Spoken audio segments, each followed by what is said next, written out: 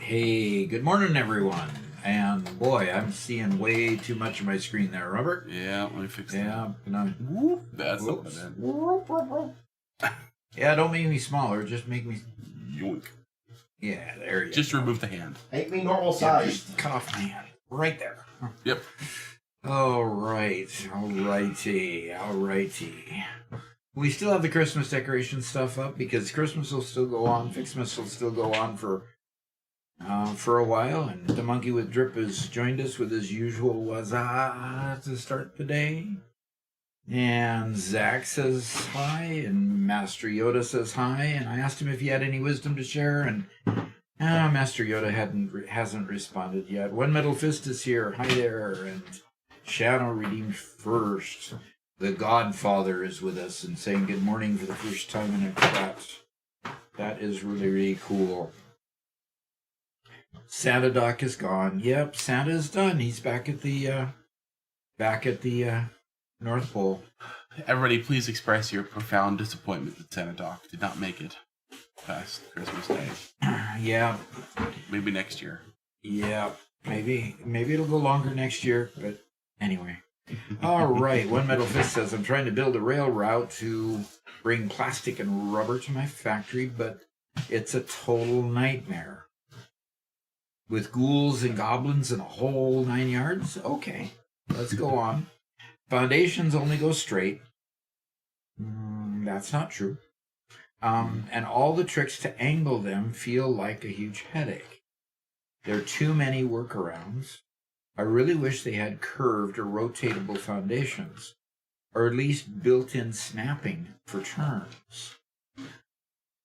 I like the idea of built-in snapping for turns. They have a built-in 45-degree snap. Yeah, they have a built-in 45-degree snap, but I believe if you're zooping, you can use... I mean, just a second here. Well, no. Yeah, okay. I'll just take that as a rage, and yes, I do struggle with putting a train on foundations when I want to make an elegant turn, and it's really, unless I want to turn 90 degrees or 45 degrees, it's not really elegant. That's kind of a given. I agree with you there. So, hello, fine people. Did you go to the gym to work off those Christmas dinners? No, I did not. I'm carrying them with me, thank you. Thank you. And Uncle CC says hello all, and Shadow says, add jail. Okay, I'm back. Oh, gosh. That's terrible. So, did we... Alrighty.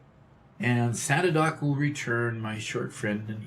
Will you return my short friend anytime soon? Who's his short friend?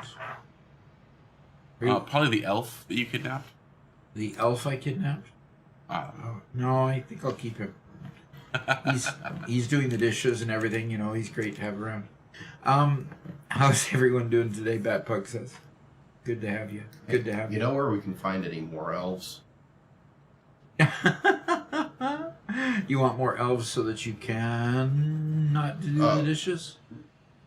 More or less. More or less, or less or more. I don't care if it's an elf or a robot or whatever. If I don't have to do my dishes, I'm happy. Yeah. You just want to eat the meals and be done with it, right? Pretty much. Limp Noodle says, "What's up, Doc?" And well, what's up is it's Christmas time, and I have not. Hey, Dad or Doc. Brett in a box says.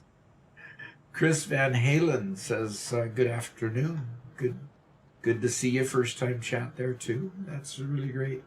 I think what's going to happen today is I have not unlocked the Christmas number on the advent calendar for Fixmas. So I'm going to go and unlock that. That'll allow me to start doing some fireworks. So I'm going to work on building some fireworks lines. There's 3 types of fireworks. One uses snow, one uses candy cane, and one uses the other kind of candy cane, I believe. Anyway, they use 3 different things, so I can have 3 separate full lines making various kinds of fireworks. And that was really the main thing I wanted to focus on after getting all the stars made, is focusing on getting a lot of fireworks made so that I can continue having fireworks for the remainder of the year next year. And how do you use the fireworks? Well, you place them a lot like nobelisks, and then you detonate them with an obelisk detonator. So they become another explosive, like the nobelisks. The only difference is when you place them, they shoot into the air and make pretty fireworks, which means it's really cool. I don't know that they have any destructive power. No. So you can't blow up rocks or anything like that with them. They're just a show. They're totally for show. So the last one is bows. You're right. So bows, candy cane, and real snow make the 3 types of fireworks. So I think we're all caught up on the text, Robert. How about if we head to the Advent calendar and see what the 25th has to offer? And I'm going to go right over here and go to the calendar. And I think it's right there. And it is. And you get unlocking fireworks. The final thing for Fixmas, and I'm going to readjust my monitor slightly. The last thing for Fixmas is the fireworks.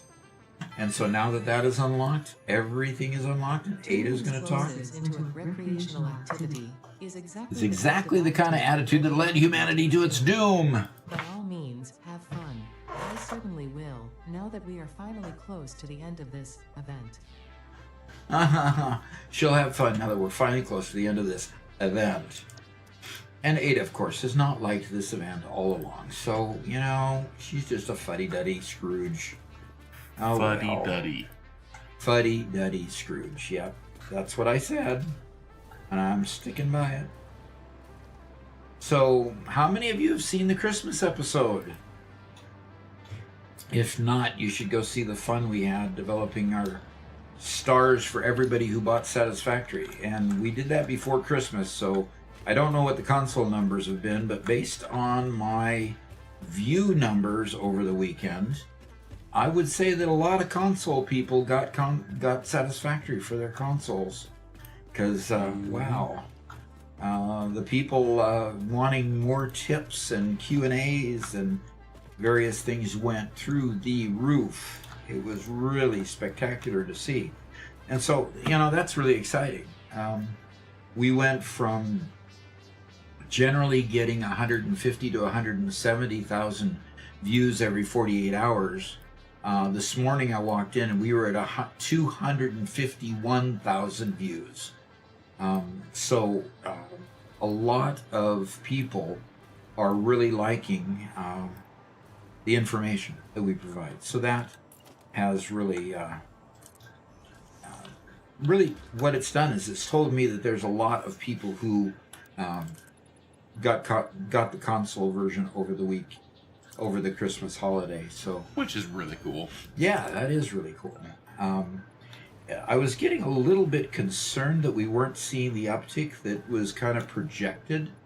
But then it makes sense that a lot of people would have it on their Christmas list and be able to get it for a Christmas present. Because certainly over the weekend there were a lot of people that were digging into some information that we had on the web. So that's on Satisfactory. So that's really cool.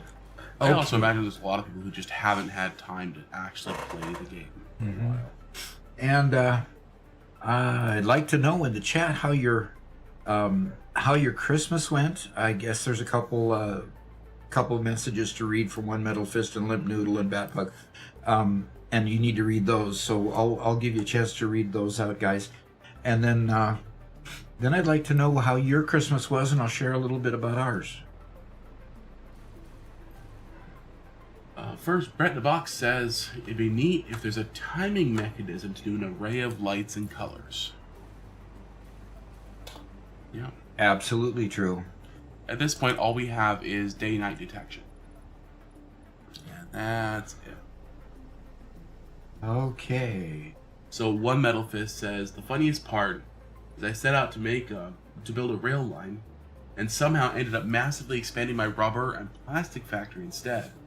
I got ADHD, so my focus jumped from one thing to another, and suddenly, boom, bigger factory. Classic me.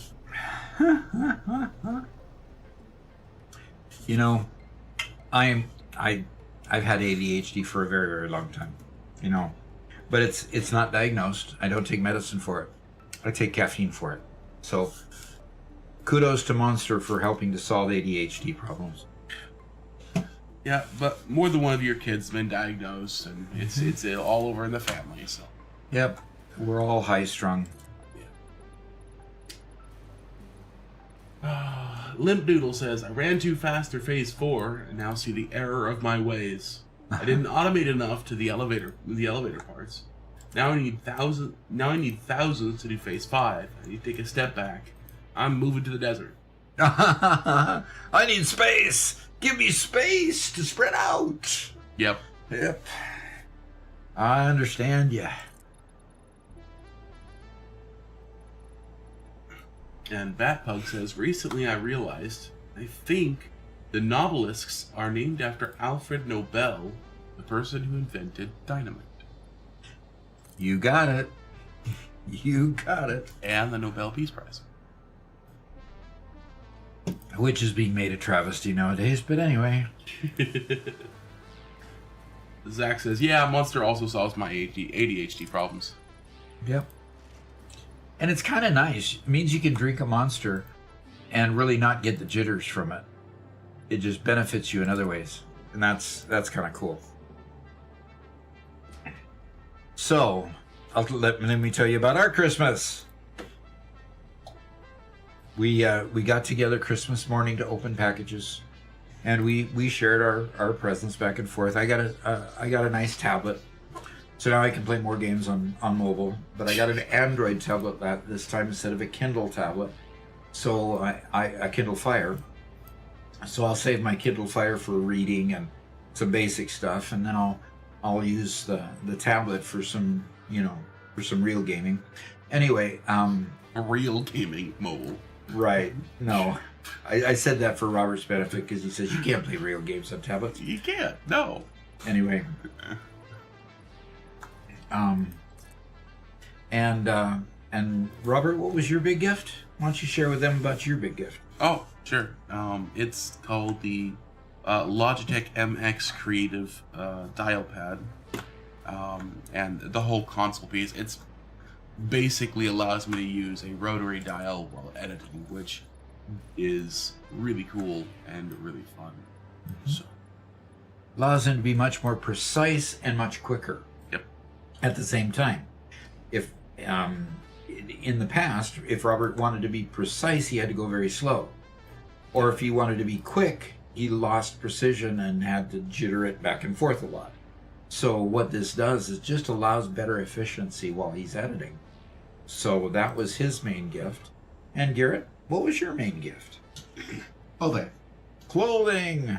I got a lot of clothing. Yeah, we got I tired really of him appreciate running that. around in his skivvies all the time, you know? We knew it was going to dip below freezing today. We're like, oh, Garrett, no. We got to dress you. Yep. So Christmas time comes, and by the time Christmas time comes, pretty much the entire beach house, that's my son-in-law's last name, who married my daughter. The beach house was pretty much all down with colds, which quickly spread outside the family to Mama Doc and myself and Robert and Garrett. And by the time Friday came, because we had delayed Christmas dinner to Friday, nobody wanted to put Christmas dinner together. Everybody was just too under the weather. Uh-huh. And so we delayed it to Saturday, and by the time Saturday came, nobody wanted to get together yet still. So we cooked the Christmas dinner, and we basically put it out on a buffet, and everybody went to their separate corners to be sick and eat on their own. So we didn't get that nice family get-together, but we did at the same time, because my youngest son, who we hadn't seen in 7 years, he came for Christmas. And so he came and visited, and we had a couple nice days with him. And so while it was incredibly good because we hadn't seen him for 7 years, and it was on the other side, everybody else didn't feel like doing much either. So, and so, you know, it was cool. It was really, really good. And hopefully he doesn't get too sick. But you know, we'll see. We'll get reports from him and see how he's doing. So, but we're planning some content with him shortly, Uh-huh. so we'll be showing that off. And Yep. he was the original content creator of the family. He was back in the OG Minecraft days, creating videos. Sadly, they are lost to the sands of time, but yeah, because he's one that says I didn't like those, and he tends to get rid of things he doesn't like. So, But anyway, it'll be a whole lot of fun to mess with him and have some fun with him making videos and whatnot. yep. So he's gonna join. He's gonna join the Doc family and being with us on some videos as well. So I got to repair all of Robert's holes that he makes all over the place here. One Metal Fist says, I don't celebrate Christmas, but I had a great Hanukkah.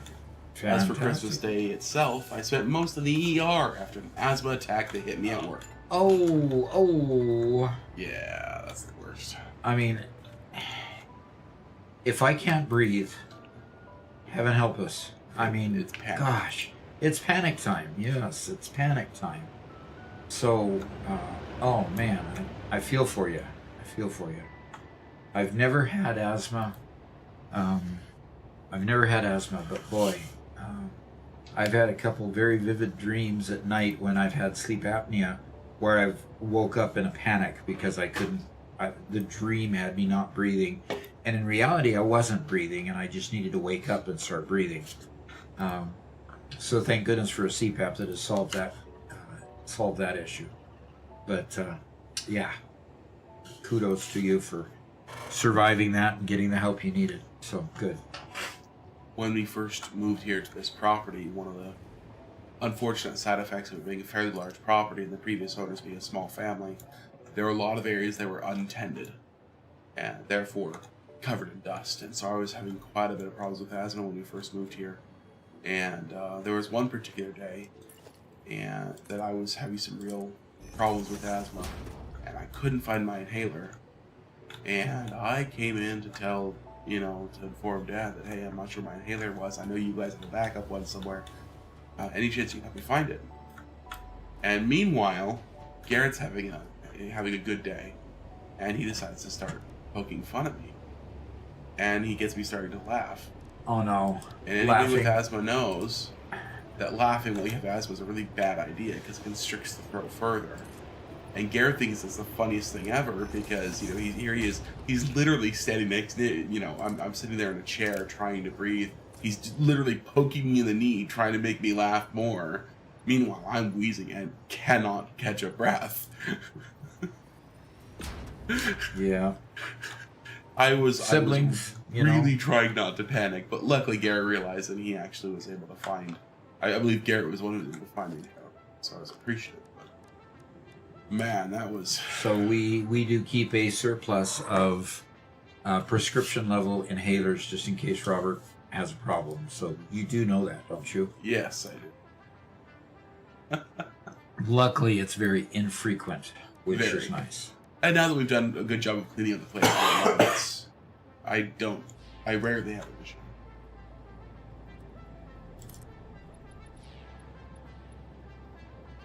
One Metal Fist says, I have 3 strong fears, all connected to my asthma. Fear of being trapped inside my own body, claustrophobic panic, fear of suffocating or drowning, internally, suffocation anxiety, and fear of not being able to breathe. Yeah. And he calls it a dyspnea related anxiety. Not sure how to pronounce it. And Brett asks, is sleep apnea a thing that needs a CPAP machine? Yes, that's what a CPAP machine solves, is sleep apnea. And it just blows it up your nose all day Yep. long.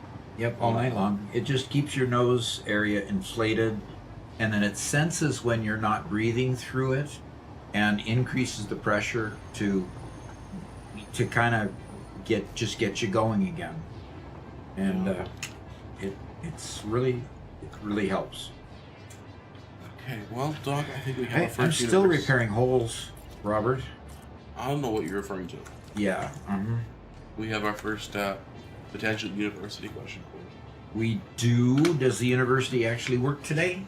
I hope so. Now, this is actually coming over from YouTube, and it's hopefully they're still here. So we kind of waited on it for a little bit. So it's going to take me a second to get that. Mm-hmm.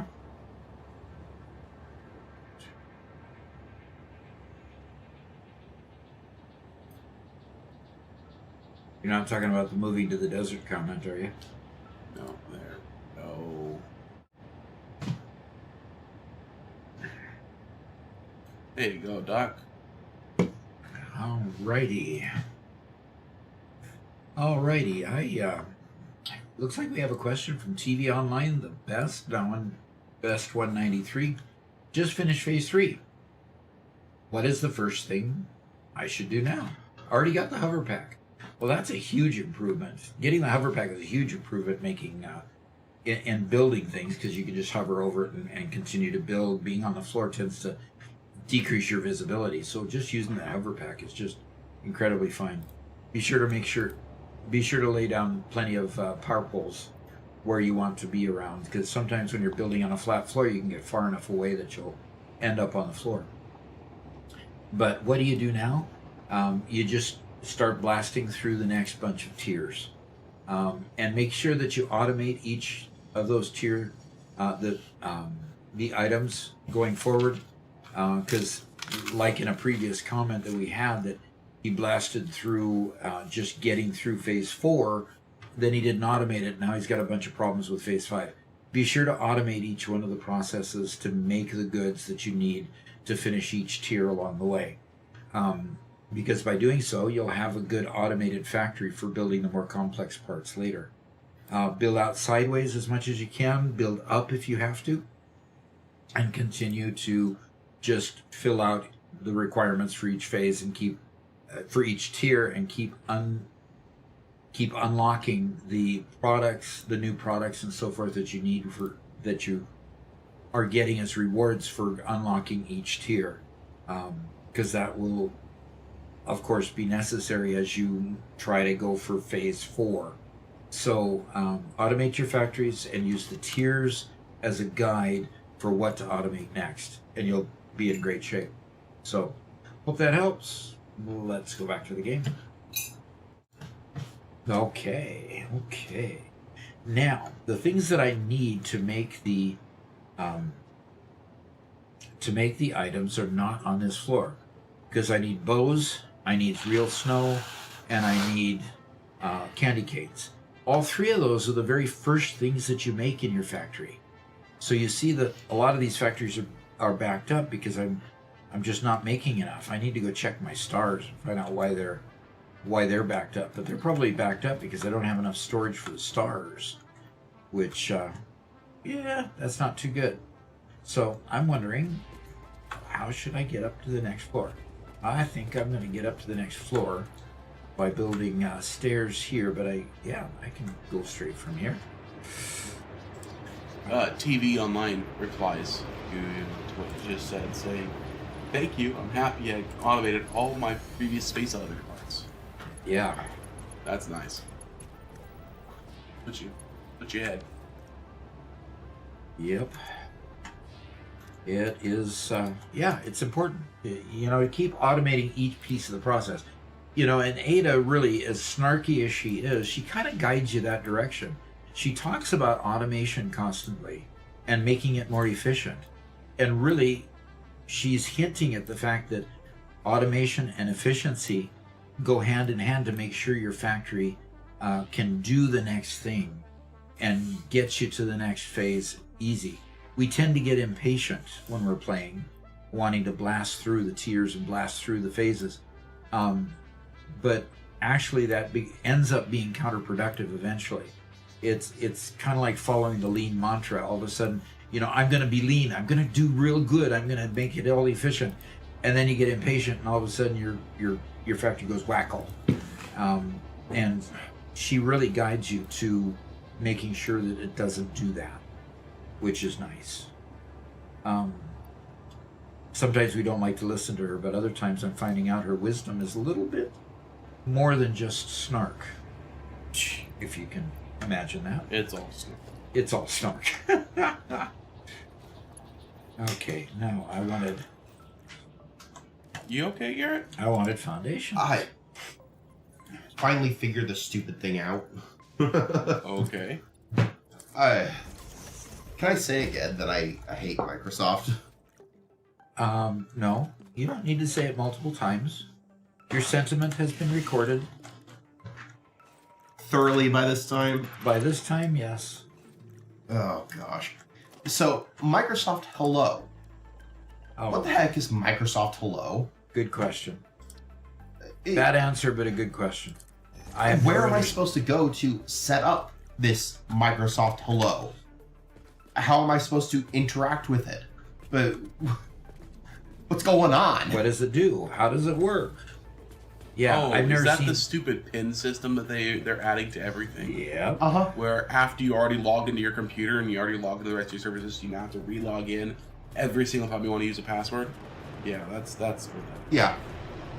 Well, the thing is that the pin related to Microsoft Hello is device specific. It's not account specific. It is device specific. Yes, because they treat every single computer as though it's a workstation that's used by multiple people. Grumble, grumble, grumble, grumble. Stop your grumbling, guys. Limp Noodle says the passkey is Control-Alt-Delete.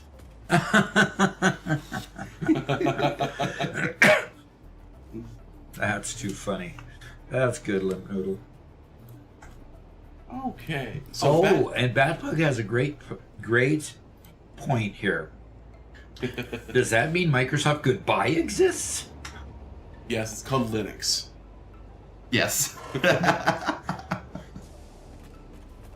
I mean, Linux has given me problems and given me bugs.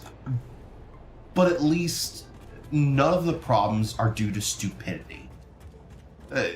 Well, yes, it's just stupidity on your part instead of stupidity on their part.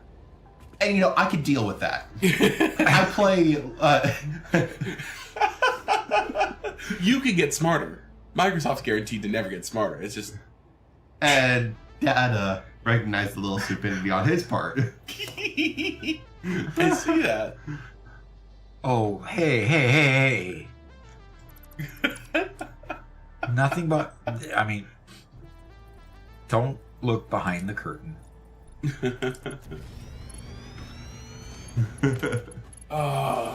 So Bad Pug says he had an amazing Christmas. I was gifted a PC, although I paid for most of it. It's amazing. Where I used to get less than 40 FPS on the lowest settings, now I get 90 plus on the highest. Fantastic. That's awesome. That's a huge upgrade. Congratulations. And that brings up another story. You know, Spencer brought his brand new computer with him to our house. And the first thing he told us, he says, I had to upgrade the video card because my brand new PC had an NVIDIA GTX 430. Yeah. What? What do you mean I didn't know they 430? sold those anymore. 430? I was buying that 20 years ago. You know, or it seems like that long ago. And so that's the first thing he told us. Then we looked in here, and there's this little teeny bitty motherboard. Had one Visa slot on it, so ESA slot on it for one video card. One PCI slot. PCI. Okay, fine. They used to be Visa slots. Sorry, ESA slots. Visa mounts are what hold your computer up. Oh, come on. It's okay. EISA they used to be. So yes, they converted those to PCI slots. Sorry. Okay, continue. I have a hard time keeping up with terminology. It's not that I'm not a techie. It's just, anyway, whatever. I don't care what slots, as long as my video card fits in. Come on. Well, I don't care what they're named. Anyway, moving along. Visa, so you can put MasterCard in that. Thanks, Chinko. Appreciate that. Anyway, so it's a teeny weeny motherboard. It has one slot for a video card, and which he now had a 1050 hanging off of, because that's the best video card that he still had hanging around. We checked into the CPU, and what was it, a 4th generation CPU? Yeah. And the way that Walmart had marketed the thing was that it was a gaming PC with an i7 processor and all the power that you need to blast through your games. So it talked about all the things that didn't matter and made it sound super duper wonderful. Which was released in 2013. It was 4th gen. Yeah. Oh, that's more than... So That's older than my computer. So we went ahead and we helped him with an upgrade. We pulled that sorry looking motherboard out of there, and because Mama Doc just got a new i9 13th gen CPU PC, we rotated hers out into his. Now, literally, her computer was my hand-me-down computer that I bought that was a good computer in its day, but she's used it for a good 6-7 years. I used it for a good 4, 5, 6 years before that, and passed it on down. So it's a 10-year-old computer too, but it had an i7 7th generation, 32 gigs of memory instead of the puny little 16 gigs of memory that motherboard had on it, which was not upgradable unless you pulled both sticks out and put them in. Oh, and they were DDR3 memory. DDR3 memory, so you couldn't even upgrade that. And so we pulled that thing out and gave him an upgrade and sent him on his way. Put a second video card in there because there's 3 video card slots. And you know, he's happier. Really, about all he got was a good case out of it. The case is halfway decent, but beyond the case, nothing in there but the power supply and the case exists anymore from the $200 PC that he bought. So he bought an expensive case and got an upgrade from good old Dad. So, Well, Doc, I have to point out that a little bit ago, Lexi redeemed Productive Packer Deluxe. why would she do that? Lexi, why would you do that? You just want to see me humiliate myself once again. I know what you're doing. We'll have to run on back.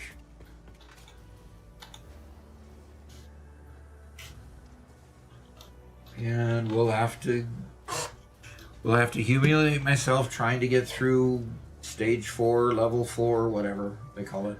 the Davidus, I think, is I just started Satisfactory only about 6 hours in, but I Cool. enjoy it. Oh, And good. suddenly you start appearing on my YouTube reels. Now I even catch you live. Fantastic. Yeah, there were a lot of people in your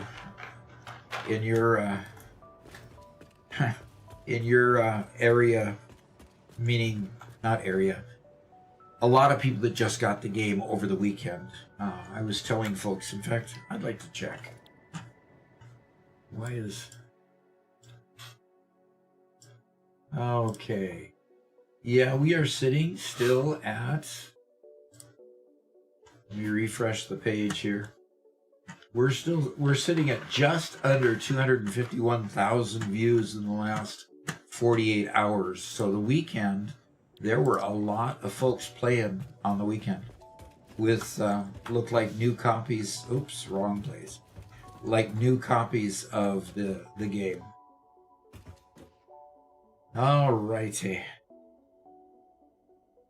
She wants late gift to good man Robert. He loves to watch you in pain playing that game. Well, that's true. He probably does. All right, so I'm 1072. I passed this level, didn't I? 1072.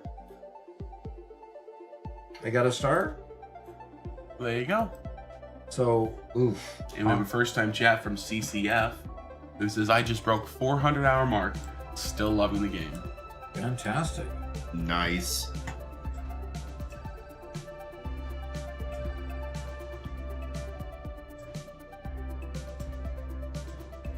Oh, this is such a weird shape to try to fill.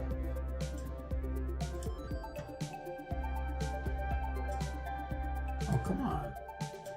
That bottom corner won't let it happen. Why won't it? Look at your shape. Oh, that up there won't let it happen. There you go. Okay.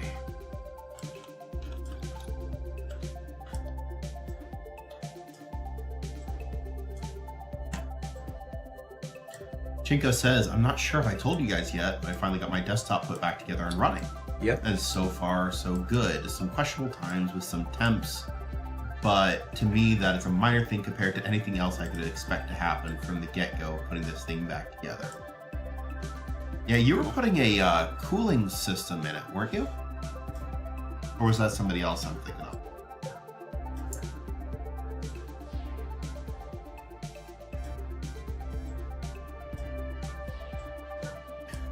And Limp Noodle says, Doc, do you have a video on nitro rocket fuel power plants?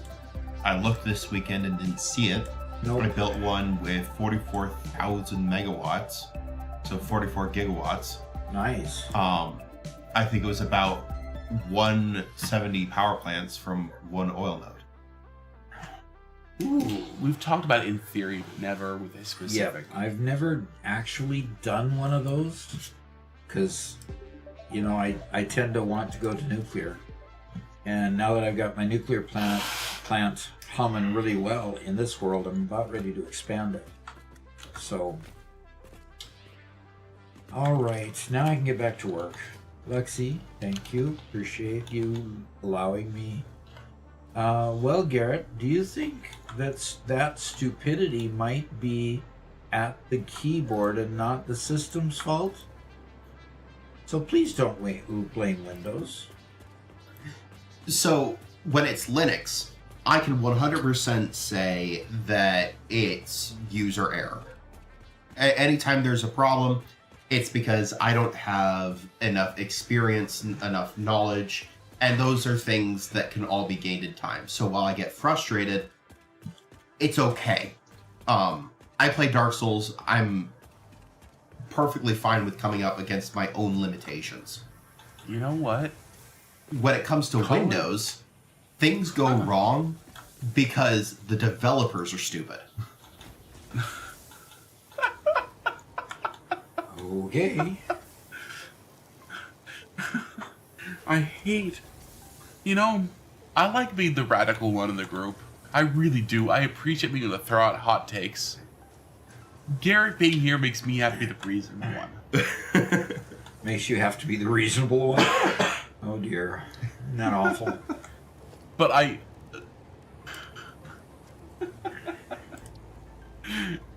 I honestly calling Linux dark, comparing Linux to Dark Souls, I think I'd agree with that. Uh-oh. Comparing Linux to Dark Souls, and you agree? It's harsh and unforgiving, but will do exactly what you tell it to do. Yeah, that's the problem. Yeah, so that's...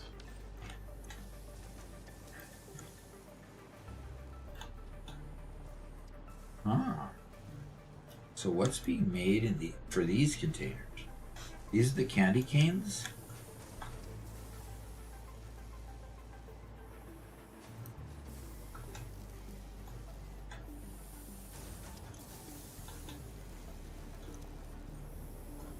Oh, come on.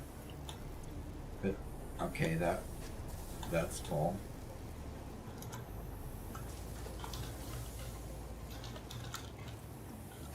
Oh, come on, controls.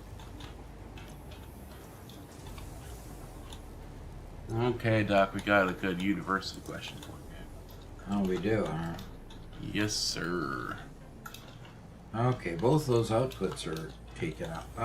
Don't drop me. Alright, let's go see what's going on. Alright, Lamonda Official PE says, "Hi, Doc. Love watching your vids. I'm at about 200 hours. Any tip you can give me for getting tickets fast?" Yes. Have you researched slugs yet? Okay, if you have, then you're getting power shards. Okay. The next thing to do is hunt animals. Hunting animals gives you the animal remains, stingers for those spider-looking creatures, and then remains from the spitters and the hogs, and then you get remains from those egg yolk-looking things that create the flies that sting you.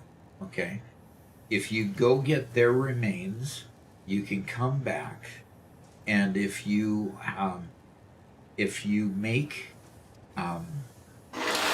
them into alien capsules, and then take the alien capsules and make them into alien DNA. They sync for a lot of points. Not just a lot of points, but they have a separate category, in fact, where you get a lot of points, but they go to DNA points, and they get you tickets fairly, extremely rapid at the beginning, and then they lessen over time because the cost per coupon gets higher as time goes on. But still, the DNA capsules are by far the fastest way to get coupons at the very beginning. And then you can buy a lot of neat architectural stuff. You can even buy parts to go to your next tiers if you decide to go that route. I wouldn't advise it. I'd advise making the automation, but you can do that as well. So that's the best and fastest way to get coupons. When you get into nuclear, you can then start sinking the plutonium rods. And once you start sinking the plutonium rods, they give you like 160,000 per plutonium rod. And right now, I'm sinking enough of those to get 1 million coupon points per minute. And by doing that, yes, I increase my coupons a lot and very fast. So there's those 2 points in the game where sinking the plutonium rods and sinking the DNA capsules, those are your 2 big point getters. So hope that helps. Let's go back to the game. Okay, well, since this, I'm going to... Oh, boy, that's up so high I can't even get over it. I gotta go around it. Okay. I'm even taking that one. MSC 33 says Windows has developed the lowest common denominator. Yeah. Linux is for nerds by nerds. And yeah, you're right. Windows is also catering more to the business environment than to the personal environment nowadays. Oh, I don't know that I agree with that statement. Linux is very, very much on the business desktop as well. Not necessarily on the desktop, but definitely in the back closet and the in the server rooms. So I think Linux has done a particularly good job of being available on the desktop while still catering to business, and Microsoft has not kept up with that paradigm of being able to do both effectively. They're trying to be, one size fits all, and the problem is the size for business doesn't fit the size that you need for personal. And so I think Linux has just done a better job overall, with the exception of not being accepted as well as it needs to be overall. Would you agree? Yeah. I mean, Linux still has a lot of presence in a lot of low-level applications. Uh-huh. And with Steam, its level of acceptance amongst users is growing very rapidly. Yep, absolutely is. Totally agree there. If it weren't Steam, I would consider being Linux, going to Linux and complete no-go.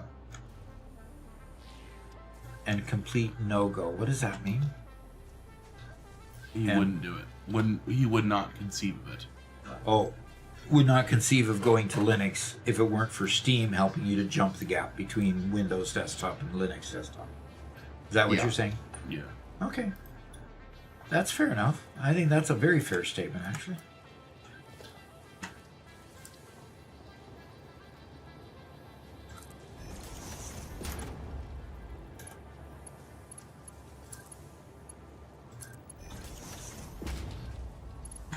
All right.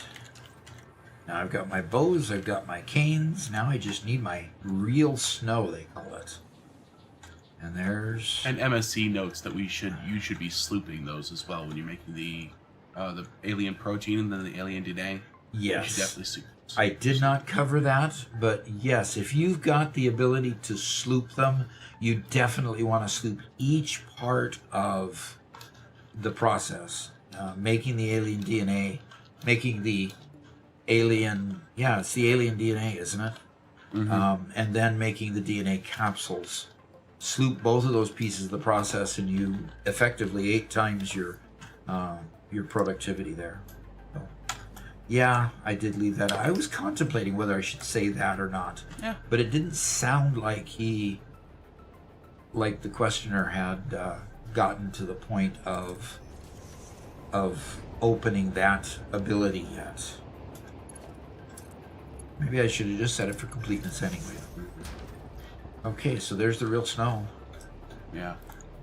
So I've got real snow, and I've got... One more comment to the whole Windows issue. There is definitely something to be said for the fact that Windows is addressing a larger market than Linux typically does.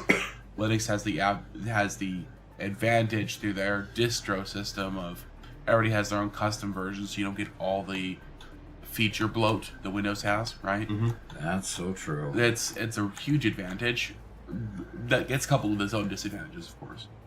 But one of the other big issues with Windows just becomes there's so much old legacy code in there. There's so much old stuff that it really struggles under its own weight. Yeah. One of the things that became apparent fairly recently is anybody in Windows 11 knows how slow the file explorer is.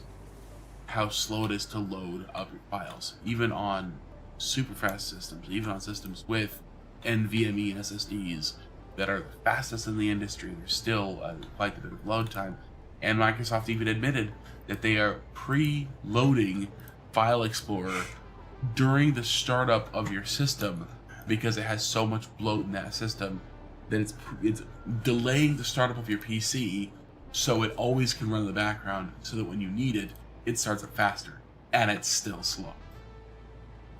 And that's just due to a ton of legacy code and a ton of rewrites over rewrites that have been going on for generations.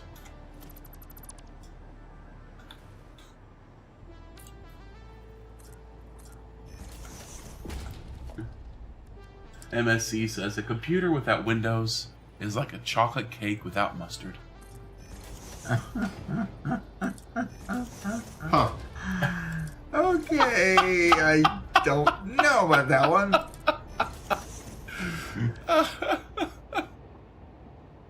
Generally, I don't put mustard on my chocolate cake.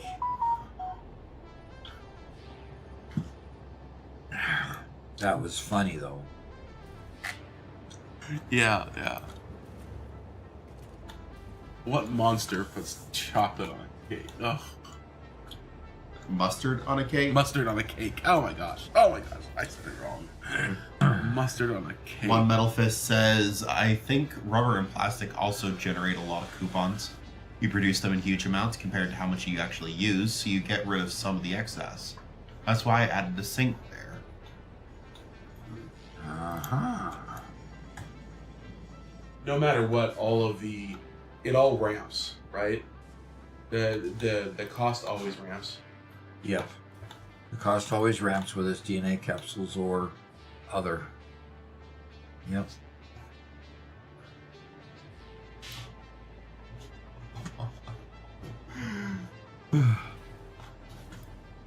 Yeah, so it ramps, so it really doesn't matter what you put in there.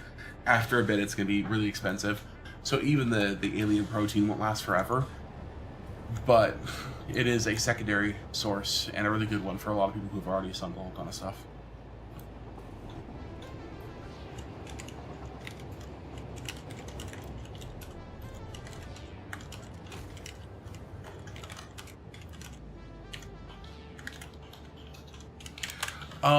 Did want to announce, for those of you who are here in the morning, next week on the 6th is the early access release of Star Rupture.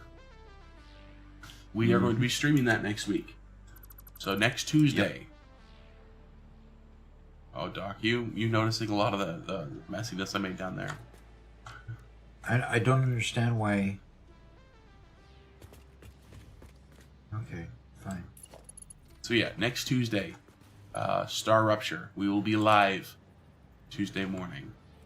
Okay, so please come hang out with us. Yeah, we need to figure out when we get the key for Star Rupture. Yep. And yeah, make sure that we've got the key and what time that the embargo lifts. Well, it's not an embargo thing because it's just early access.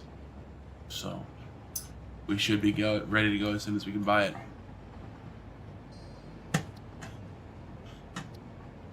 Nice.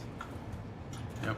Well, after previewing it and getting the beta, us being able to do the beta testing and the play test, the multiplayer play test, we should be able to just get it for free. So I will be anxiously searching my email.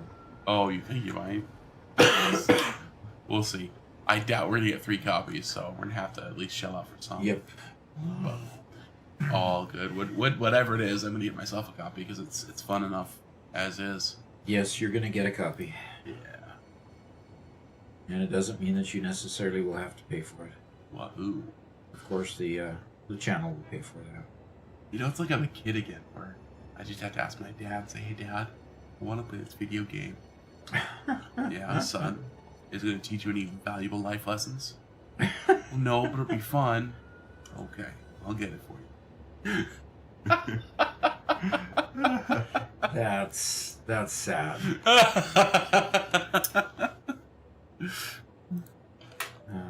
No, I don't think you ever really bought games like that when we were kids. No, I didn't, because number one, we couldn't afford it. Number two, we really didn't think that was the best thing that you should be doing all the time. Right. So basically the rule was when we were kids, is it part of the Age of Empires franchise? Then yes, we'll buy it. If no, then we won't buy it. That was our rubric.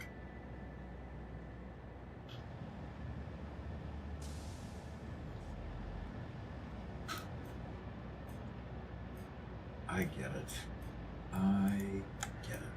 Which means that this is a good one to use. That one there is a good one to use. Is Okay. the server up to date with Infinite Nudge? I believe so. I don't know. Doc's in charge of the mod updates. I know there was somebody who had some issues with it, and I was, yeah, I don't know. We haven't touched anything since the last time Doc played on the server. So yes, go check it, Chinko, and report back to me, and I'll go check and see if, because I can update it here while take a short break in playing, and I can take a look at it. All right, I need to start setting up some. Lexi says, shame, Warcraft would have been better lore-wise. Yes. Warcraft would have been better than Age of Empires lore-wise. Agreed. Yes, I enjoyed World of Warcraft for the time I played it. Well, this would have been Warcraft. Warcraft. Yeah, the World of RTS Warcraft. that was a competitor to Age of Empires. Okay. But All right, I need to start laying out a. Lore-wise, Warcraft was always pretty incredible. I have to say, though, the only 90% of my knowledge of history came from Age of Empires originally. Yeah. Oh, really? Oh yeah. At the very least, it sparked the interest in history, right? At least. Yeah. And Denham's here says, hello, Doc and family. Hope your Christmas was good for y'all.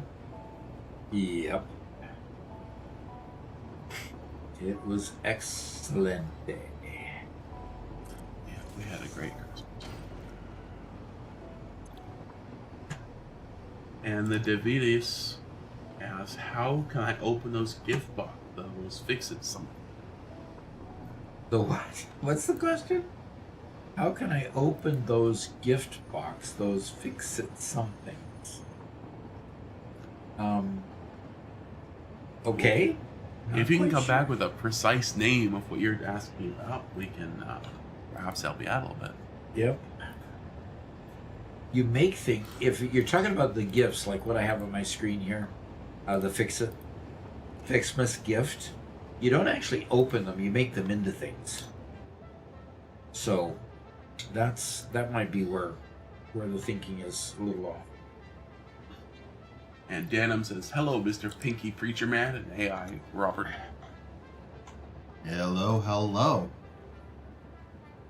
I asked that you not do the, or I'm probably gonna have to deny the Voices today. the voices today. We're all sick. We're all sick. Yeah. We're all getting over being sick, yeah. Laminata official says, I used to have Linux in my laptop and I loved using i3WM for writing essays and reading. I'm a law student. Sadly, my uni programs just run on Windows. Now that I went back, I realized how terrible Windows is. Yeah. Windows has absolutely no reason to be good. And so they just get worse every time. I never wanted to leave Windows, personally. I just finally got fed up with them.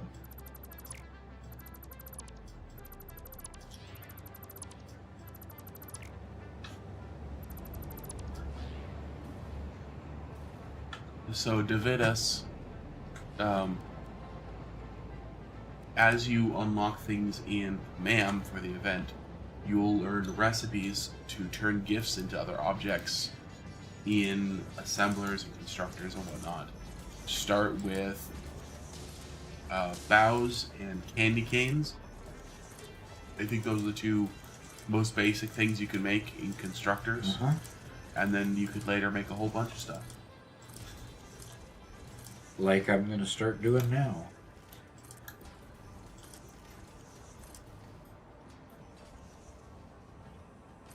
Okay, so Chinko says the server has 2.5.1 infinite nudge. And the current version is? 254. Oh dear. Is that the same version we were having a hard time with getting Infinite Nudge updated to? Yep. For some reason, Infinite Nudge doesn't like being updated. Yeah, it throws an error message every time. Okay, Doc, how about this? You start working on that, and I will go to Doc University for a question from One Metal Fist. Huh. Okay, let's go. All right, One Metal Fist asks us, what do you think is better? building a completely separate factory just for space elevator parts, or creating a separate section inside my main factory. If I add space elevator machines to my current setup, they'll block the flow and progression of my other product lines. Interesting. I'm trying to think of, I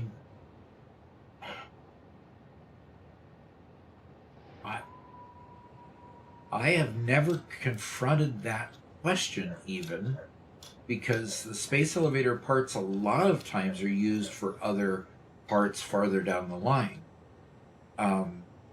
The smart plating eventually is used for something, but it's way down the line. Yeah, I think smart plating is the exception. Is the exception that it's not used farther down the line? It is. The rest aren't. And the rest aren't. Not completely the case. Oh? No, because if you look at phase 4 on my screen right now, the far left one is definitely used farther down the line. All of these, all of those are used farther down the line.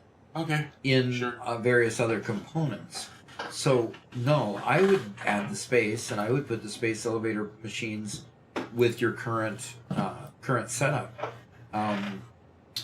That used to be a problem in like release 8 before 1.0, but when they added phase 5 to the mix, it started using those parts later on. So no, I would mix it up. I would put a couple containers, industrial containers out there to get yourself a surplus, and then sink beyond the couple containers of surplus, because you'll eventually hook those up to later parts. So about blocking the flow of progression of your other product lines, maybe I'd put them off in a separate factory, maybe a little bit off to the side, but not mixed in. But you'll eventually use those as viable production lines. So don't put them off way too far away from things. So I hope that helps. That's an interesting question that I had never even contemplated before. So thanks for the good question, and back to the game. Okay, so we're gonna look at SMM here, and I'm going to go to the server.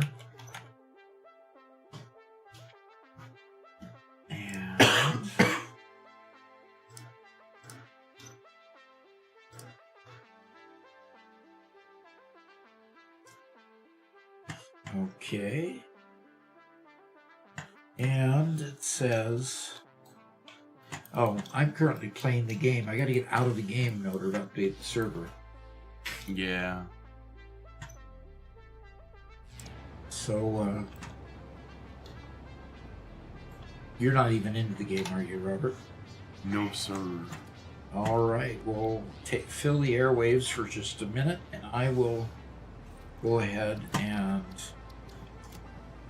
exit to desktop here quick, and I will go check as soon as the mod manager here allows me to. I will show what I'm doing here on the screen with the mod manager. Now the mod manager won't be live unless it detects that Steam is not, that the game is not running. So it'll come live here shortly after everything shuts down. There it goes. Now it's live. I can go down to the Ping Players server 1. Here's the Windows server that is currently housing Pax Prosperitas. And change profile? Yeah, I'm going to need to change profiles. And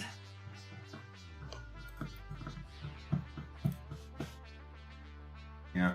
One Metal Fist says, my factory is built in vertical layers. Each machine sends its output 2 floors up to a distribution floor, which then feeds the next machine in the production chain. Okay. Pretty complex. I've tried figuring out how to work through all that, but haven't been able to manage it. Okay. Modular stations. Failed to remove that directory. Got the same error that we get with the other one.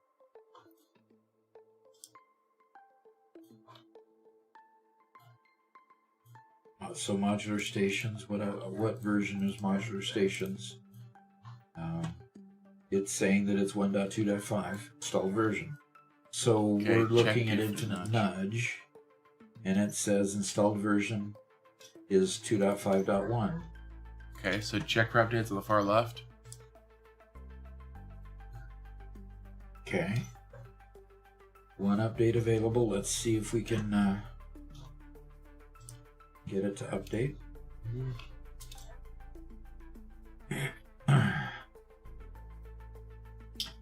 And then once I do,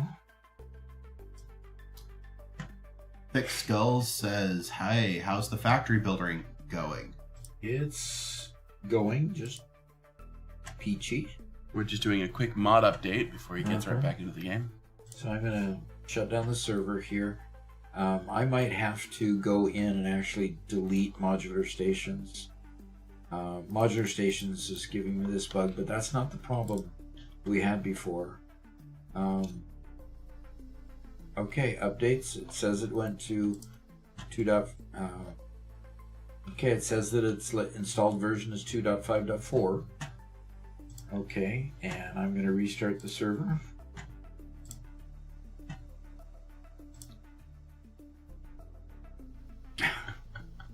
One of my political cartoons here. Inflation is beating wages. Well, while that's going, let's do some GeoGuessr. Okay. Or factory guesser. Factory Guesser. Yeah. Ah, On the Satisfactory geography. come on. Thick Skull says, "Nice. I'm about to start a Satisfactory Plus playthrough. Headache incoming." Yes, definitely. And that's why your name's Thick Skull, right?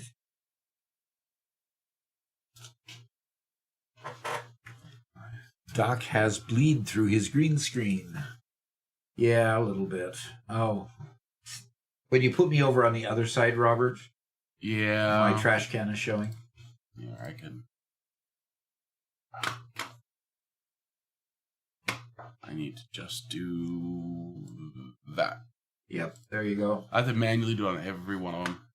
Uh-huh. There we go. Okay, I'm pretty sure we're just We on. we rejiggered the camera this morning because I got new monitors, Yeah. and so what was I getting into here for?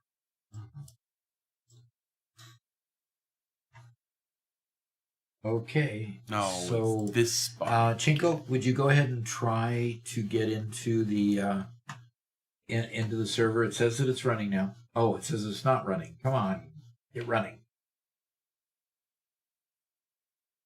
Load.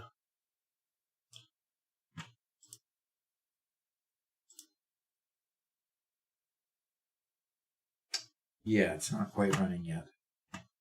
But I'm going to go ahead and restart Satisfactory. And now I remember why I was calling this up, so I could get to Satisfactory there.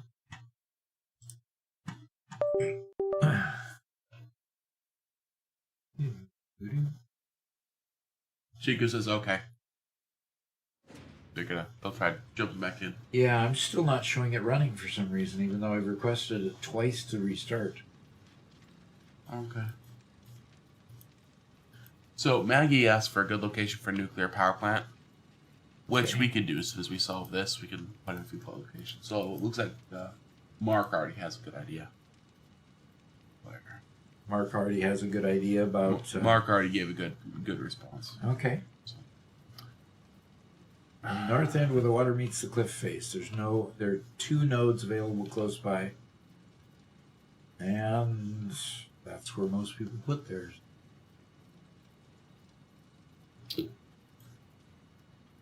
it's there or there. I think that's. Okay, one more for perfect score. Now I know where that is. We know it's here. The question is, are we here or here? can't ever remember where. Which, I don't know if there's a way for me to really tell. Well, are you seeing that outcropping across the lake from where you clicked? It's all haze. No. Are you on that outcropping and seeing?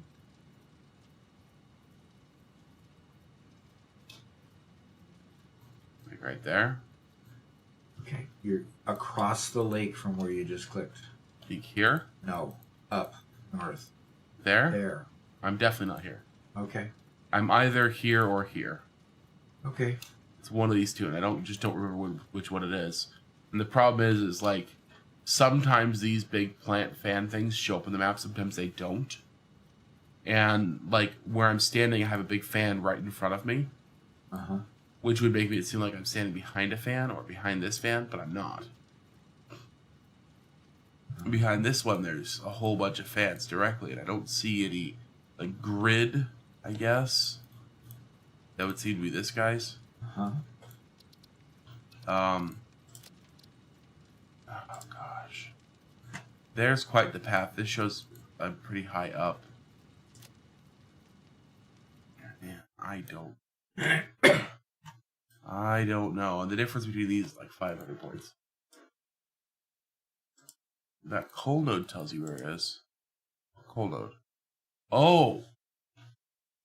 Ah, shoot. You're right. I should know where that coal... Which... Then I have to be here, right? Because the coal nodes are all... No. Oh, Jingo, now you got me.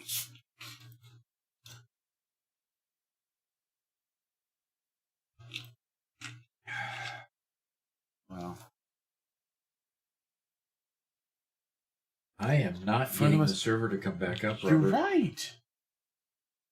It wasn't the picture I thought it was. You're absolutely right, Jingo. Oh. Okay, so they now have multiple photos around the exact same location. It was down there. You're absolutely right. And Big Skull says, thanks for the YouTube shorts, by the way. It helped me out so much. Okay. I'm very sad now. I need to have OBS running around. Yeah, I don't care. Doc, you ready to go back to the screen? Yeah, well, I'm working on it. I'm working on getting back into the game. Well, something is wrong with the server, and it does not want to come back up. You know, I can see that it's getting the command to restart, but it's getting through the config files, and then it's getting to starting server, and then it says not running. It just goes back to not running. So I'll keep monitoring it and see if it comes back up, but for now, we have a Windows server and a Linux server with ping players. And the Linux server is what I'm playing on right now, because this game just got too big to be handled on my PC. Play Satisfactory plus locally as Doc Solo. You know, I've threatened I'm going to do that. Robert thinks I'm crazy. I might have to just go rogue and do a live stream on my own. And just play Doc Solo without Robert sitting at his desk to be pained by it. I will riot. You'll riot? Yep. All right, Robert, we're for giving staying that over pass, 250 views up here. That's good. Yeah. I mean, this is crazy. 251,000 people viewing our stuff in the last 48 hours. Last hour was 6,500, Robert. 6,500 in the last hour. Knifing Bandits here. All right. Says, morning, Doc and Sons. How was your fellers' Christmas? did Santa Doff bring you guys everything you wanted? Yes, and their favorite present of all presents was the toilet at the end of the day. Oh. Yeah. And there's a story to go along with that one. Yeah. We prepare for toilet burning. It'll be fun. Be a good get together. So here's the longer story, which I'm sure many of you guys already know, because it happened live on stream. We had a stream, maybe a year ago. Doc, why was I streaming? Why weren't you here? Because I was streaming solo that day for some reason. Okay. Do you remember why? Anyway, whatever. For some reason, I was streaming without Doc that day. And I'm playing a game. In fact, I was playing a Tabletop Simulator with Caffeinated in the middle of a game. And Garrett rushes into the studio and says, "Do you remember what you said, Garrett?" No. I was panicking at the time. He was panicking. He either said the house is on fire or something like that. I'm like, be right back, everyone. And I rush out of here. And what had happened was we have a wood stove. And we've since replaced it. But the old wood stove had a broken glass front, so you couldn't quite close it all the way. And Garrett had been feeding it religiously and whatnot. And unfortunately, one of the embers had fallen out and landed directly on it's a stove, it's a concrete floor, but had landed right next to a new toilet which we had purchased and hadn't installed yet because, old house, trying to renovate it. And it lit the box on fire that the toilet was in. Yeah. Now, Garrett had the presence of mind to immediately grab that box and haul it outside. The problem is, it's still cardboard. It's still on fire. It all completely goes up. The toilet itself is porcelain, of course, but all the innards are plastic, and so things are still burning. The floor, I think, in the house was still, still has a big scorch mark. And anyway, Garrett came because he did it, but he was panicking a little bit and just needed somebody else who wasn't currently panicking. So I go out there. There's a big fire that's kind of scattered. I help scatter the rest of the fire, help put out the plastic fire. And they go back to the stream. Unfortunately, two unfortunately there. First, due to the extreme heat and then cooling, all the porcelain shattered. So we didn't get a new toilet. In fact, we just got one for Christmas to replace the old one. And then because they were borrowing our bathroom too often, Mama Doc then said, "Okay, you have the toilet now. Our bathroom is closed until future." Period. Yeah. Period. Yeah. So we got installed in 24 hours. Yep. Our brother had also come into town, which was really helpful since that's the same time that we came down sick.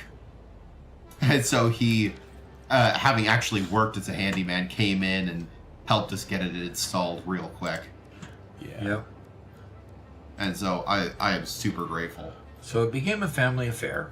Very definitely. So got the thing installed real Yeah. quick. Yeah. Chinko says, I mean, if it's outside and wasn't next to anything, then you could just let it burn. And unfortunately, that's what we eventually had to do. It's... The first thing I tried was to... Sorry. First thing I tried was to rip apart the box and remove the burning part of the box to try to save the toilet. That didn't work, and it was then that I dragged it out of the house. When we got it out, all I could do at that point was just let it burn the rest of the way down. We'd gotten it to a safe distance. Yep. Yeah.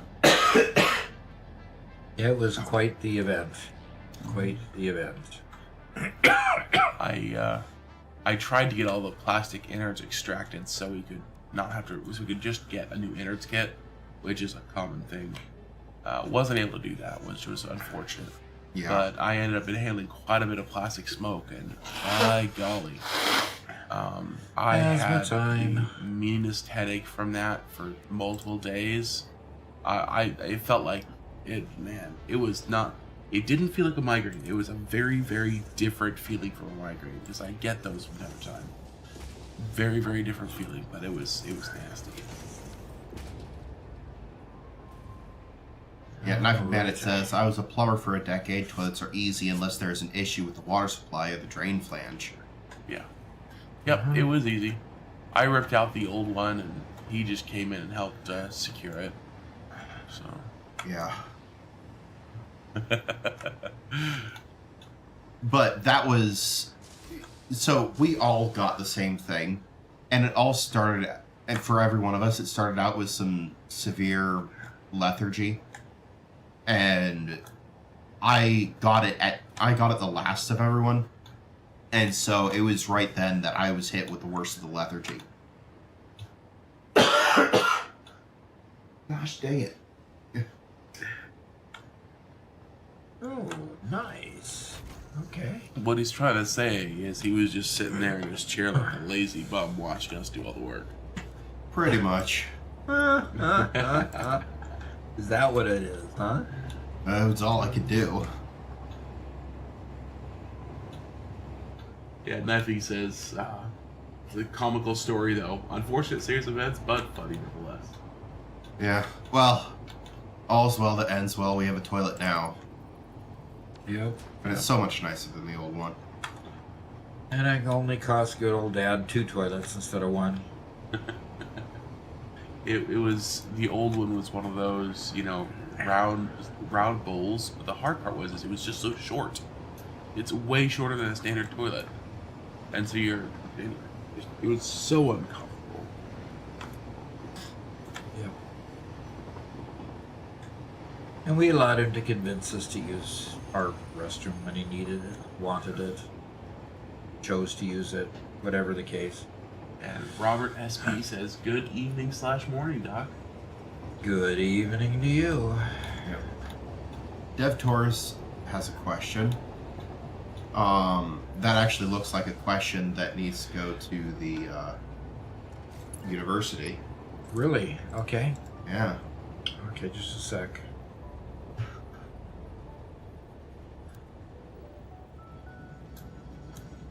Let me just draw this out here.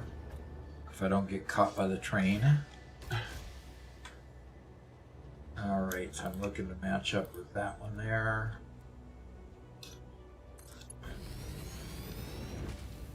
Okay. Alright, let's go. Oh, Dev Tours has a question. He says, I have 2 train stations coming into my Mega Factory to be. Okay. 1 long distance, 1 train going to 7 nearby modular factories. What is the best way to distribute those items into my factory to make items such as encased beams all the way to adaptive control unit?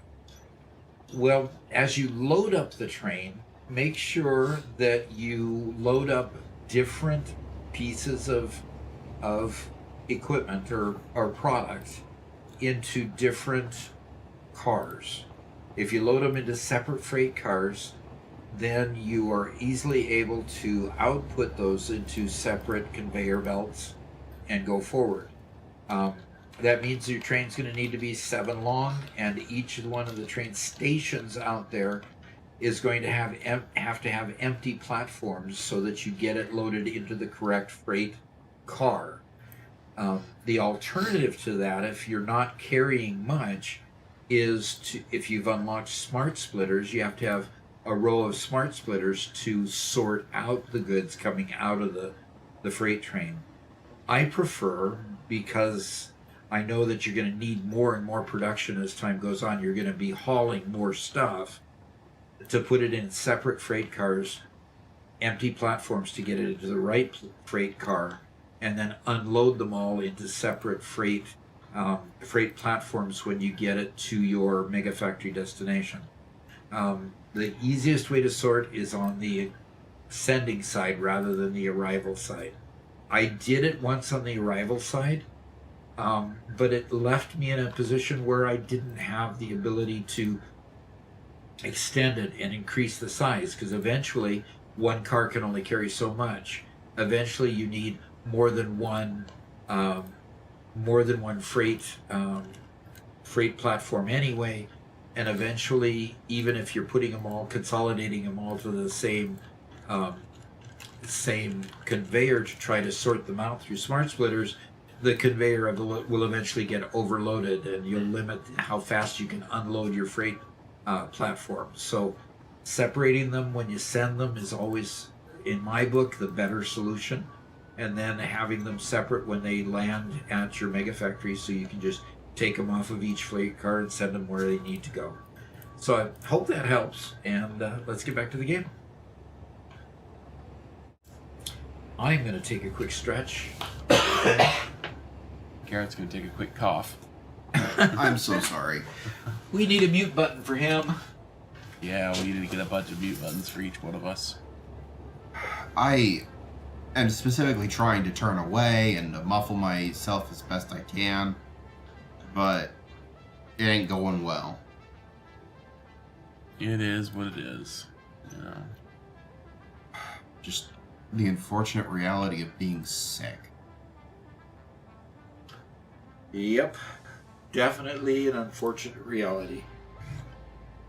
Luckily, even though I can't breathe through my nose 100%, I'm able to at least talk. I'm grateful to be talking this morning. Yeah.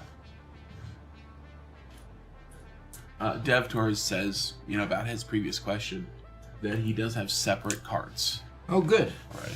Good, good. Good.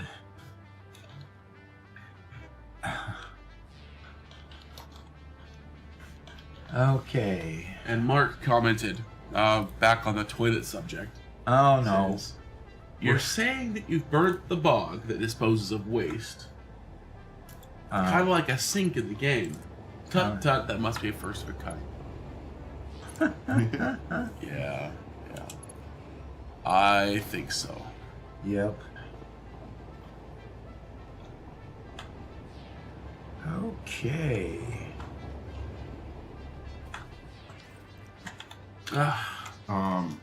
Oh, Chico says, don't forget about Lexi's question. Oh, did Lexi have a question? She says, Doc, I got a question. Please explain what's the best way to get your oil sulfur nitrous gas and enough water to build a 1 terawatt rocket fuel power plant. That's a Doc University full episode right there. That is probably a full episode. I would need to research. That. 1 terawatt? So 1,000 gigawatt? 1,000 gigawatt rocket fuel plant? Oof, I That's don't a think lot. I've ever done that. That is a lot. Oh, here we go again. And no matter what you do,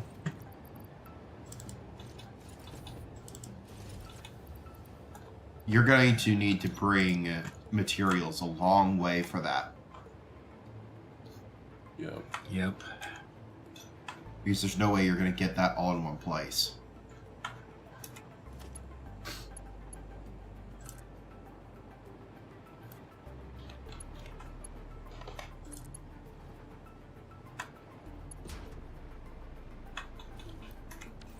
All right. One more to go here. And put that one just above that.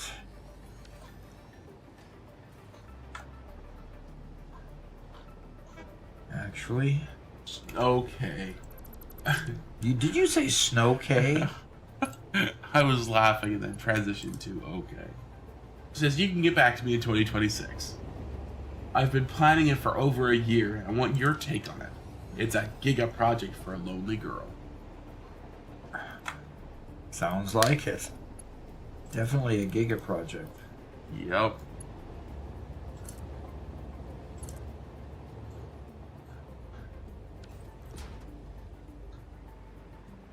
Okay. And I want to see some stuff.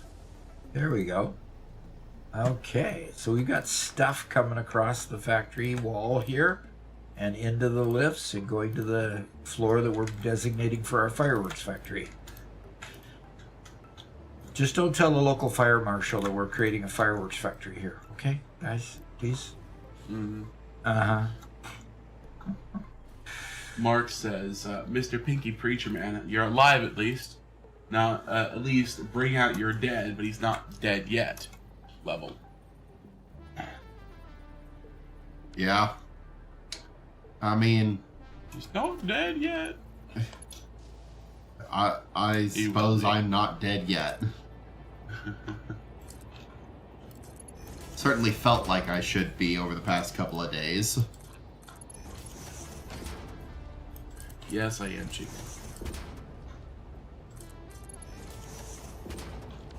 Okay, that tells me what I have coming in on each conveyor. And now I need to have, for the first row, I'm going to do sparkly fireworks, and sparkly fireworks needs actual snow and tree branches.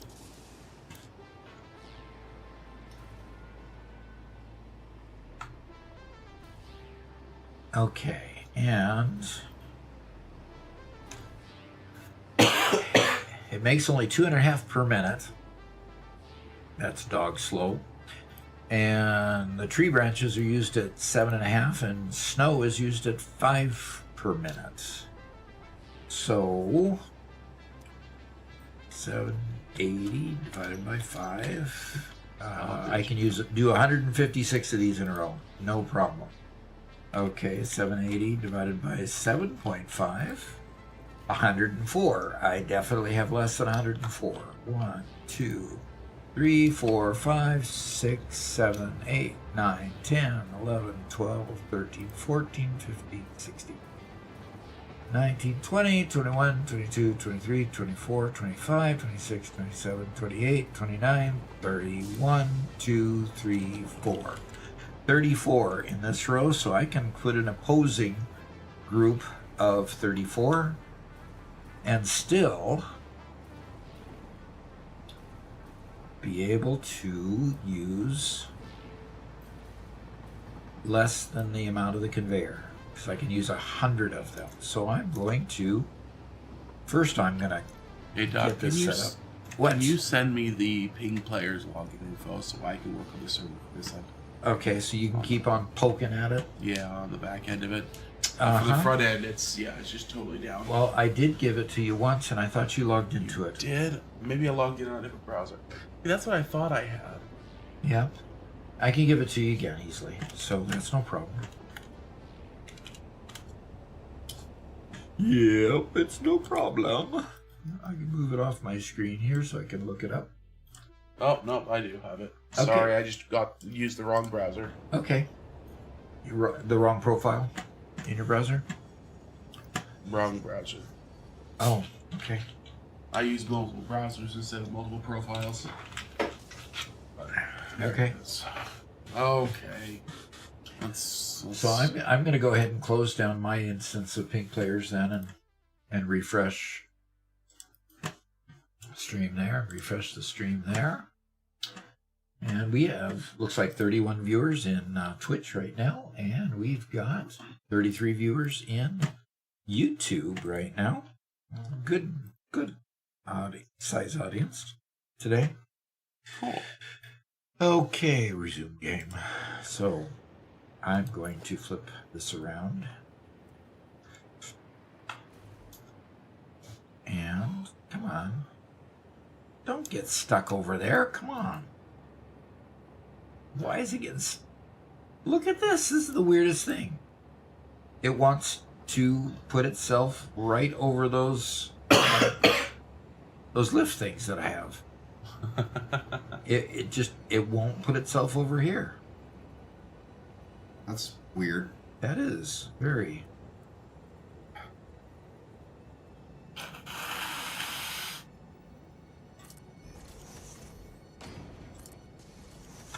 So I'll build them going this way to catch up.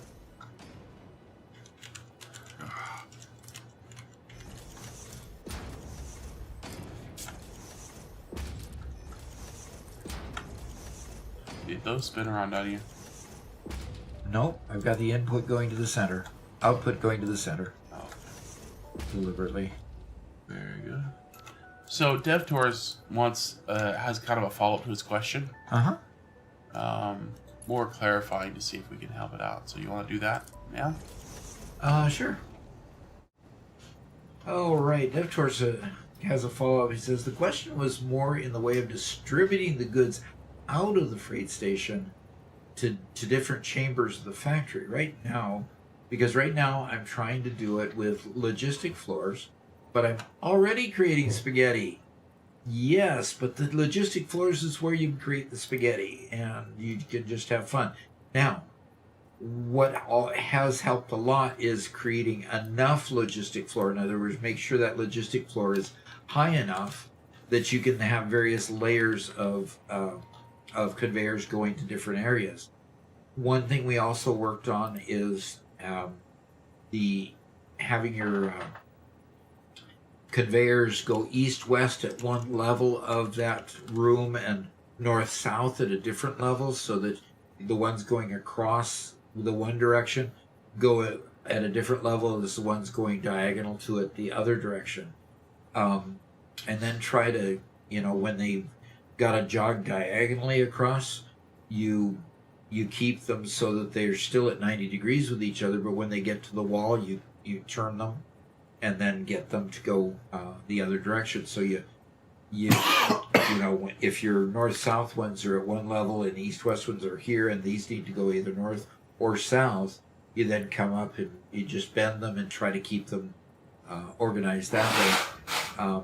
If you're able to have 3 or 4 or 5 of these levels of conveyors, a lot of times you can separate that spaghetti enough to be able to see and plan it logically and move them around logically, so that you can get them to where they need to go without having them crash in or actually clip one another. So go ahead and try that and see what it does. Making your logistics floor big enough is really the key at that point. So I hope that helps. Talk to you later. Let's go back to the game. I think Garrett finally called it quits. Yeah, he just couldn't keep it anymore. Yeah. I was actually thinking, okay, Garrett, we'll see you later. You're good. Okay, is he gone for good, or do you think he's just going to take care of his sneezing? He didn't say.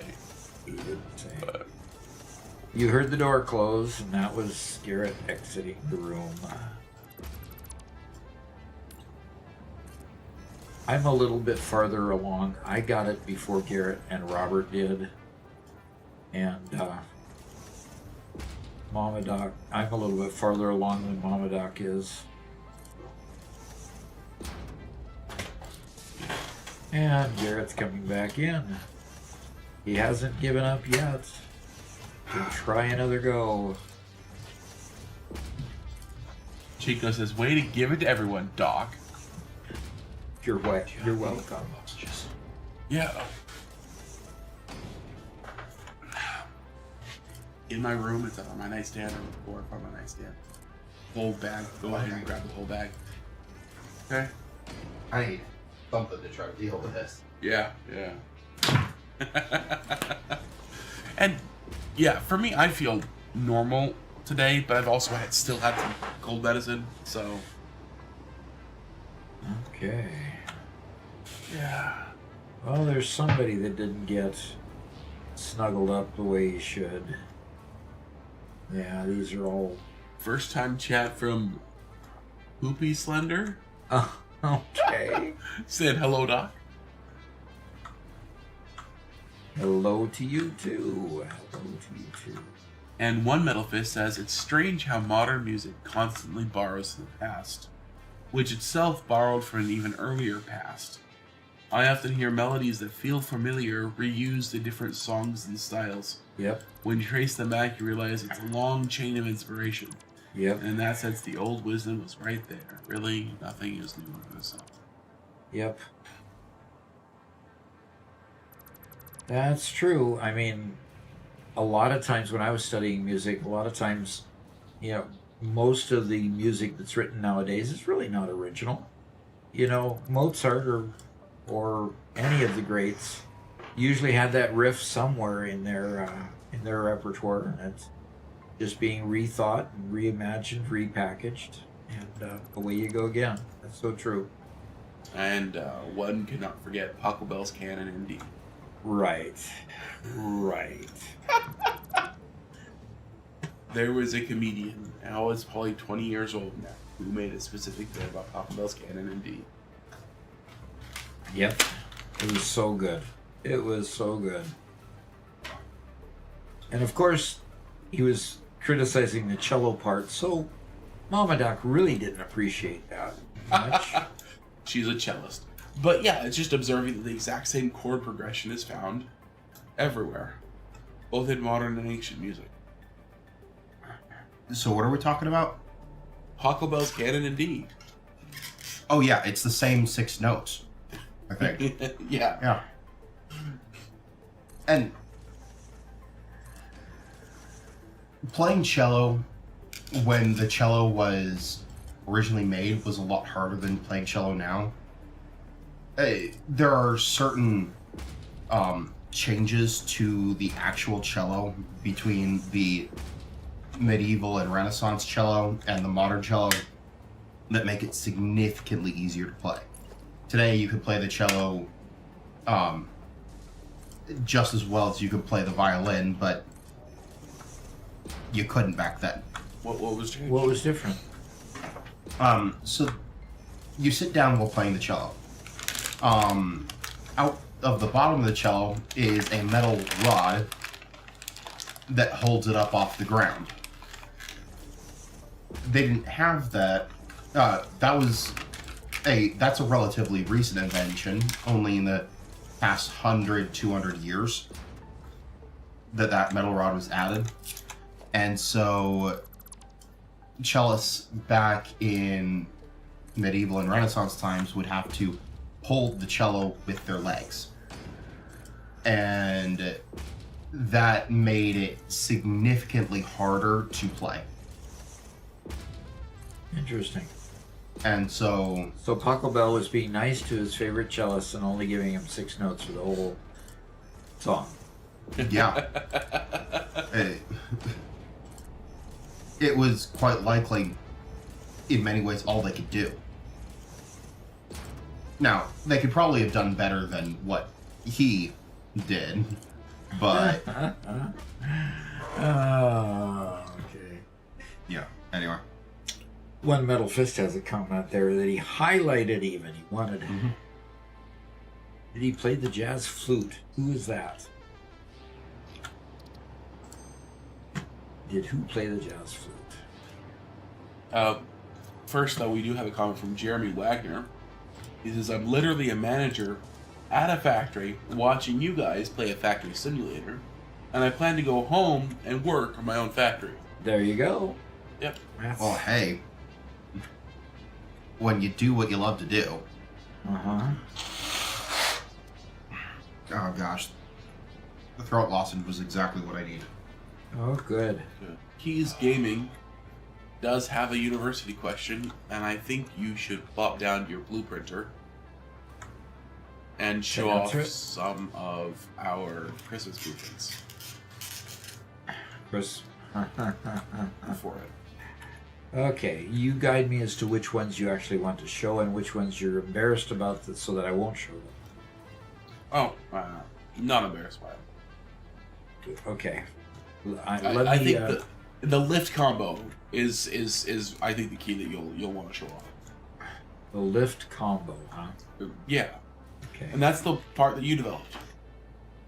Oh. You're So talking about the my, assembler blueprint comp- that you made, Assembler blueprint? Yeah. and then the lift blueprint that I made to adapt to it. Mm-hmm. Okay. So, as soon as you're done with whatever you're doing, yeah. Yeah, I'm just pasting the recipe in here. While you're doing that, I'll read One Metal Fist comment Okay.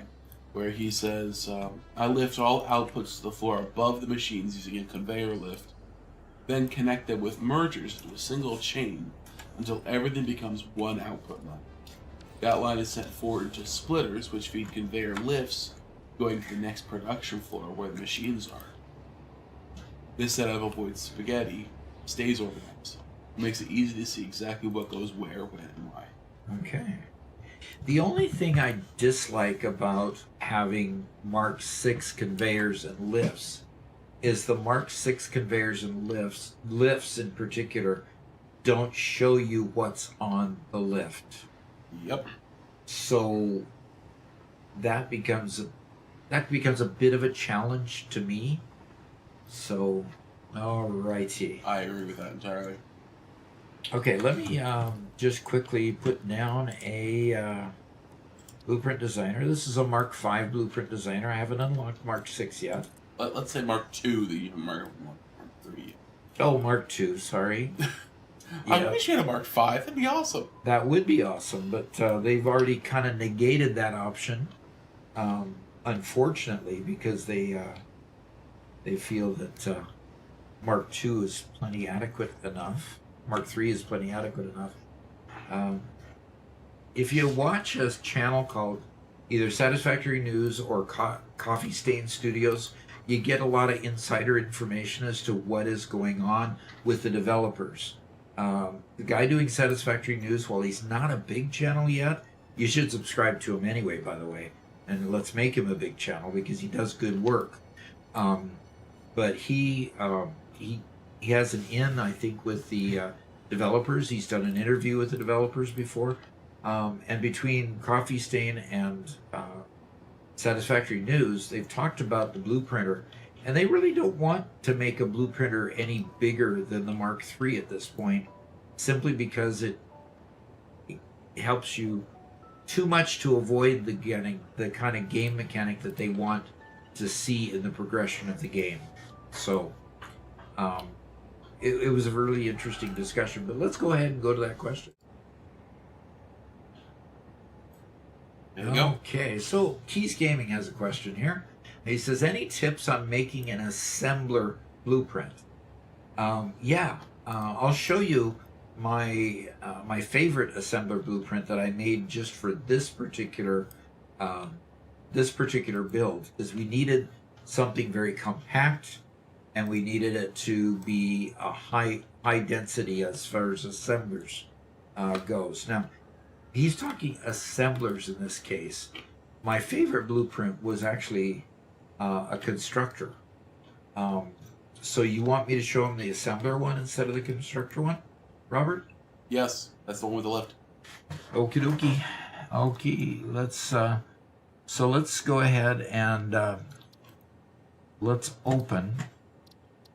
load a blueprint. And so the constructor one, Well, I think Wreath Assembler or Bauble Assembler, it's the same blueprint, just with different recipes. presets. Okay, so let's go put that one on the blueprint, and it's loading her up. Okay, so this one we put on 3 different levels because the Mark II blueprinter allows you to get tall enough for 3 floors of assemblers. And the biggest innovation here is being able to put the lift. I mean the merger. I think this is a merger. That's a splitter. Okay, so this is the input side. Okay, yes, I should have known that this was the input side. It's got 2 inputs here.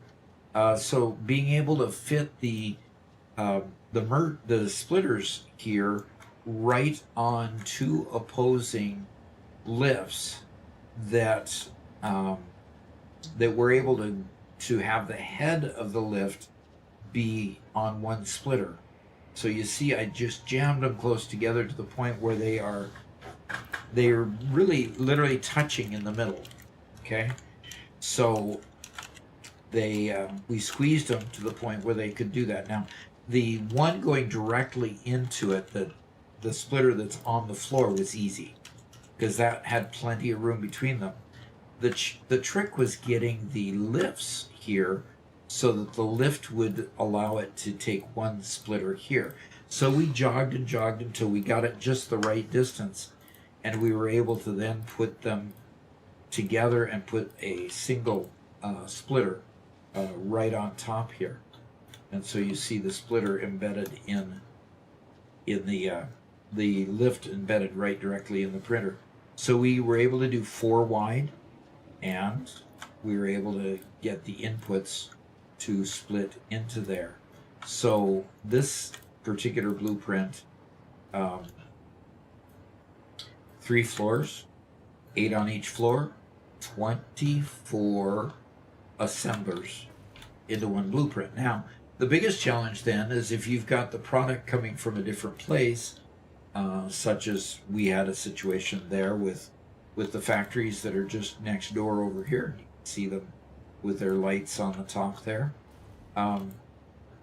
That one is a little bit tricky. So Garrett, who was doing our logistics at the time, let's just clear the blueprint designer and load in another blueprint. Tell me which blueprinter you had for loading into this one, Garrett? Oh, up by 2.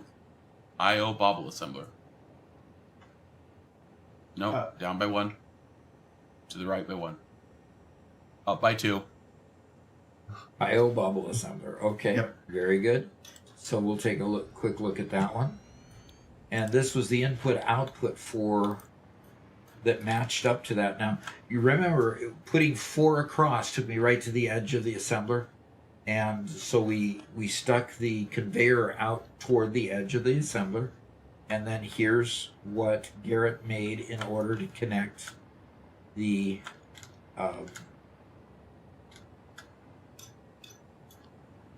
okay, tell me what I'm looking at here, Garrett. The outer edge is what connected to the assembler line, right? Yeah. And so So- here you have the output. Okay, go ahead. One of the features of the assembler blueprint was that the input and the output all came on the same side. So this I/O takes care of input and output. The 2 inputs are in the middle there, and the 2 outputs are on either side. Okay. You'll notice that one of the inputs is turned 90 degrees and set off to the left, Right. and that's set up perfectly so that a conveyor in straight mode can connect up perfectly Okay. with a 90-degree angle. And that's just so it wasn't clipping into the other one, right? Okay. Yeah. Conveyor will still clip a little bit, but there's only so much you can do. Okay, so when we set up the assembler, we had the inputs coming in, then the outputs going back out to the same platform. So here you've got your inputs coming in, like he identified here, and then of course this one matches that in that it can come out here into 90 degrees into the second floor one, and the same for the first floor one. So first, second, and third floors. And then when we had the output, here's the retrieval on each one of those. Is retrieving the outputs on either side so we can bring it down to the next, to the lower floor below it. And there it goes out. Okay. Yeah. So it comes in there and goes out to the next one there. And we specifically did not use any 4 portholes because those are bugged with blueprinters. Yeah, for some reason the floor portholes were not working. So we ended up clipping through the floors instead of using floor portholes because they just didn't work. So, and there. And I think that there's an odd interaction between the mods that we're using and the floor portholes and the blueprinter. Those just causing things to break. All right. So that's one good use for the blueprinter. And you play with these, putting them together and making them work until you get all the bugs out of it. Unfortunately, they don't let you debug them on the blueprinter themselves. So we couldn't test whether the outputs worked on the assembler blueprinter until we placed it. And then we debug it there and then figure out what we need to change on the blueprinter and then back and forth until we got it all debugged. And Garrett did the same with this input-output system here too. And of course, they're all customized to your needs. And this, of course, is definitely customized on each one of those blueprints to fit our needs as well. So there you go. I hope that helps, and that answers your question there, hopefully. And let's go back to the game.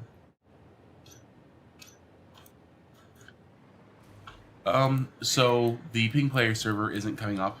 So there's just some mod issues that'll need to be resolved. That'll take some extra time. So I don't think that the server's going to come back up today. At least not until after stream. Robert, would you go ahead and go to the file manager? Go ahead and find the mods folder. Wipe all the mods out, and then go to SMM and completely reload them new. I can't access it with SMM. No, you can't. Really? You can't even do the mod manager? No. Really? You're the one attached to the mod manager. Okay, then will you go into the file manager? I guess I could link to it. Yeah, you could. Let me... But that's fine. I can do it. But if you would go unload the let's clear the blueprinter. If you would go ahead and unload the go to the file manager just to unload everything. No. Okay, time to take down the blueprinter. Don't need it anymore. And now I get to go play. I need to get power to each of these. Yes, sir. By the way, the comedian was Rob Paravinian, something like that. Okay. Yeah. The Paco Bell's rant guy. The Paco Bell rant. Is that what they called the videos, the Paco Bell rant? Yes. I loved that one. I really did. Like I said, Mom and That I was a didn't funny let me one. watch it very long.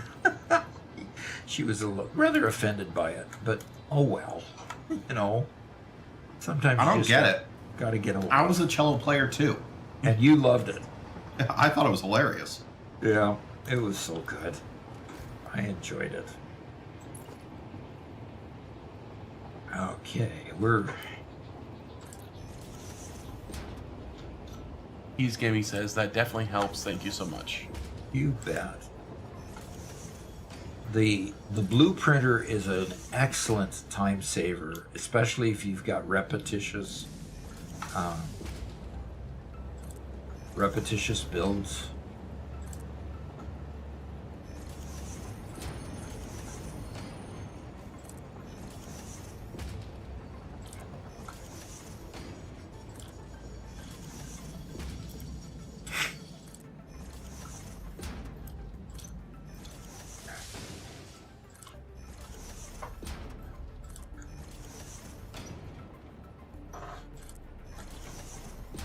Okay.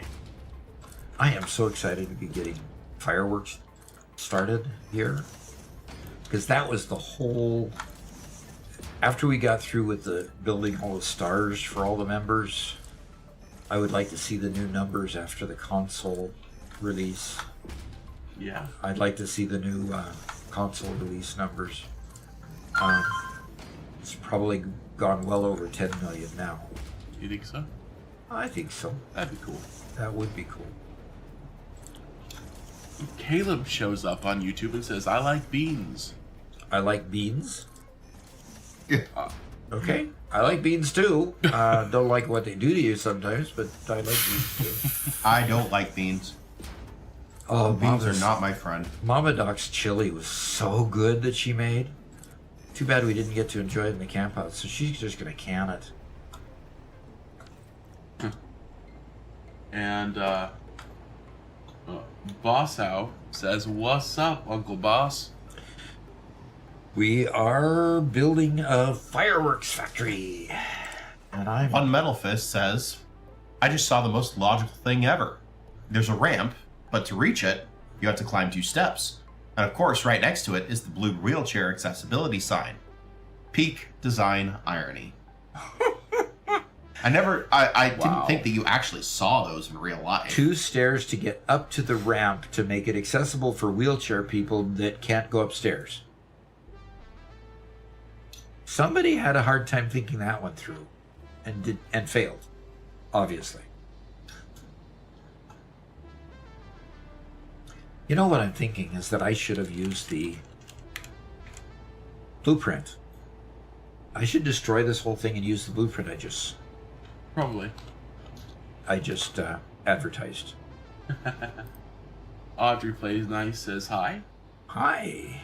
And first time chat from TKRZY, who says, hey, new Satisfactory counts the Console player. here. Just wanted to say thank you for all the helpful tips and tricks that would help you through the game. So, you're one of the ones that jumped my views clear up to higher than we've ever seen before. Thank you. Congratulations to you new console players. Appreciate that. Appreciate you finding my channel too. It's very definitely been helpful to my channel. I hope the tips have been helpful to you. And Ocular Malice says, I think I'm going to repent here and use my blueprint that I just showed off. Good. Yes. Ocular Malice says, just got the game for Christmas and haven't been able to stop playing. It is dangerously addictive. That is a good description, yes. That is a description that many have said about this game. Osao says, I'm jealous. I also want to have the ability to make giant factories like the ones you make. Okay. I decided to make a storage, but I'm wondering, is it even worth it? Decide to make a storage what? Storage what? Did he say? You said storage, but is it even worth it? Storage is worth it, yes. Storage is definitely worth it because you've got... In some cases, you just need to store things until you can use them later. And when you use them later, a lot of times you outstrip your current production. So if you don't have some already stored up, sometimes you can't do as much as what you had wanted to do. Yep. And Zach says he's here on lunch break just to mess with Doc. Yeah. We enjoy your lunch breaks with the channel, so keep it up. I'm just going ahead and tearing this down so I can use because I had forgotten about the wonderful blueprinter we had made, and I was so proud of that one. And then I didn't use it. I tend to forget these things. Mm-hmm. Call it being 68 years old, I guess. All right, now I'm going to target those splitters and hit G on... I'm wrong. Hit G on the keyboard when you're focused on what you want to delete so that it only filters to what you want to delete. Hold down the control key and you can just paint your way to mass deletions and make it as quick and easy.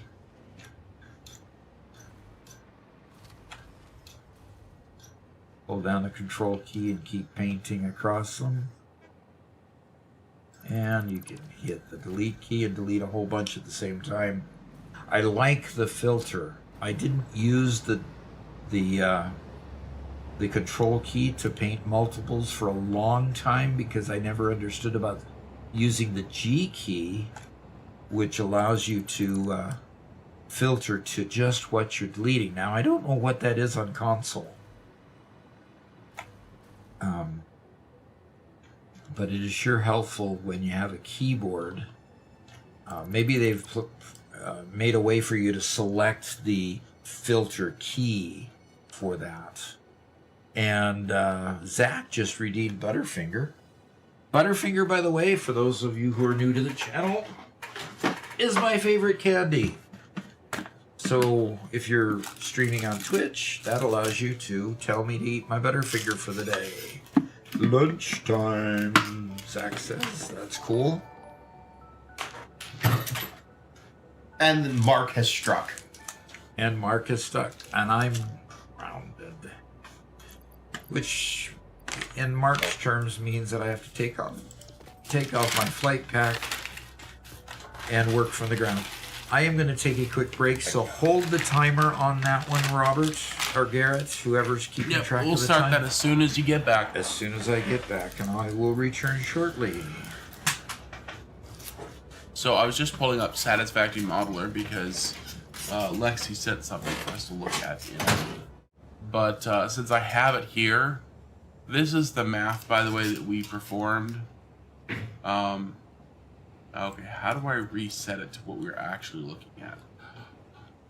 Oh no, I made a mistake. I did change something at one point.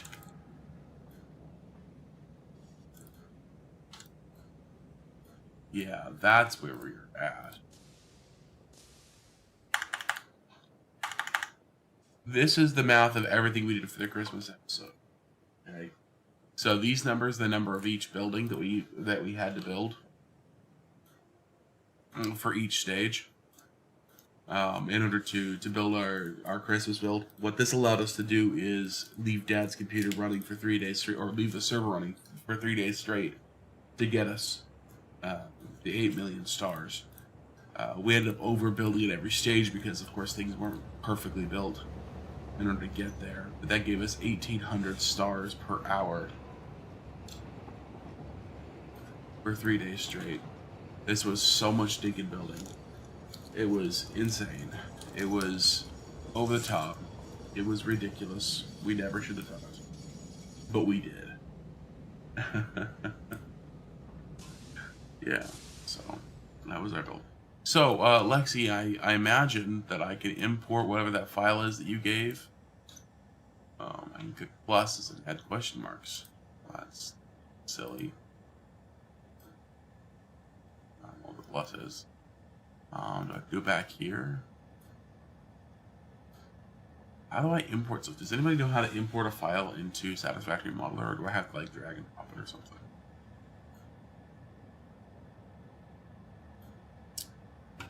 Will that work? Nope. Drag and drop it. Emperor menu top right. You know, I'm obviously a genius, guys, okay? This is, you know, obvious.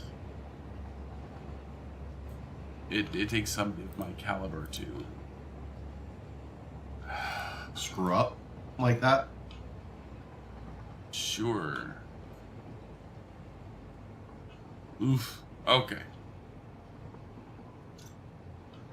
Okay, this is what was linked. This is what she wants Doc to take a look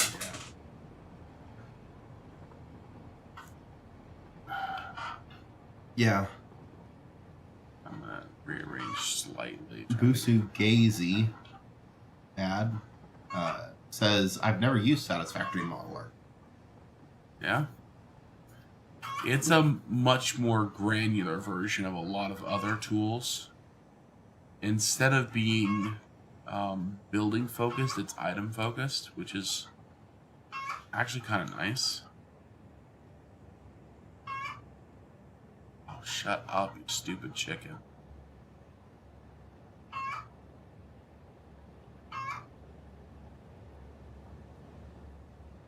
One Metal Fist says, I'm a console player. I don't think a button solution would work. You already need one finger on the joystick and another on the trigger, so there really aren't any fingers left to press an extra button for filtering. It'd be very awkward to use on a controller.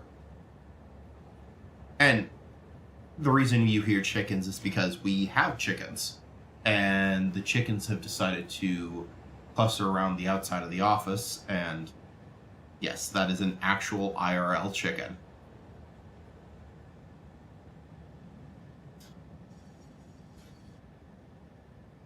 Put style on 2D.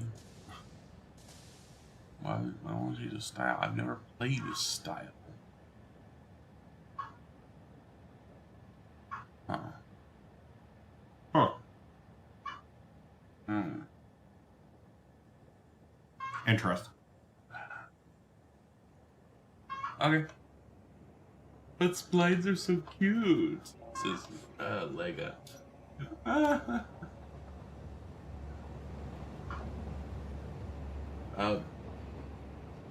Suga says, I've never used Satisfactory Modeler. What have made my life much easier? Yeah.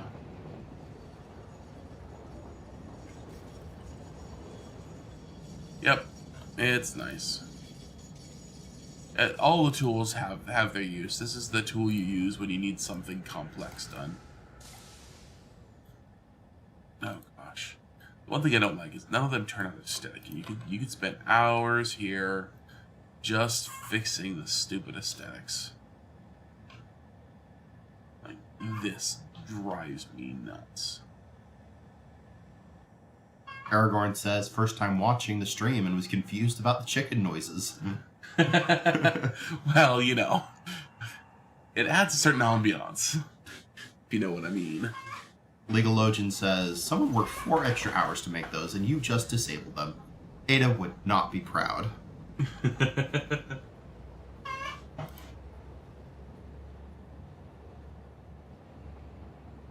Give me a second, guys.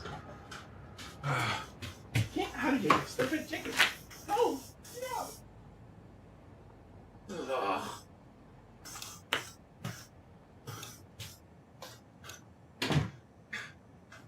Yeah, they were literally right outside my door, clucking away. Oh, jeez. Okay, well, as soon as Doc gets back, we'll get his thoughts on this. The only thing I wish we could do is, like, yes, I know this is the order they come out, but can you please switch these? Oh my god. Boozu says, nah, bring the chicken back.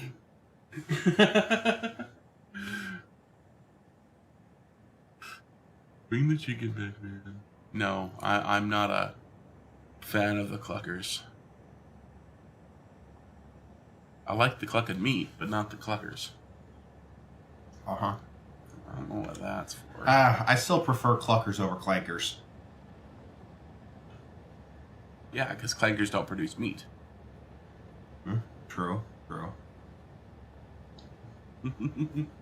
Ada is never proud. Yet we're so used to it, and yet and no longer yearn for her approval. Is that true, though? Do you truly no longer yearn for her approval? Have you fallen that far? Or are you just, yeah, never mind. Topium maxing.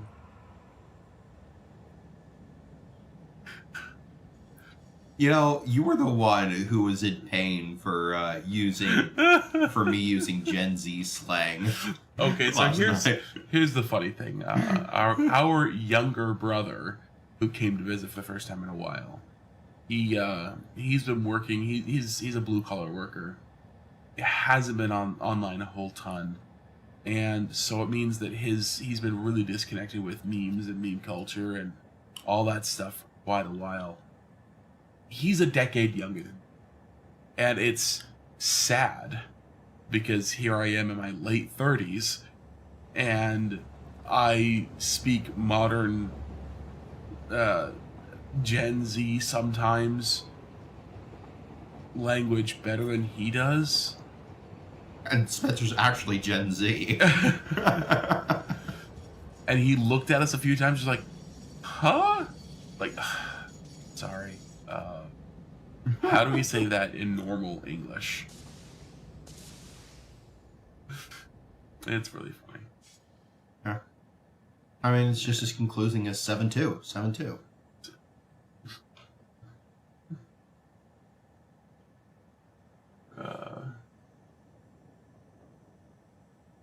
Yeah, I really got it.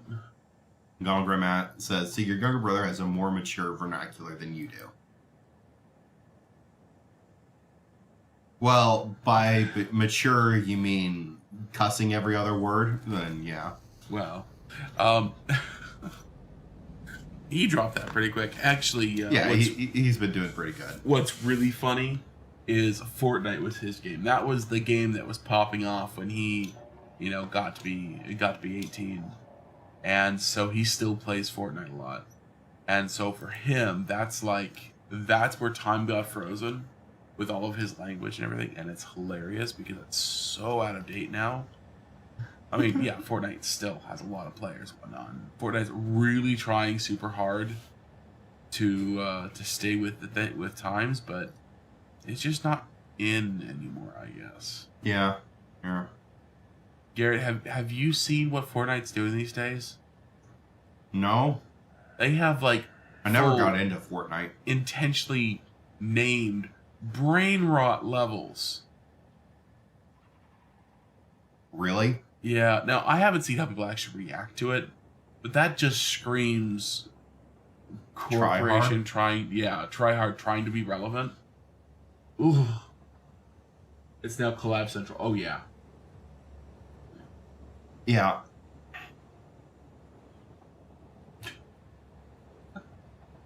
Dolgrim says, cussing every word is a way of life, sir. I know several devil dogs would approve. Semper Fi.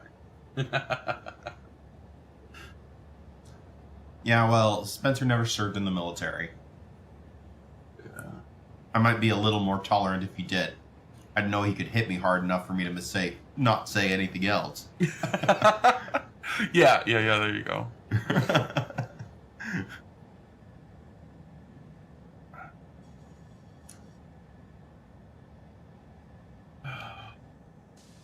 Now that said, just given his line of work, I know he's probably a fair amount stronger than I am.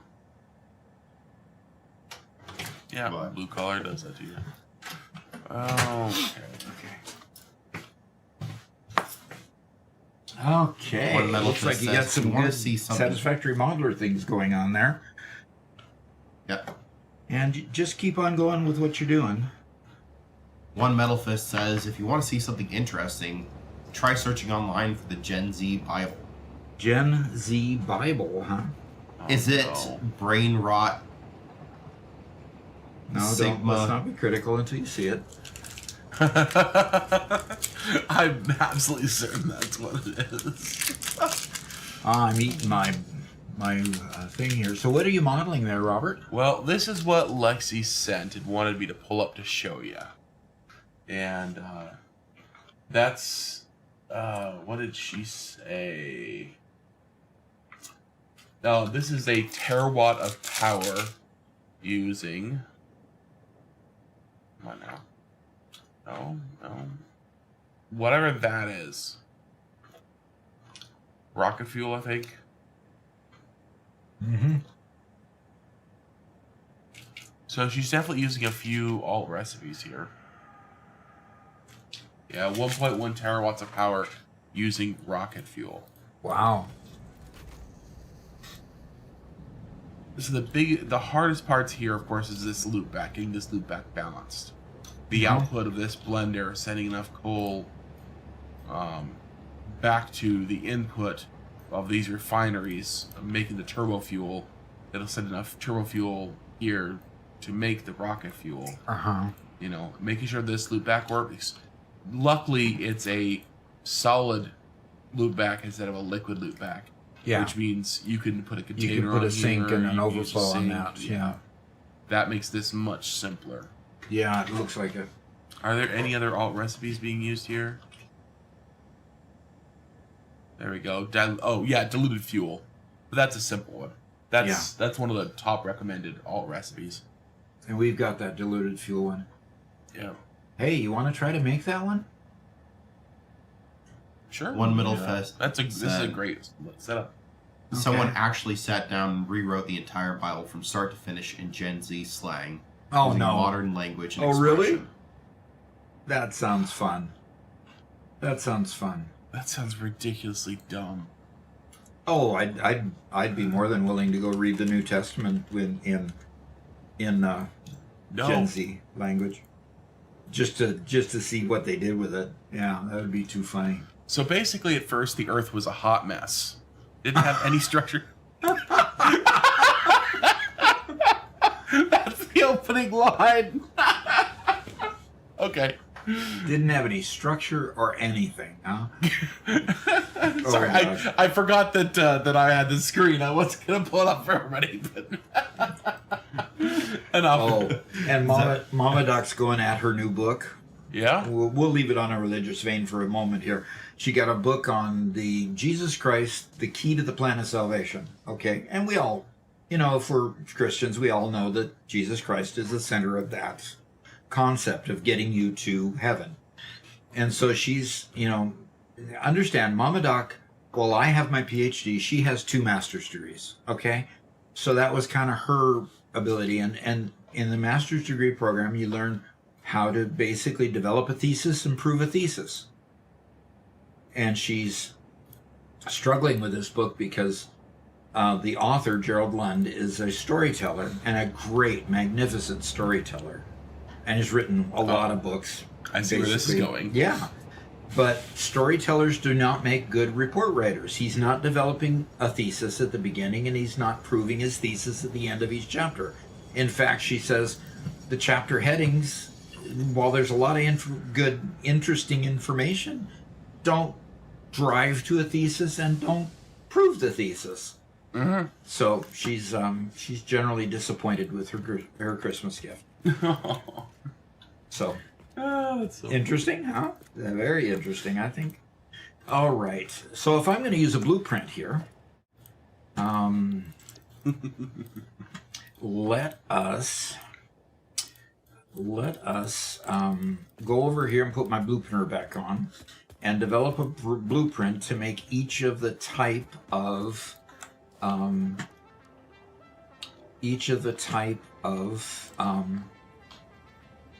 fireworks that I want to make. And Gonogram mentioned just notes that it looks like Gen Z just isn't worth saving. Just don't worry about it. It's And not worth saving. Gen Z is from what year to what year birth? Spencer is the very beginning of it. Beginning of the... Is that why he... No, he's not messed up. Spencer is the very, very start of Gen Z, and it goes till like 2010, 2015. Okay. Zach So redeemed- Zach says redeem no conveyors. Oh. Oh, by the way, Doc, no flying now that you're back. No flying till when? Garrett, 5 pounds. That's an hour, right? Don't make me do math. Yep. Yes, you got to do math. That's the job description. We'll say till 12:20. Okay. Kevin's here. Okay. Let the man work. CPA Kevin, counters, no conveyors. Okay. Just overruled. Overruled. CPAs are attorneys now. Okay.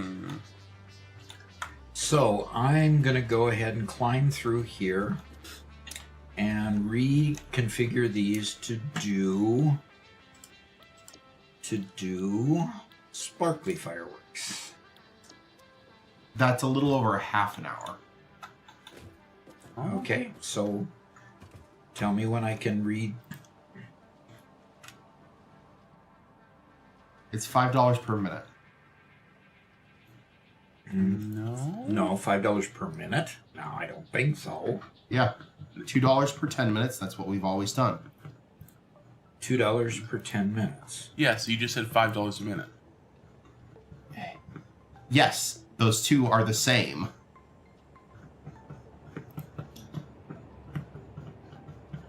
$2 for 10 minutes? It's not $5 per minute. Yeah, it's not $5 per minute. You mean $1 for 5 minutes. Okay, and so how many dollars does $2 per 10 minutes is $1 per 5 minutes. That's what I've said this entire time. Nope. It's not. $2 for 10 minutes, $1 for 5 minutes. Not $5 per minute. They I don't. did not say $5 per minute. Yeah, you did. I absolutely did not say that. Okay. The other day, Garrett was talking to me how we need to get on the Skype call. And I said, what? Skype? What? He's like, I didn't say Skype. Yeah? Didn't say Skype. Uh-huh. Sure. Yeah.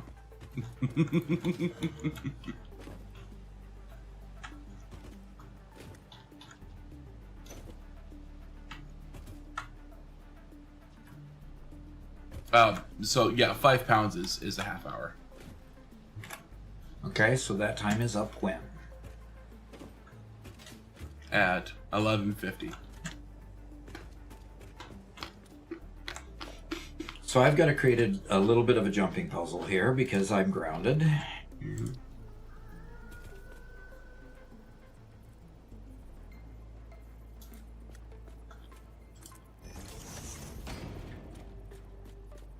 And Whitestone is here.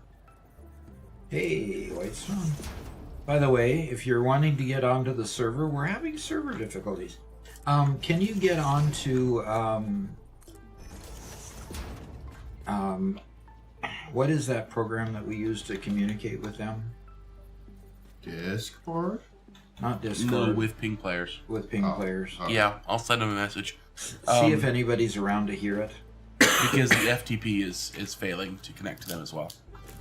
Oh wow. So yeah, the server's struggling entirely. Right. Looks like they're having some pretty big problems. Oh, Zatatat Tat says my factory had a catastrophic power failure. Oh dear. Ruh-roh. And you're having fun fixing it, right? Not. It's so much fun fixing power outages. Not.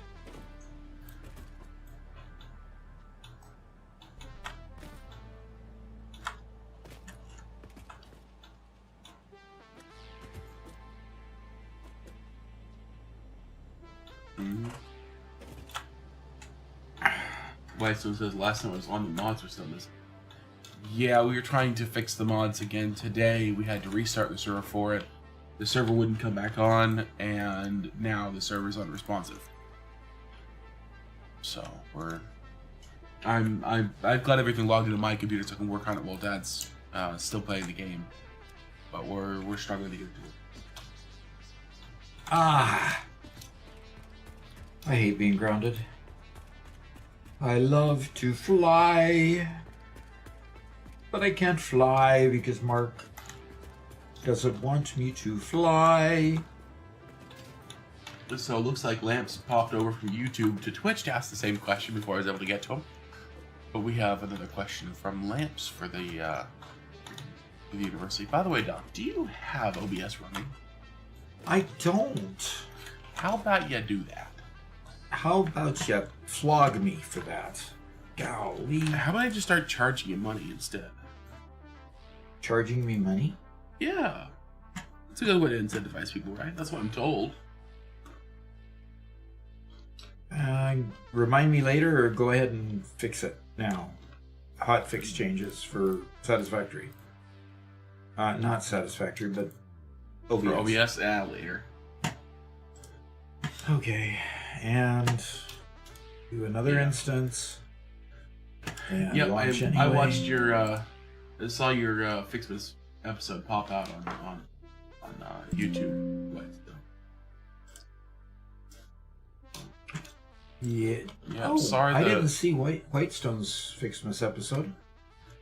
Yeah, sorry the server couldn't be up for that. We're having some struggles. And Bastion says, "Hi, you helped me to understand Satisfactory and build my factories more efficiently. Thank you." Cool. Are you one of our new console members? Console players? Okay, they are both recording now, Robert. So, let's go ahead and go to the university. And it says, where's the best place on the map to build an aluminum factory? The aluminum factory is best built where you have a bauxite mine, okay? So find a bauxite mine and build it fairly close to that because that's your primary ingredient for bauxite. Now, you're going to need quartz and to make the silica to go into that process. And you're going to need coal. You do need coal, right? Let me just...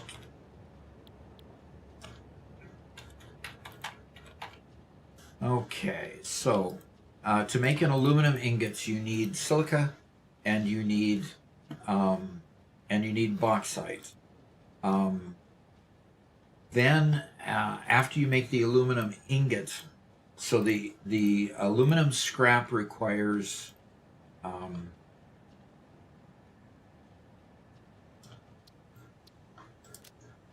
Aluminum scrap requires you to have the bauxite and just a second, come on. Requires you to have the bauxite and water. So you need to be near water. You need to have silica, which comes from quartz, and you need to have the bauxite. So the bauxite and the water, get close to those two. Find a mine that's close by to get your quartz. Now, I've built aluminum plants in 2 different places, and I think my favorite place, and let me stop flipping around here. Let me bring up the map here, and I will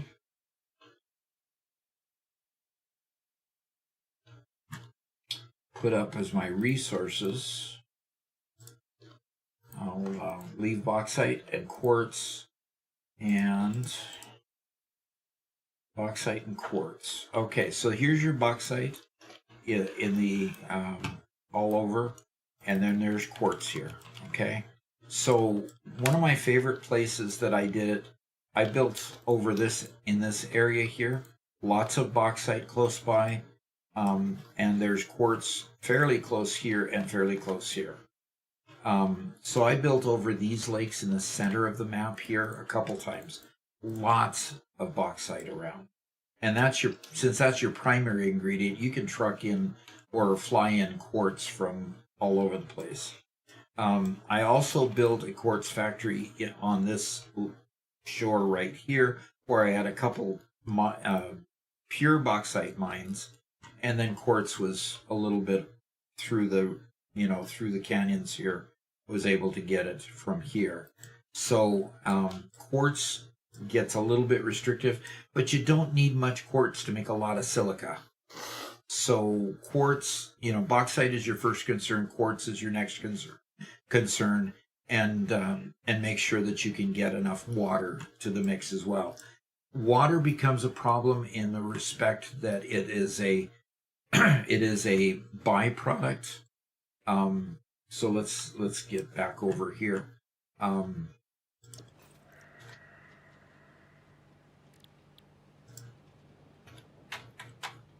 So the aluminum scrap recipe here requires alumina solution, and the alumina solution is the one that requires bauxite and water. So that starts you off. You do need coal, so you get fairly close to a coal power plant. And when I look at the map here, coal reserves. Let's go turn on coal again. Coal reserves here. When you're in this center area, there's a normal coal mine right close to the bauxite as well. So my biggest factory for aluminum was right in this area here. It had coal and bauxite. It had the quartz fairly close, but the quartz becomes the part that you need to get further away. So, and here, when I did it over here, I had the bauxite, I had quartz fairly close by, and then, coal fairly close by, and coal there. So my 2 favorite spots were on this shore and in this valley right here that had all these lakes around it. There's a huge cliff, I think a cliff that goes along right here. The bauxite ends up being on top of the cliff, and down below you've got the water supply. So those 4 resources, bauxite, coal, quartz, and water, get you a factory. So best place, these lakes here in the center of the map, and second best place would be out on the shore over here, where you can easily get to these items here, because you've got a pathway to get to the quartz right here and run a truck or a train through here. And those are really the best 2 places. So let's go back to the game. You're going to have to do a little bit of editing on that one, because I was all over the place on that one to make it coherent, Robert. All good. It's all good. And a lot of people in chat threw in some extra comments there to other ideas and stuff that were pretty good. Okay. I am eating. I am eating these throat lozenges like candy. Trying to keep yourself going, huh? Yeah, I mean, I'm not having to cough while I'm while one's in my mouth, but the moment it runs out, the cough comes back. Oh dear. The very moment it runs out. Your kitty was noticed yet again. Yep. Yep. The Legologian says, technically you could also easily do it in the swamp if you don't mind the kittens. And Zach says, kittens? You mean stingers? No. Somebody's using the mod. yeah. The what do you call it? Arachnophobia. The arachnophobia, no phobia mod. Mark has a good question over there. Hey Doc, question. You get to use water and take it from the lakes. Yet you cannot dump the excess back into the lakes or ponds. What gives? It's the same water. Yeah, I've complained about that before too. It gets really frustrating to not be able to just dump waste. You know, especially when in your aluminum factory where you get this dancing balance between water versus water to pump in and water that is a byproduct for one of your machines. If you try to use that water, it just constantly creates this imbalance, and you have to somehow get rid of the water. My preference is to develop, if you've got plastic close by, you know, make some containers and build a package the water and sink the water, because you can sink the water once it's packaged. So, but the only way to dispose of it is packaging it and putting it into a sink. So, Yep. So Doc, Productive Packer Deluxe was redeemed by Gondelgrim. oh, you gotta be kidding me! Really? And while you're traveling there, I'd like to show off the trailer for a new game. You won't get any audio for it. Okay. And I don't know how new it is, but Gondelgrim mentioned it, and it looked somewhat interesting. The game is titled Flotsam. Flotsam? Yes. Like Flotsam and Jetsam? Yes. So here is Oh yeah, I saw that game a while back. Doc. Take a look. Okay. So it's a bit of a city builder, a bit of a factory builder too. Okay. But yeah, you're out on the ocean, so you have to gather flotsam, build up your city, build up production.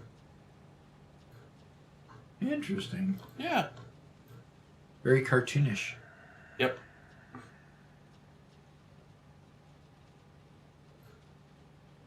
So, little cartoonish.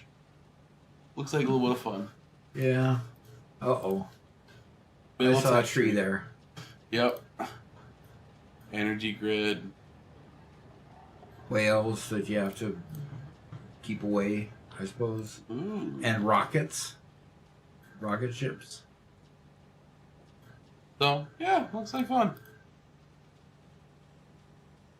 Yeah, I think I recommend this. I think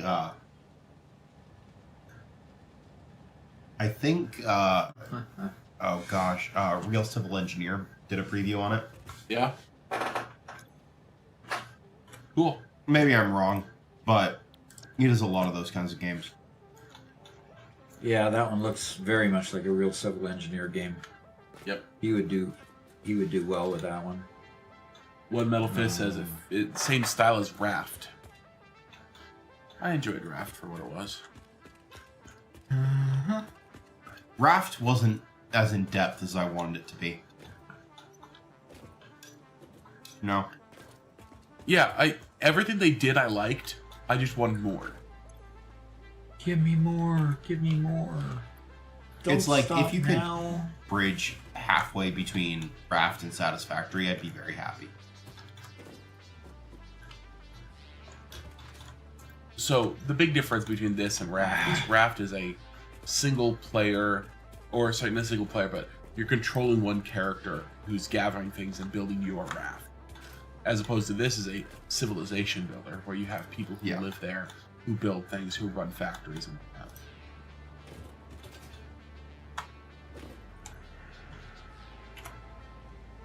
Yeah, Zatatat says, I've played it and it's fun.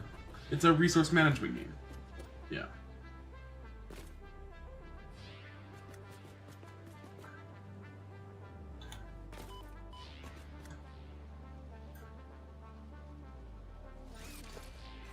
And Megalith says, I'm eating pineapple with cola. Okay. How's that turning out? Okay. And I'm here to get everyone to start using the Zen browser. What? Okay. Why would we do that?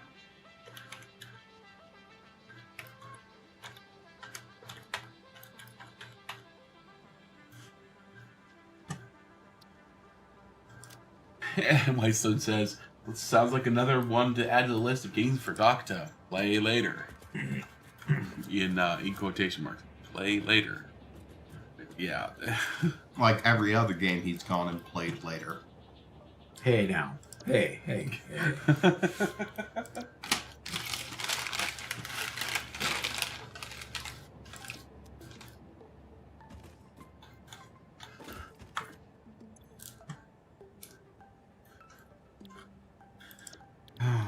I guess I better copy it this time.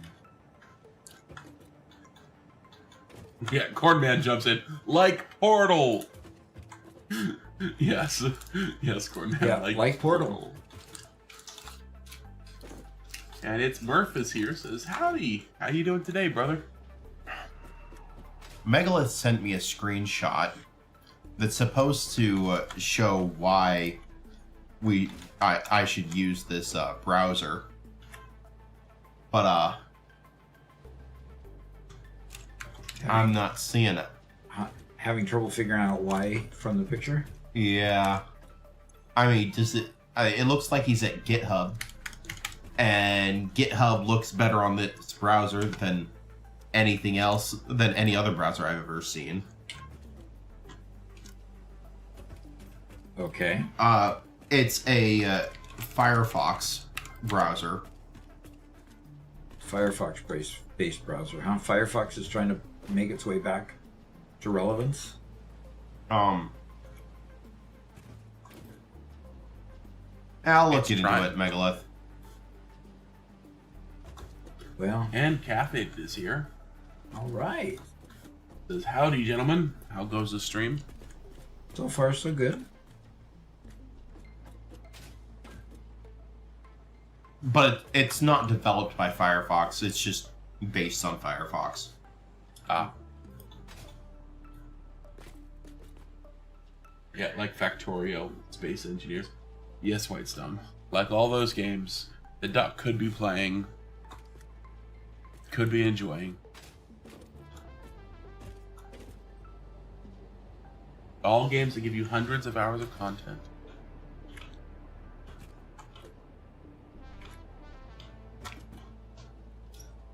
But when you find your game, no, it's your game.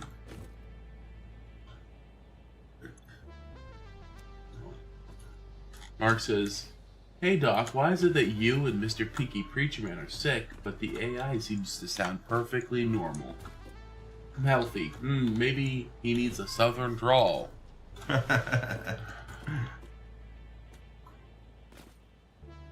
Yeah, I don't know what kind of character would come out if you put Southern Drawl on Robert. I don't know that he knows how to talk Southern. I mean, he's only been to California. Well, it was Southern California, but, you know. Yeah. Wrong South. Yeah, definitely the wrong South. I think the furthest south I've ever been is South Carolina. Really? Yeah. Well, that kind of lets me know why they why the accent is the way it is. Ah, stop it. Mark, when do I get to fly? I have never been to Mexico, but I've been south of 95% of the U.S.-Mexican border. Huh, where do you get that number from?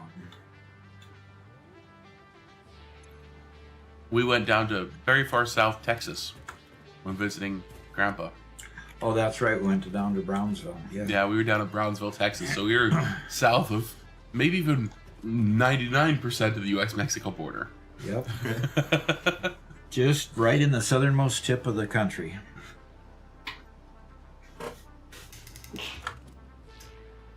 Okay. Yeah. I think I... Megalith sending me screenshots, and the browser he's talking about does look pretty good. But Caffeinated says, I've been to every state, a big road trip family. We are a big road trip family, except our road trips happen in the middle of the night. When a family member gets in trouble, we have to go rescue them. No kidding. Including last night, by the way. You know, 7 o'clock p.m., 5 o'clock p.m., something like that. Somebody's like, oh, gotta go. And brother-in-law and one of my nephews hopped in a truck. Drove till 2 a.m. And they're there and they'll come back tonight. Drove cross country.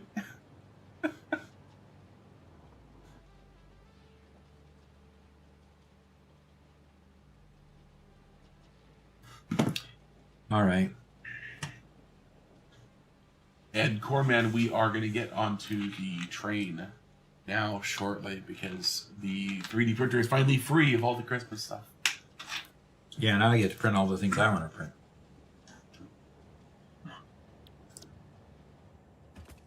Oh man. Yeah, Caffeinated says my parents are in Maryland. So that drives a long one. Lots to see though.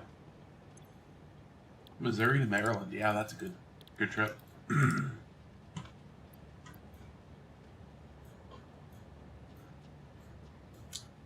Alrighty. And Whitestone uses Opera GX because of its customizability. And because he uses Mac? No? No. Opera was originally developed for Mac. oh, Mark wants a train ride to see the world. yep.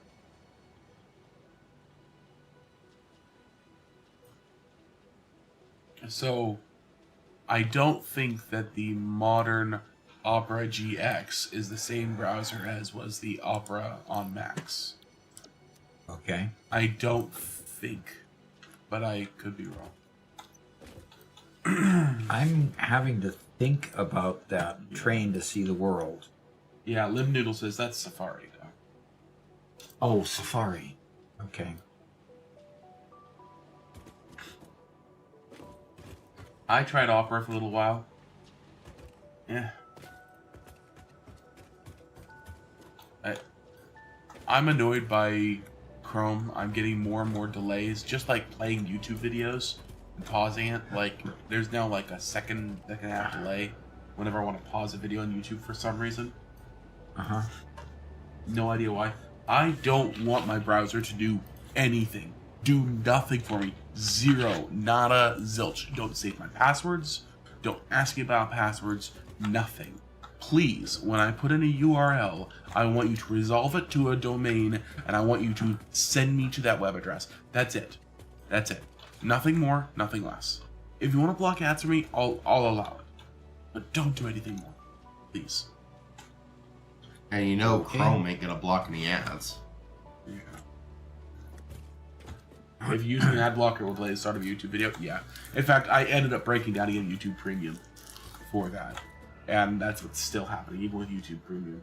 I haven't had an issue with Brave at all. Yeah, I'm getting it in Brave. Really? Yep. Well, no, I don't know in Brave. I should say I don't know in Brave. But on just using regular Chrome. Now, Brave is just a Chromium wrapper. So I don't know why Chrome would have that problem and Brave wouldn't. Yeah, that's true. And I don't understand that either. think it's just a matter of bloat and crap. Extra crap they add in. Mark paid for a train ride to see the world. Yeah, I'm contemplating that because I've got about 3 trains that he could see the world on. Okay. Maybe even 4. And Megalith says that Zen browser is open source. That's helpful. That is a very persuasive argument. It's harder for people to slip in really bad features when it's open source. Okay. It's also harder to motivate people to make really good features for it. What? There's less money incentive when What's wrong, Robert? Well, unfortunately, there's a fine gentleman in our chat who has asked me to speak in a rather unfortunate voice for the foreseeable future. So I apologize to everybody out there who may be offended by my lack of ability to speak in a more gentlemanly fashion. I do need to read a comment made by Lex a little while ago. She said, Doc, since you like the plan, why don't you and your sons build it on a save that you can use my save game for? Use the advanced settings to get the free build it in the center of the map. And after that, you can save and have clean mega power save for you to use in whatever factory you can come up with. Okay, so what is she really saying?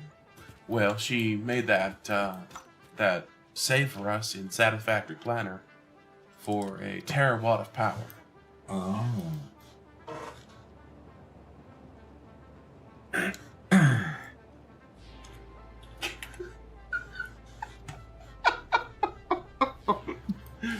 Caffeinated says, "This is awful. Thank you for sharing." Excuse me, I do apologize. Zach says, I sound like Chris Hemsworth. Really? that is a very kind assessment. It is very, very charitable, I must say. Generous. Yes. I will read Gauntlegrim's comment in this voice intentionally, knowing how much Gauntlegrim loves these kind of voices, because it's a perfect tenor for his comment. He says, "You're ignoring the best option for browsers, Microsoft Edge. It's the greatest browser ever created."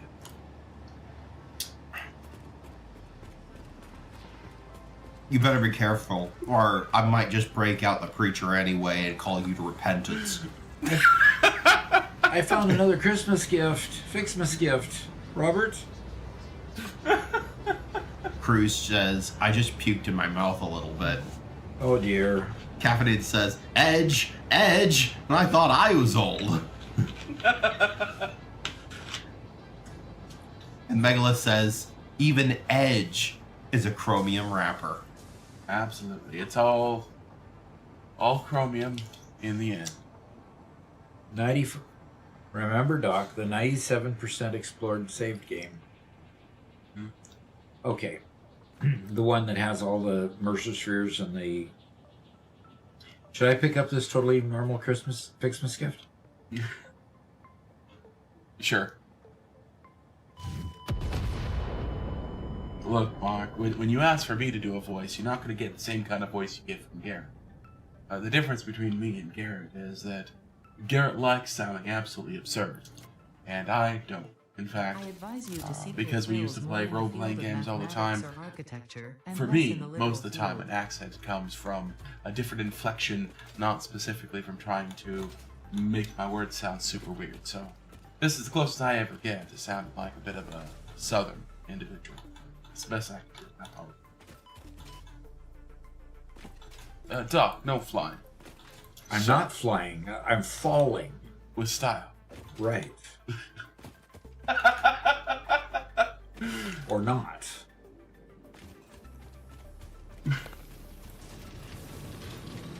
Mark says, Robert, put more effort. Drain the voice from your stomach.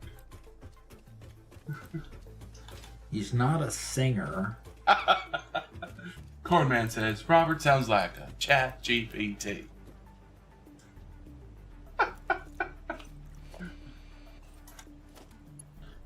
That's why it disappeared. Maybe that's what he did. Just fed his voice through a voice changer. That's all I'm doing. No, Mark, this is the voice you're getting. I apologize. You maybe don't pay for it anymore. Maybe that's the reason why I'm doing such a bad job of it, so you don't have to, you know, redeem it from me anymore. Or maybe don't try to make me speak Southern, because I don't. You know, I'm not gonna finish that sentence because I don't do any of them voices well, but. I'm trying to get back up to my factory after picking up a totally normal Fixmas gift, which wasn't totally normal. Megalith says we need the kill Doc option back. I do a good enough job on my own, thank you very much.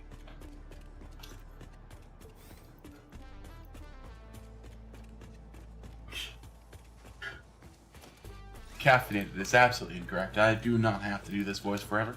In fact, I only have to do it for another few minutes. It's part of my character.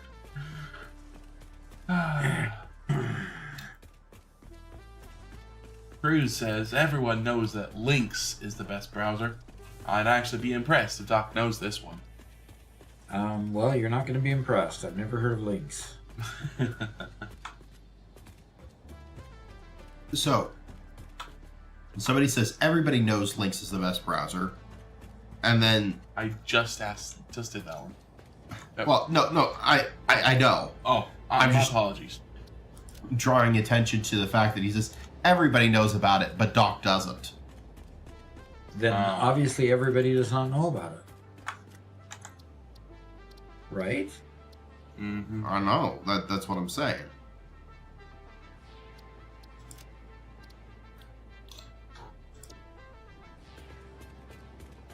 Whitestone says, yeah, your Southerners terrible. Maybe add a bit more redneck in there. I'm sure I could. Problem is, there weren't any rednecks in California. Robert, can we get a hooey? Who we? Oh, come on. I apologize. Put a little more passion into it. And Gonagrove says, there's rednecks everywhere. Absolutely. California was rather allergic to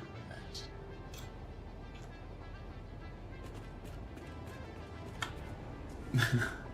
I know, Corman. My apologies. This is not my choice.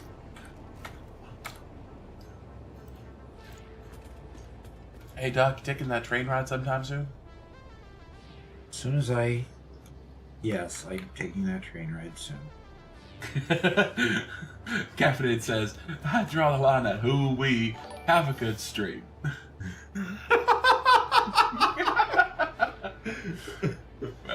Well, Mark just penalized me for not taking him on the train ride right away. Yeah, you better get on that. He said two more pounds to be grounded longer because I wasn't a good boy. Okay. Cruz says Lynx is the Linux CLI text-based browser. Why? Text-based? I wonder, I'd never heard of it. Why would you have a... Why would you have a want text-based browser? browser?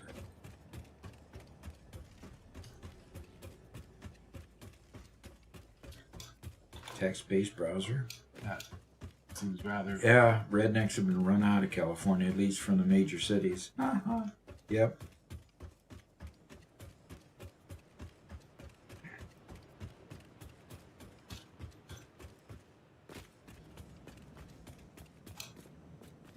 Haven't created any stairs to get off of here. Excuse me, what's that voice? I haven't created any stairs to get off of here. Zatatat asks, if you move the space elevator, do you have to start from the beginning? Nope. Nope. You can Space elevator deconstruct is just a piece of equipment. It Hey. doesn't. Go ahead. You can deconstruct it and move it around as much as you want. Yep. In fact, the first place you put it is probably not the optimal place for it. So, okay, we are going to go on the first train over here. Speaking of, however, we do have a quick question for you, which I do believe you should answer before we hop on the train here. Okay. Let me see if I can get it. Okay. A little bit ago, Tell me when you got it. 11:55. There we go. Hello, Emilix. 39 says, hello, what do you think is the best starting location is? For new folks, the grassy fields, definitely. You should always, the new people should always start there. Once you get a little bit more experience, the Rocky Desert is good, the Dune Desert is good, and there's a fourth location, but I've never started there. What's that fourth one? Northern Forest. The Northern Forest. Sometimes we call that the Red Forest. No. That's where we started for our Dock and Sons location. Oh, that's right. Yeah. Lots of good pure nodes, but not much space to build. Exactly. So, of all the places I did not like to start, I least liked the Northern Forest, and that's probably why I don't remember its name, so I could forget the bad experience. Yeah, it's very, very rocky and hilly terrain. Have a hard time building a factory of any size anywhere. But the grassy fields give you lots of place to build out a good flat factory, and it's got a lot of resource nodes, so it's an easy place for beginners to start. The Rocky Desert is probably the most challenging place to start, but after you've got some experience, it's really not much of a challenge at all. You know what to look for, you know how to find it. Once you find it, you know how valuable it is, and you can get back to there. So I'd say grassy fields, and then Rocky Desert and Dune Desert are my second best favorites, and I hated the Northern Forest. So that's my take on it. Let's go back to the game. Interesting. Northern Forest was my start for my very first playthrough, and I quite liked it. It was my favorite as well because the environment was so beautiful. However, for Were you individuals about to say like Doc, Purdy? I was about to say Purdy, but that would have been pushing it a little too far. Thank you very much. All right. Although my time's up, so I can talk normally again. Thank you. Okay. How much time was added by the 2 pounds there? Another 10 minutes. Another 10 minutes.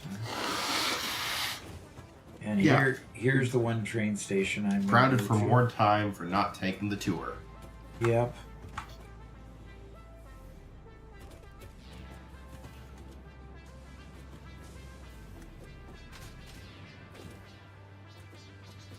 All right.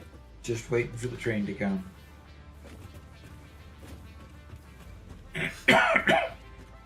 Crowded industrial area.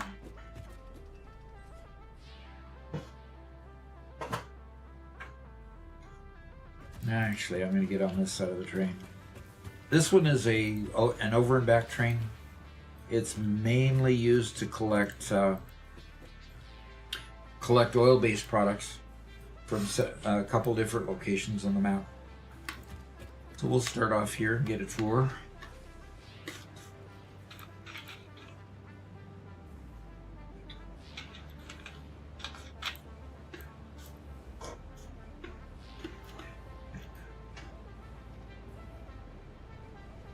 White Sun says the Northern Forest has the most pure nodes for you to get started faster.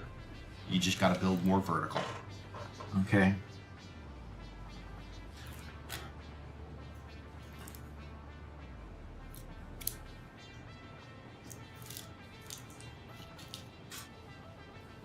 Hey, Garrett, there is a sequel to Control being made. To the what? A sequel to the game Control. Oh, might be fun. Yeah. Well, the sequel was built into the Oh, was okay, built there's into my the train. first game. We knew it was going to happen. Cool. It's amazing how fast these trains come into these train stations. Sometimes you feel like you ought to give the conductors a speeding ticket. All right, we're going to take our first tour here after we unload.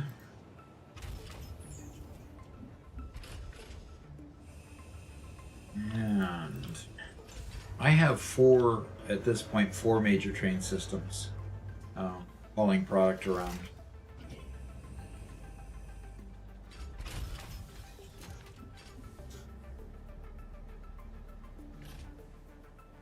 Oh, interesting. One Metal Fist has an interesting comment about starting places. He says, personally, I would have preferred to start in the Rocky Desert. Starting in the grass fields is a nightmare for me. I didn't enjoy a single moment there. If I could restart, I'd choose the Rocky Desert. More open space, it's easier to plan, and overall it just feels much better to me. Interesting. Yeah. What was the nightmare about it? I know that grass fields, it's simple. The biggest frustration with the grass fields is that a lot of normal and impure mining, right?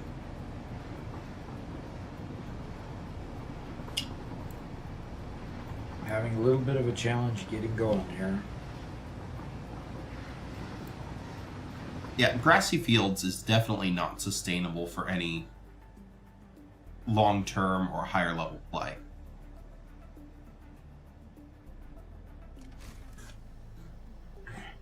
So, Mark, we have a question. How much will a...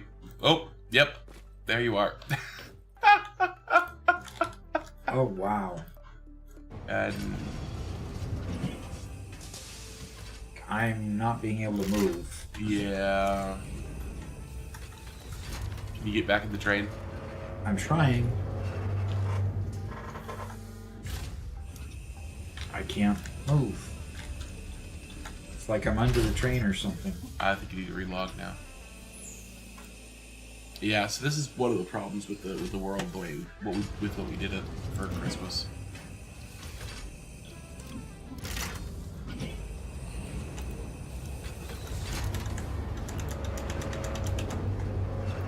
Yeah, I still can't move. Yeah, relog. Yeah. So Mark asks, how much would it cost to force you to restart the game in the Northern Forest? How much would it cost to force me to restart the game in the Northern Forest? Yep. Oh boy. Well, I have to say that this current Doc Solo world doesn't have much more life in it. With what we've done to it, Raft, the final chapter is only $13.39. huh? Raph, final chapter. Yeah, Did that pop up on Steam for you? yeah, it's on a sale on Steam.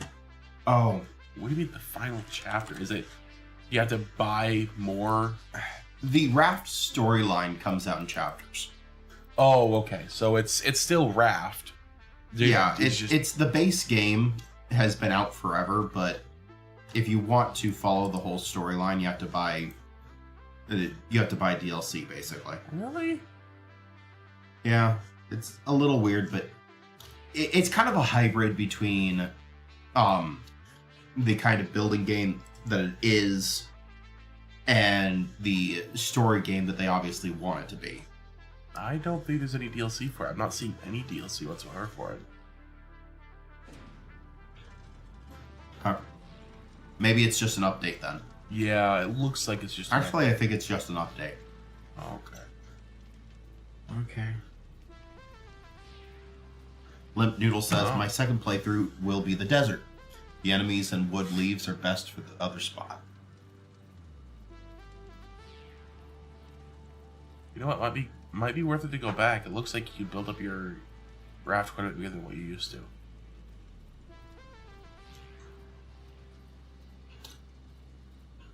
The last we played, the only thing you could do the only thing story-wise was you went and explored that one island. Found out that things went down. So that I might think have there been was just more. You think there was more? That's all Yeah. I remember ever doing. Right. Maybe I played it more recently than you did. All right, I'm back up and. So, do you have an again. answer for Mark or not? From what was the Mark answer question? How much for a full restart? I don't know what to say. I don't mind restarting there again if I. Oh, look at that! Well, Did you see that container falling? No. what I would say is that Oh. he can't necessarily demand a full restart, but he can possibly I had a train derailment up here. pay to determine your starting location when you do. Have you ever restarted the trains, Robert? You never restarted the What do trains. you? I did never. you? What do you? Well, you stopped the train so you could do the building. Yeah. You never restarted them, did you? I don't know what you're talking about. What do you mean? That wouldn't have caused a derailment, though. No, it shouldn't have. This is definitely something you did. Deny. Yeah. Let me look at this. This is 100%. Yeah, look at all this mess. This is way too much mess. I would. Robert.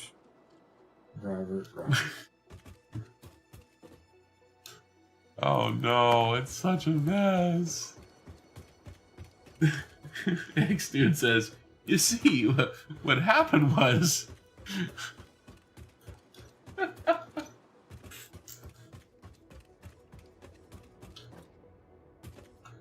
Lexi says, "I remember this. This is where you did the crash testing." We used up all our crash test dummies, so. Doc? You need to go pay attention to chat for a second.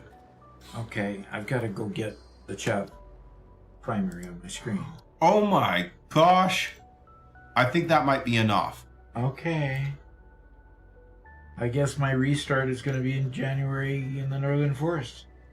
Yep. Let's do it. This is no longer a today problem, Doc. Do I get to fly if I go there right now? Well, you go there now, you're starting over, so. Yeah. That was a £50 donation. Thank you very much, Mark. We really appreciate that. Merry Christmas to me. Yeah. To the channel. £50.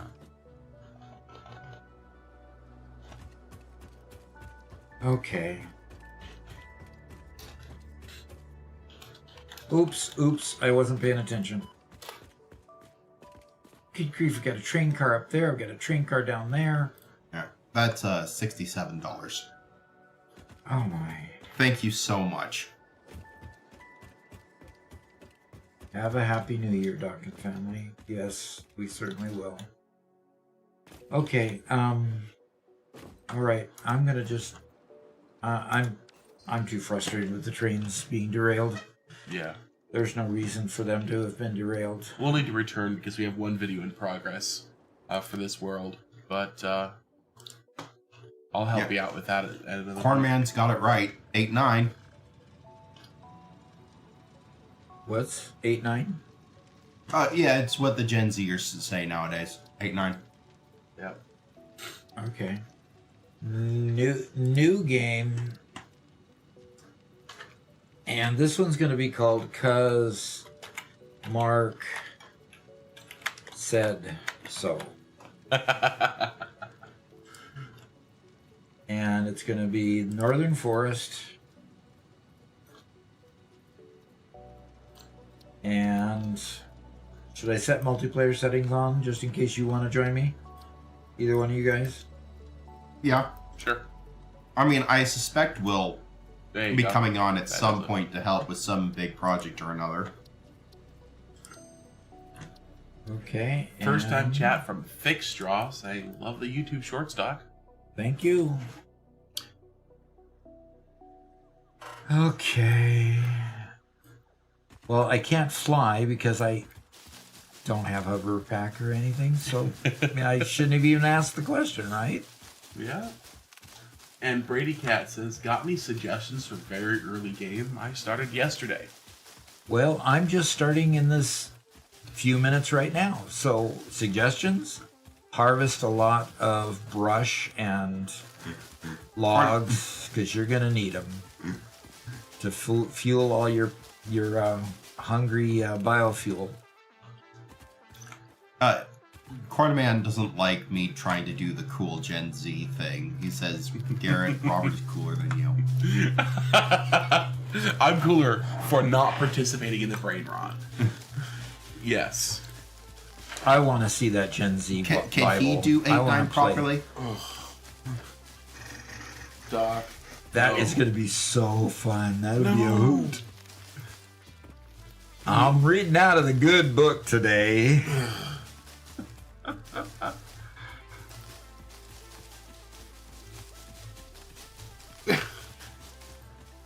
Zach says, no, not the brain rot. Okay. I did look a little bit farther, and this is... I'll read a passage if you want a good laugh. Matthew 2.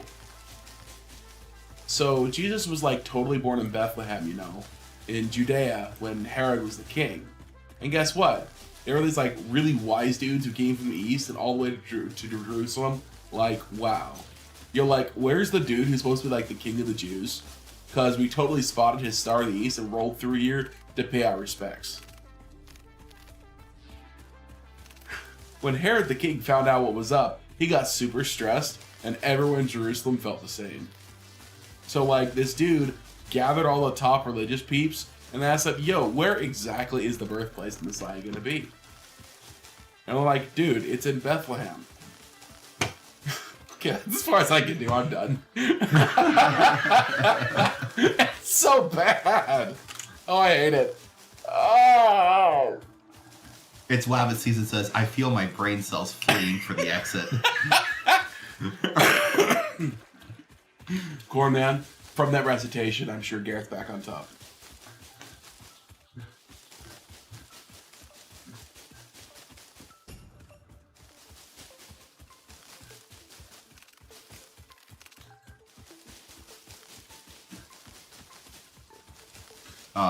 Mark says, a new start begins with everything from scratch, Doc, and good luck.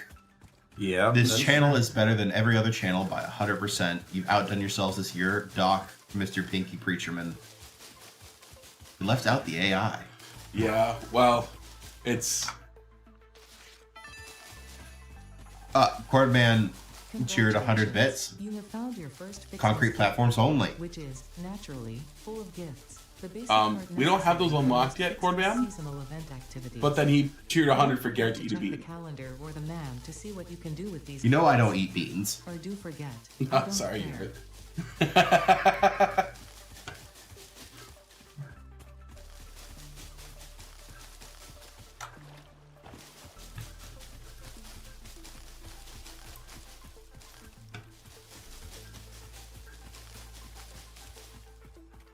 Okay, is this the flat area that I'm used to building in here in Northern Forest? Doesn't look like it. There's a nice lake. That's good. No, this is not that location. Corman says, Garrett, please.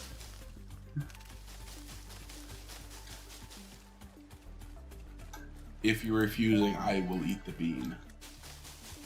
But Potential only edible if you collectors. Reminder that publicly look and smell admit alone do not provide sufficient data to determine exact risk of consumption. something. I Just don't know. because it looks like you can eat it Good does thing. not mean it won't eat you. Store this potential resource for later use. Because I am in the Christmas spirit, I will eat a single bean. Yes. Yeah, concrete only just doesn't make much sense at the moment. CPA Kevin subscribed for 7 months. Cool. Right, cool. Says, let's go. Okay, Oh. Doc. Bean me. And Here are the beans. Garrett's choosing one. No looky before you choosy. Okay, it's orange. Oh.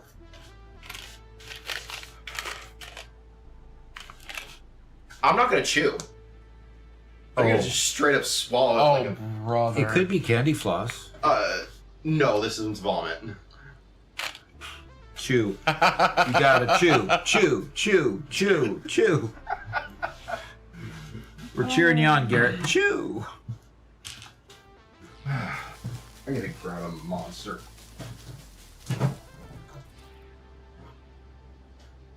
And Doc Corman wants you to walk only for 10 minutes. No running.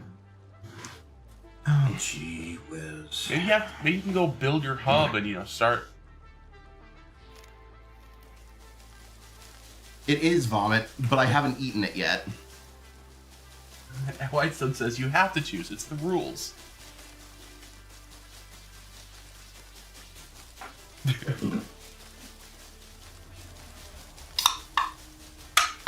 Trying to figure out where to make a hub. I'm not familiar. I'm not familiar with where I landed this time.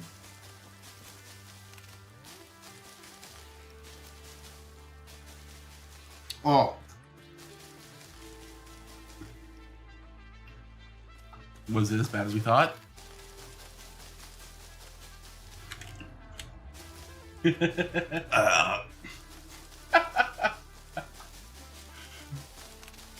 ugh.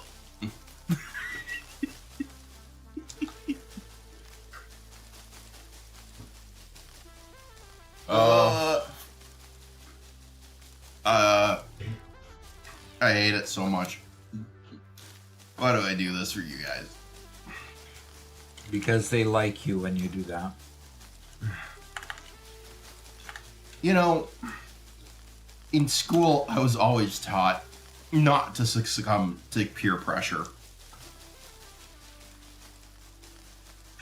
This is just part of the acting gig that you've signed up for, Garrett. It's not. And then I get a peer job where the entire job is to succumb to peer pressure.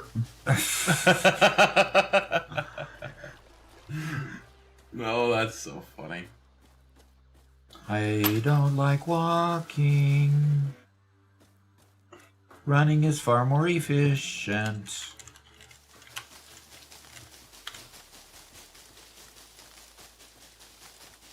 Okay, so Lexi told a joke. She did?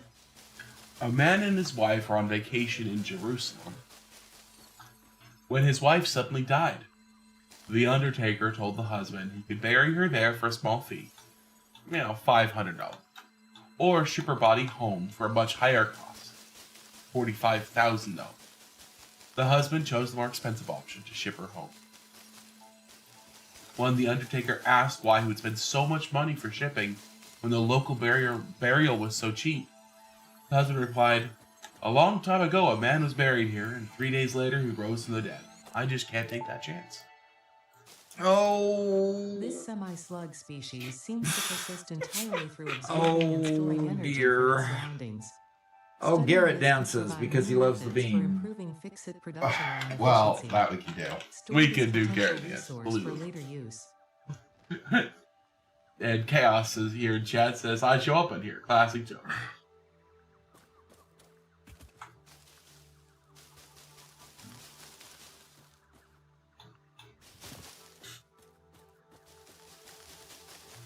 Oh, look at these berries. Marker Beach did. Look at these Oh. berries. The bush didn't show, but the berries were there. Yeah.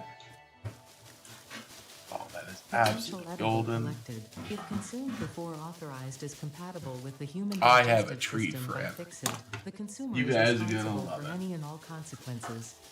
Store Oh, this really? potential resource for Yeah, later everybody's use. gonna love it. Easy to pop open DaVinci Resolve, do a little bit of polish.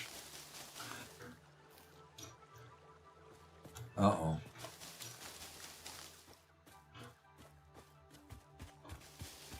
All right. Well, I have not found any other mines yet. And Chaz McBee says, "Afternoon, Doc, and all. What are we working on today?" Well, we're working on a new world. Similar to the old world that we just came from, except a lot less sophisticated. Yeah. Just did a restart just this morning, just a half hour ago. Yeah. And so far, Doc hasn't built the hub yet. No, I'm still trying to figure out. I mean, I have not come across a single mine other than this one, you know, mine here. Oh yeah, sulfur. Yeah. And I don't need a sulfur mine, thank you. That is sulfur, yeah, it is. Yeah. I'll grab some stuff out of it. This Doc non-metallic spaghetti run? multivalent There you element go. seems to be present only in a solid state and exhibits a most pungent smell. It is fortunate Fixit helmets are of such high quality. Store this potential resource for later use.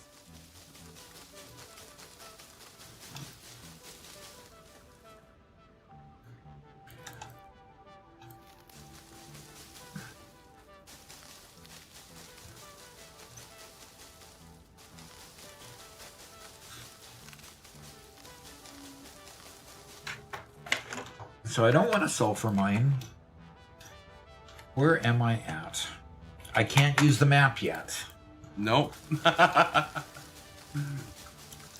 Mark. Remember, this save is just for you, because Mark said so.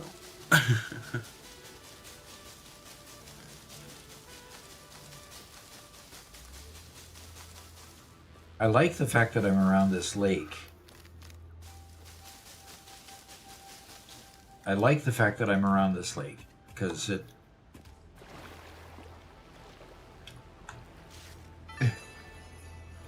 Chaos you Act know, Zero Yes, says well points at screen where map should be. Did you try going there? by going where? He's mocking the fact you don't have a map. No compass, no nothing. You got nothing. Is that a geyser that I can't use yet? A Yep. geyser. That I cannot use because...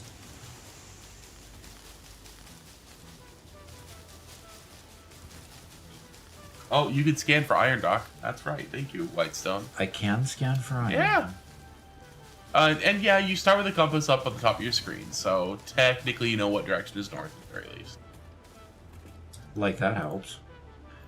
You know how confused I get in this world about where's north and south is? Yeah. Well, I mean- Lexi says northeast from here.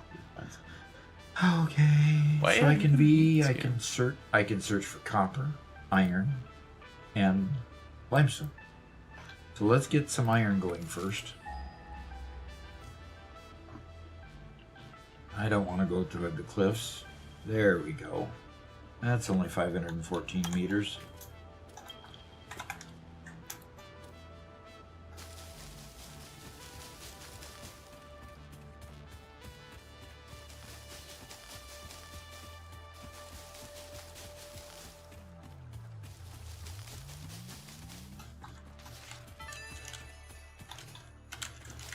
I'm sure this is useful to someone, somewhere.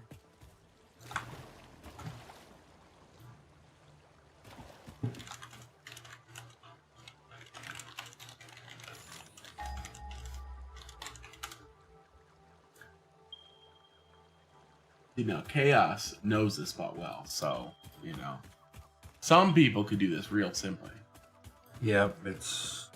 I think I recognize where I'm at here. Mark says, follow the red brick road, Doc. Don't take the yellow one. We all know what happened to Judy, so...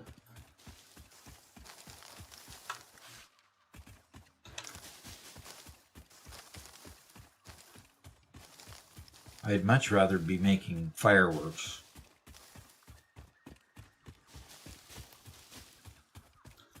Okay, so there's supposedly an iron mine up here somewhere.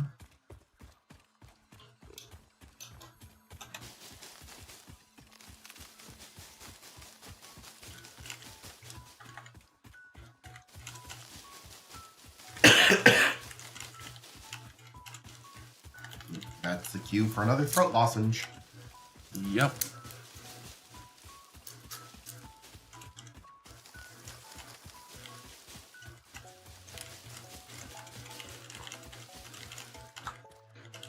Okay.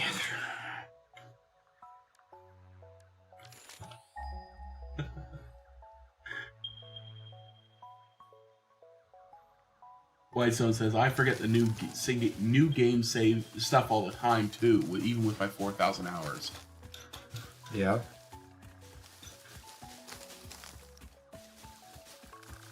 Yeah, I think going up the hill, like Mark's suggesting, there's a place next to the cliff. Yes. Good spot. You think that's a good spot? Yes, this is the perfect spot. You're flanked by iron on that little outpost thing off the coast. If you don't run away from it right now, is concrete, and then just around the corner is a bunch of copper.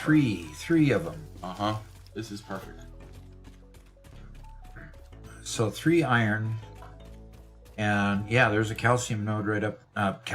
Limestone node up there, and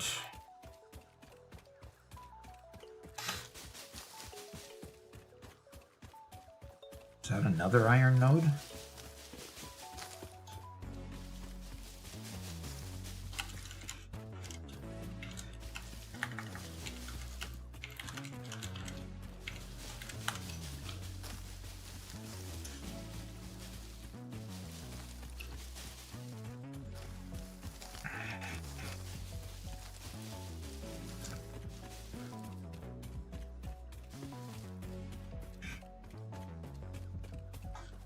Okay, I need to stretch for a sec. Okay.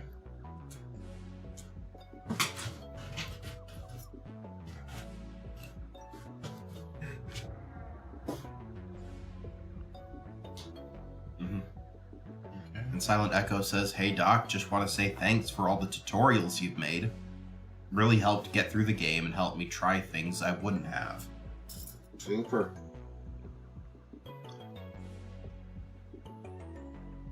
Whitestone says, "Is the quartz still nearby too, or did they move them?" Nearby to where? Where you are. Okay. Don't know yet. Quartz isn't scannable at this point. All right, but I have plenty of iron in the location, so with plenty of iron in the location, I should be able to get well started with the iron that I need.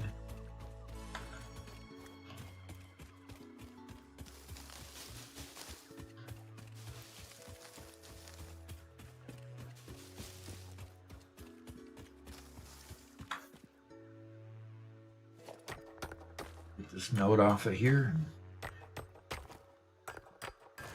Silent Echo says, "Hey Doc, just want to say thanks for all the tutorials you've made. Really helped me get through the game and helped me try things I wouldn't have." Cool. Oh, that's cool. And yeah, that's probably a good place to put the hub for now. And Tier 1 base building, they need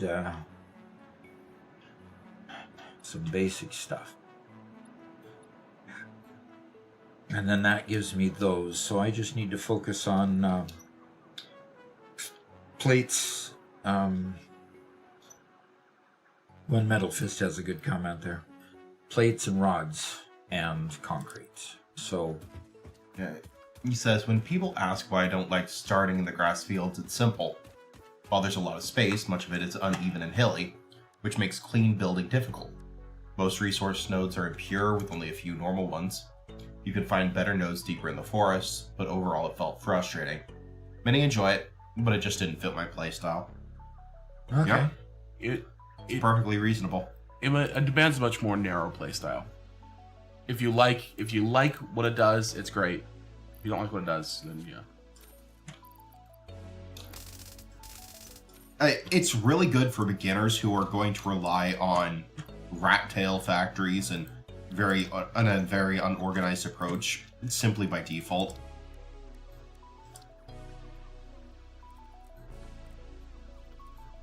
So, Well, and that's the way you start out. yep.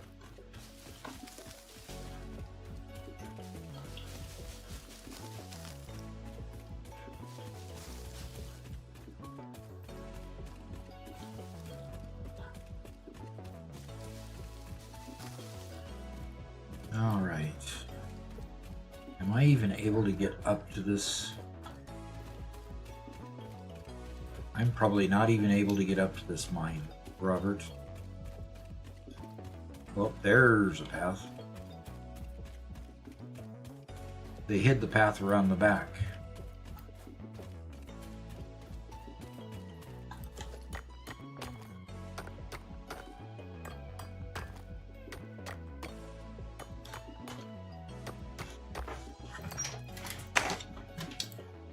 Okay.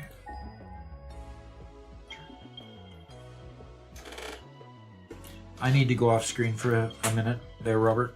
Okay. Okay. That's fine. And Acromaterial says, I like the southeast corner of the map, of the desert. It's a decent starting spot. Okay.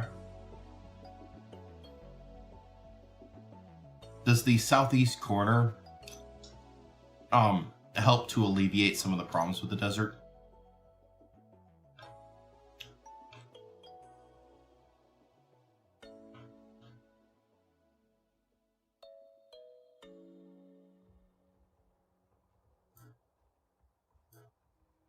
Okay. And he says, yeah. Cool. Sorry, I'm trying to finish something real quick.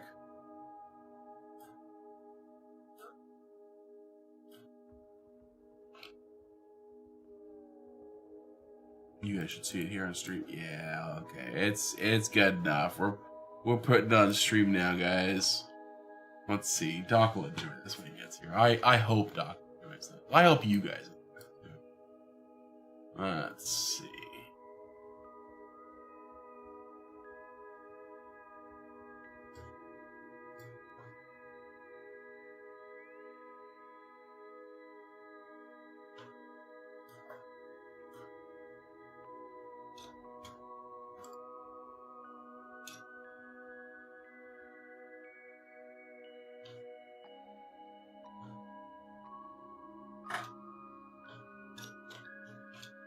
Mark probably attach says, this to Robert, it let's go eventually. hunting in the map.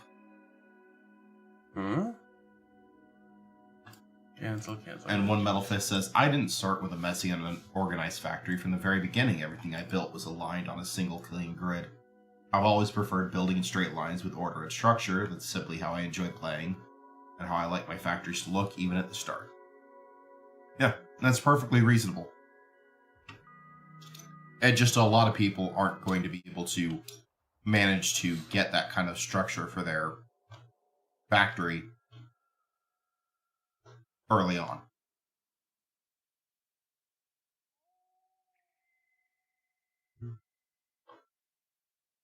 Chico says, I'm surprised that Garrett's arms aren't falling off his body with all this dancing. We actually have a second GIF, which I haven't shown. I don't have it up there anymore, where we posted that GIF and then we made it perfectly fit over him, actually during that same stream. And then Garrett started putting his arms straight out the side, and so, you know, it was kind of funny. He was disembodied with 4 arms. Okay, so this one's over here somewhere. Doing the fat guy, white guy's version of that Indian dance. Right, we're supposed to have like 6 different dancers or something. Yeah. It's like here-ish or here-ish, maybe. Maybe it's here. Let's look at it. It's got a whole bunch of these out there. I think it's this one. We'll see. Oh gosh. See, this silly little webpage is always. Hey, I got it right this time.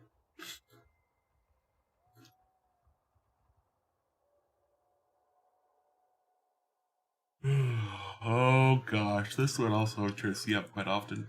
Akroma says, you sure that's not his workout?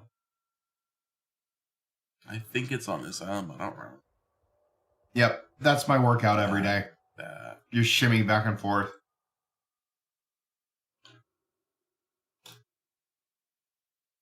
I think we're on that island. It might be up here. Yeah, there we go.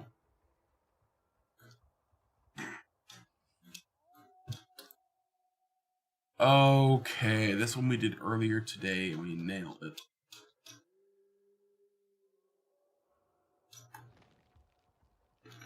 And it was right here.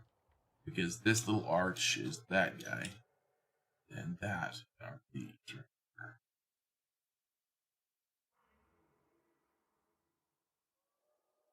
We got the first three correct. And this one's over here.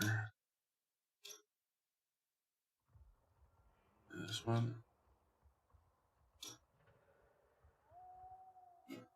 Now it's this one. And I think we're right here.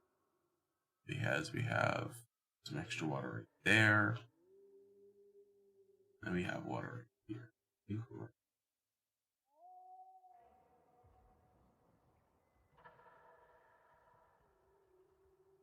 Okay, 5,000 points.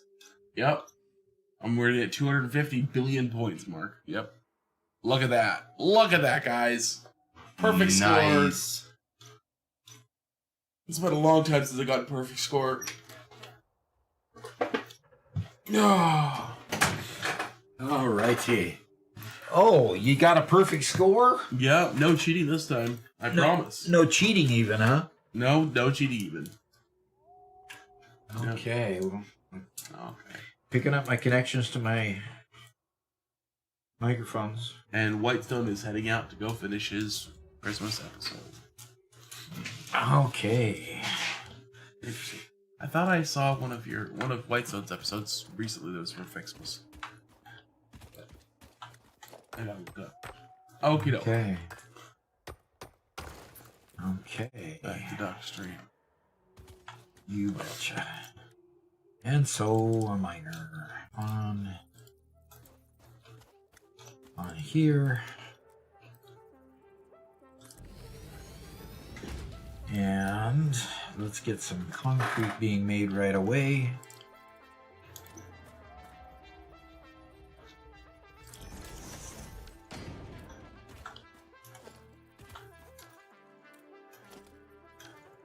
Oh, got to redo all my hotkeys so they're where I expect them to be. So let's go to logistics and conveyor. That's number 1. And power's number 2, that's fine. Don't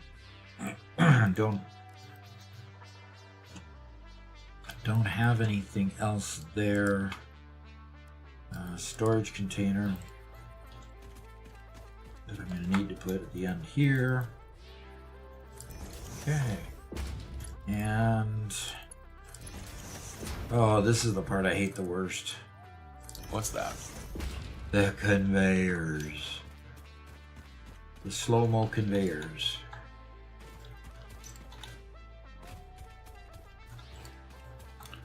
Yep. First time chat from Quietus, which says, hello, Doc and fam. Hi there. I recently got into Satisfactory, discovered y'all. I want to Good. say I'm very grateful for your content. Many thank yous. Many thank yous. Very good. Very good. Okay.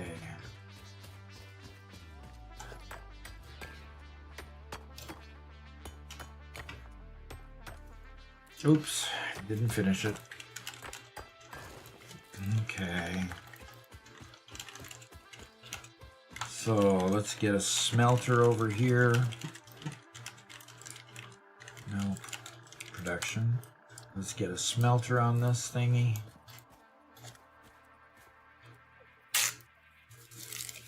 There we go. And by the way, for all you newbies, this is called a rat tail factory. And a rat tail factory exists because you still don't have the resources to really do anything else. Rat tail factory is one of those that you basically go from just one machine to the next machine, and it's kind of linear in its progression.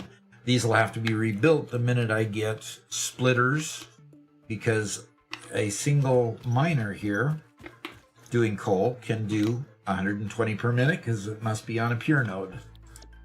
Does this say a pure node? Yep, it's on a pure node, so it can do 120. My eensy weensy little conveyor can only do 60. So the the miner already is overpowered for the conveyor that is supplying stuff to. So we're in a situation where there's the only thing you can do is rebuild these things. So, and the one thing that I can't do now, right at the moment yet, is I can't power these things up because I am not yet producing power. And I really don't want to produce power until I can produce foundations. So I would really rather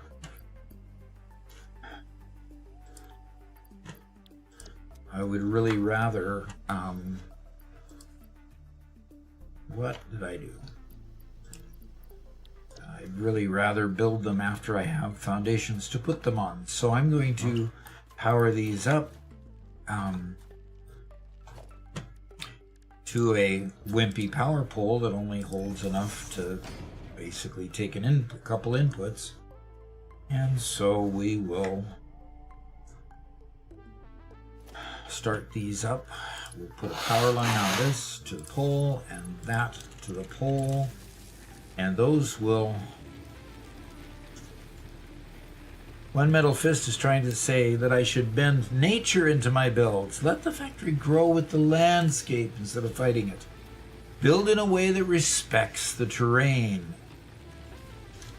where steel and concrete coexist with trees, cliffs, and open space, turning industry and nature into a single living design.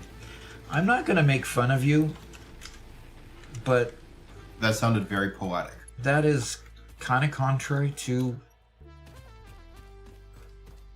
my mode of operations.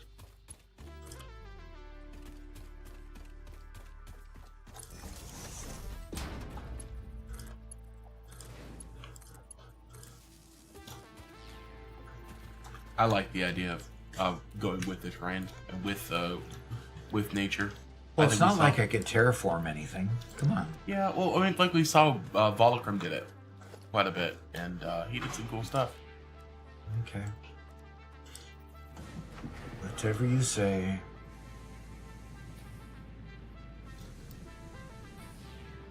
Oh, creature, move.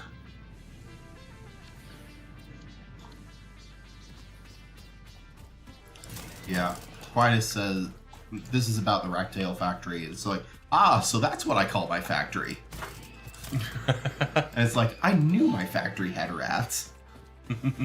Samples of new alien species acquired. Notable features are blunt teeth, suggesting it is herbivorous, and a thickly plated skull and spine, suggesting it is proficient at inflicting and receiving blunt force trauma. Preserve the remains for later study.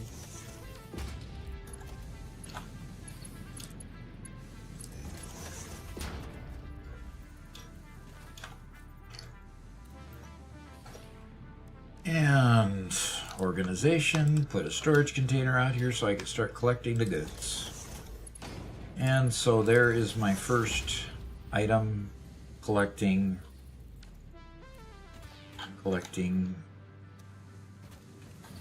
iron ingot. Mark says, "Oh, Doc, the joys of a restart. Oh yeah. I hope you'll see the light at the end of the day, unless the AI sets your time to night mode permanently. Your fireworks would look pretty at night." Yeah, he's making fun of me, isn't he? Yeah. Oh yeah. Oh yeah.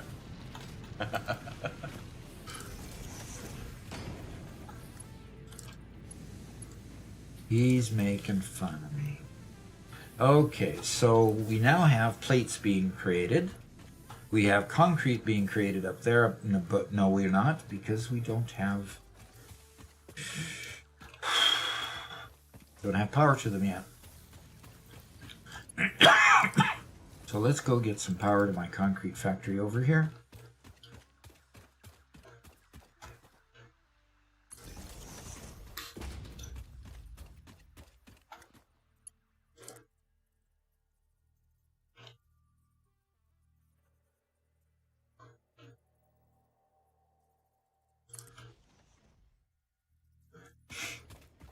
Okay. Now around the mulberry bush, the monkey chased the weasel. Mm-hmm. Yeah. The monkey, why are you chasing a weasel? It's definitely the monkey. Definitely.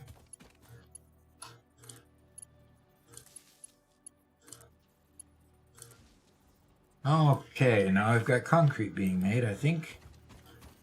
Unless I haven't told the constructor that that's what I want to make. Now let's tell it that I want to make concrete, because I'm giving it limestone. Come on, figure that out. That's one thing, I just wish the machines were a little smarter.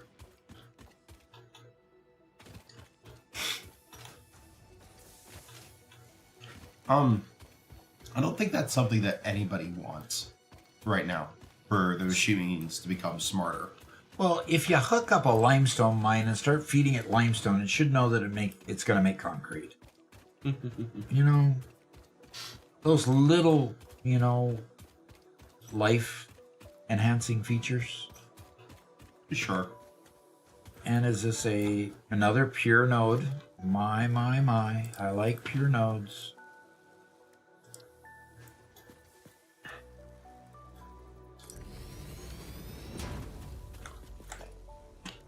And I need a smelter.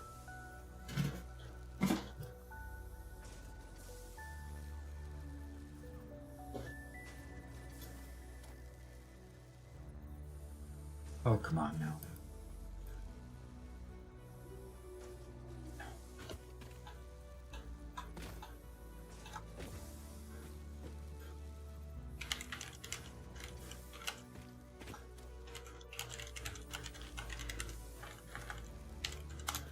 I'll bet you that's not gonna... Cornman is asking something of Robert. Robert, have you played Arc Raiders? No.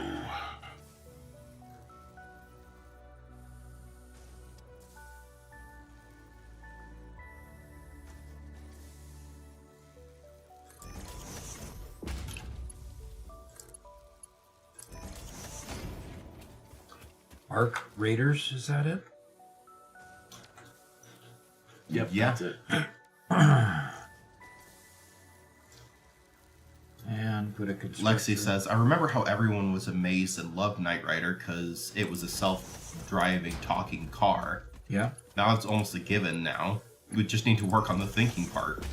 exactly. I mean, just load ChatGPT or Grok into it. And You've then got give that it a part voice. hands down. Give it a voice, of course. Right? Yeah. Yeah.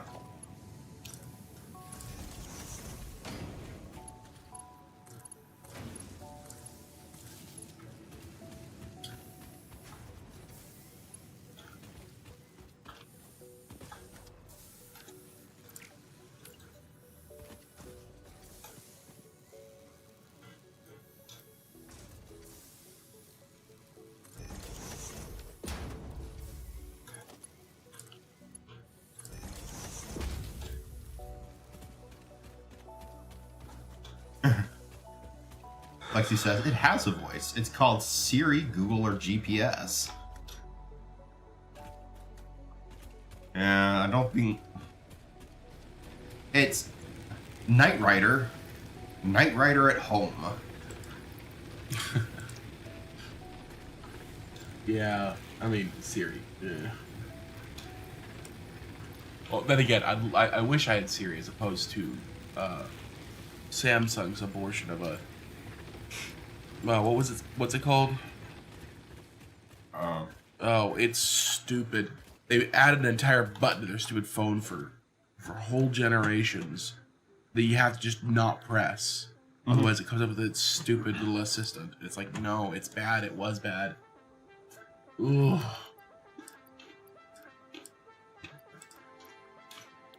Okay, this is my first over and back effort. Yep.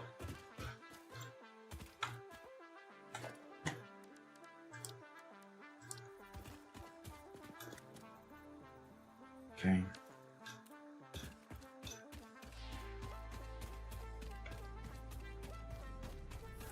Bixby, thank you, Chaz McBee. I know I had like an X or a Z or something like that. Yeah, Bixby was just terrible. Ooh. Oh, Bixby? Yeah.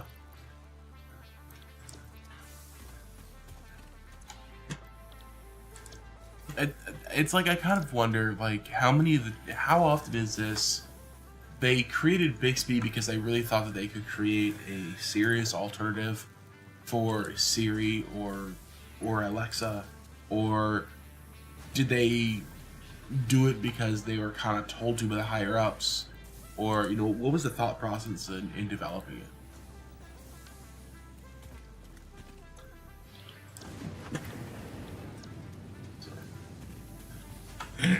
Did Bixby end up dying and going by the wayside? It got such a bad name. Yeah, they removed it from the newer phones, or at least the Bixby button went away. Thank goodness. In fact, I bought the last. I don't buy my phones new, but I like Samsung phones. I bought the newest possible model without Bixby, and I'm waiting until the model after they got rid of it to upgrade to that one. Because I've played with a couple of people's phones with a Bixby button, and training yourself to not press a certain button on your phone ever is annoying. Yep, I have the Bixby button on my phone. I hate it. Though, at this point, I just completely ignore it. Because I have trained myself to never touch it. So, what was this Bixby button that you're talking about? First off, Quietus just subscribed to the Prime. All right. Nice. I'm actually pretty sure that you have a button Oh, or whatever. for Bixby on your phone. Is there a button you never press that you can't ever see? You can only ever see out of the corner of your Well, eye. Robert, Dad's I don't got know. a fairly new phone. That's true. Maybe that was my old phone that I went before because yeah, that- Garrett, my phone's newer than yours. Mine doesn't have a Bixby button. Yeah. Yours does. So we're past Bixby. Yeah, it's the worst part is that now Bixby has no support, so the button literally does nothing. Really? Ah, Doug. Good. Well, actually, let me I've trained myself so hard not to touch it. See what it does. Nope. It still brings up Bixby. Never mind. Dang. Interesting. Quietus says, after subscribing, everything y'all have to say is too important to be interrupted by ads. Yeah. Appreciate that. Quietus did ask, Doc, you eventually gonna give RimWorld another try sometime in the future? I have over 1,000 hours of RimWorld, and I still have yet to beat the game. Well, yeah. I definitely won't put 1,000 hours into it. That's for sure. Didn't like it enough to play it that much. His house got burned down twice in one episode. In one episode, yeah. That's one good reason. One good reason.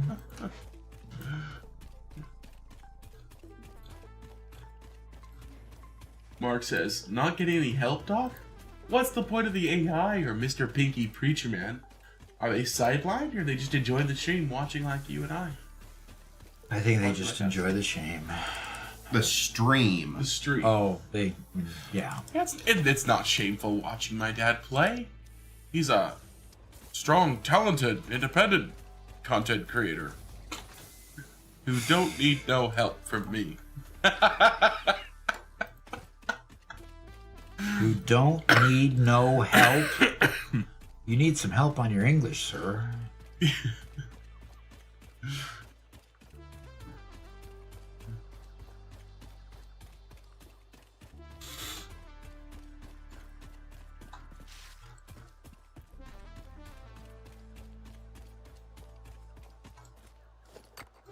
Alright, here we got copper coming. Which I'm going to need here pretty soon anyway, so... I probably don't have enough to build a miner. Oh, I still do. Okay, I didn't think I had another mini miner in my hand. Chico says, Robert, don't hurt yourself over there. Oh, we're fine.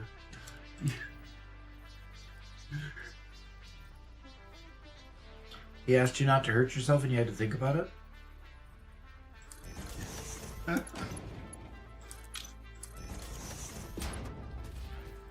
Zach asks, why is Garrett still dancing? Oh, I think they've...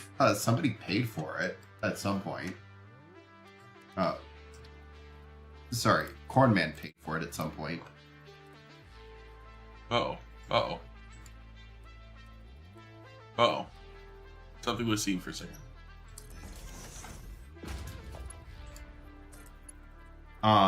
One Metal Fist says, replace Bixby with Gemini. It's much smarter and backed by Google. See, I don't want any voice assistant. At all. Garrett has become Grognard. Mm-hmm. Garrett has become what? Grognard. Okay, that doesn't make sense to me. Grognard was a French term for an old soldier who was grumpy. Okay? But it has entered common language through wargaming, and it now refers to people who learned how to play and learned whatever under an old set of rules, and they don't want to learn the new things anymore. And so, a grognard is somebody who doesn't want to adapt to anything new.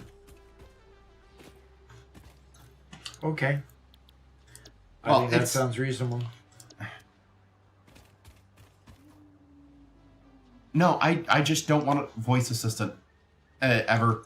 I like AI, but at least with AI, I can open it up, interact with it, and then close it again. And have that space. With a voice assistant, it's always there. It's always listening, and that's just too much for me. We're always listening.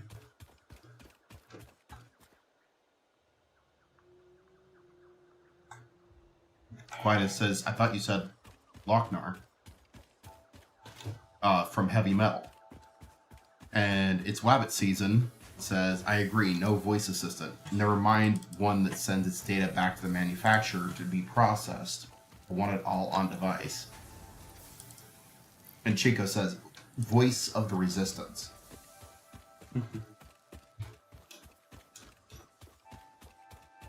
And yeah, don't get me wrong, I love computers. I love AI.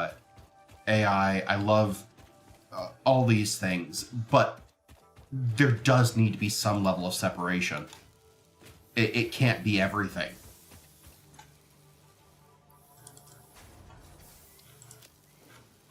Okay.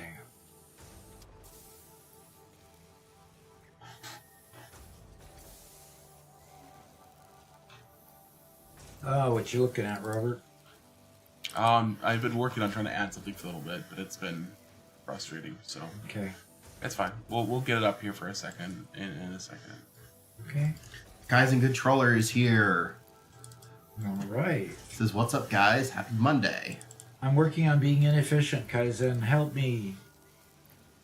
And Kaizen says, to be part of a resistance, you have to stand up for something. What we stand for is no voice activated, no voice assistance in our homes. That's what we stand for here.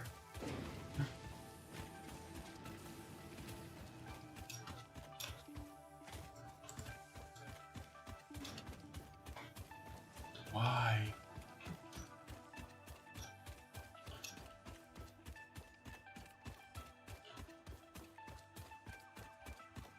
Why? What? Oh, Pinky Preacher Man. Told you I'm not doing that today. He says, you sure you don't want to? You haven't coughed in a while. Yes, because I've been constantly sucking on throat lozenges. Dosing. He's been dosing constantly. Did our...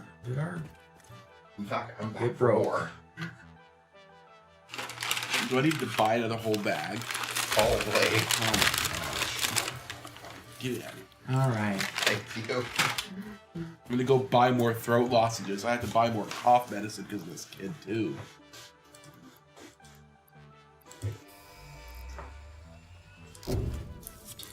All right, we can build foundations now. Milestone reached. Several new structures are now available for improving factory organization. Foundations provide a building grid, which makes it easier to manage placement of any structure.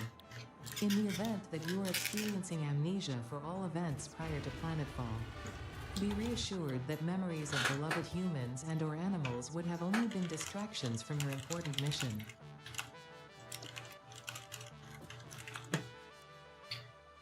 All right. So, Mark, go ahead and choose something else. Yeah, just choose something else. He's got a sore enough throat that he can't really do it. Yeah. Yes. Any restrictions or goals on this run? Yeah. Mark 1 belts. Mark 1 miners. That's the restriction. Luckily, he can unlock those.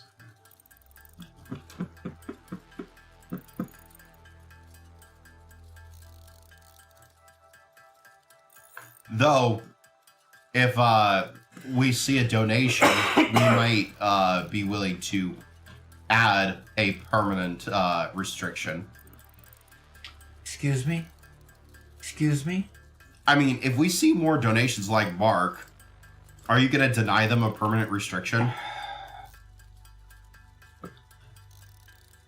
I suppose that would not be a good thing to do.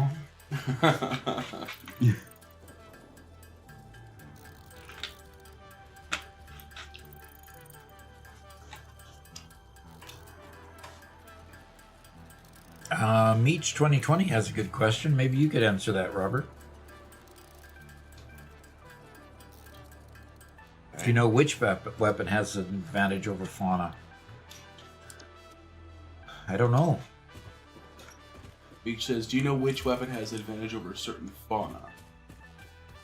Mm-hmm. So what I would... the weapons are all situational. The homing rifle is the least damage, but will make you hit more often. Zach likes the Nobelisk. To be honest, I like Explosive Rebar. I do too. Explosive Rebar is just really nice. It's low ammo count, but it's pretty high damage, and it's pretty easy to aim. And it's easy to aim, and even if they're running away from you, you can still kind of catch up to them with the gun and with the rebar gun and still nail them. Mm-hmm. Zach likes Nobelisks, but they're hard to throw very far and they have gravity, so... Exactly. They are hard to throw very far.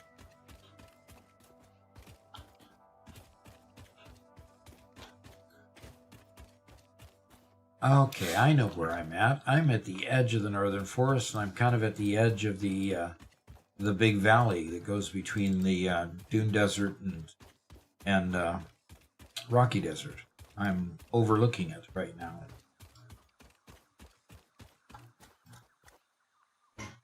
Yeah, the valley goes off to the right, and the lake is over here. Kaizen asks, when will this game give us trebuchets?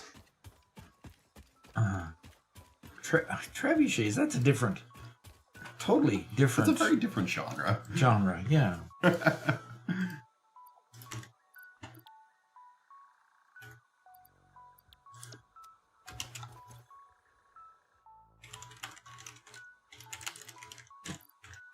Okay. Was that the reason why my power grid broke? Yeah, it was because one of them ran out of leaves.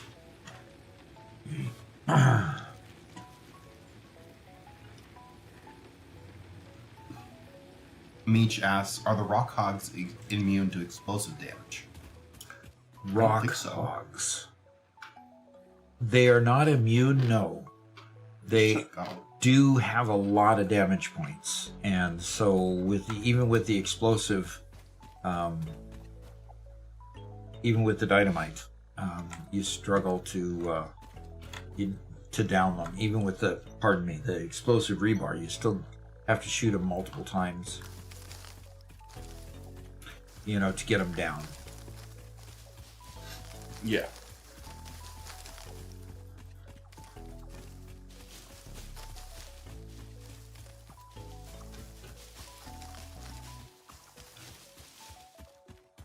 And the hogs that have the radiation are even the worst. They take a lot of hits before you get them down.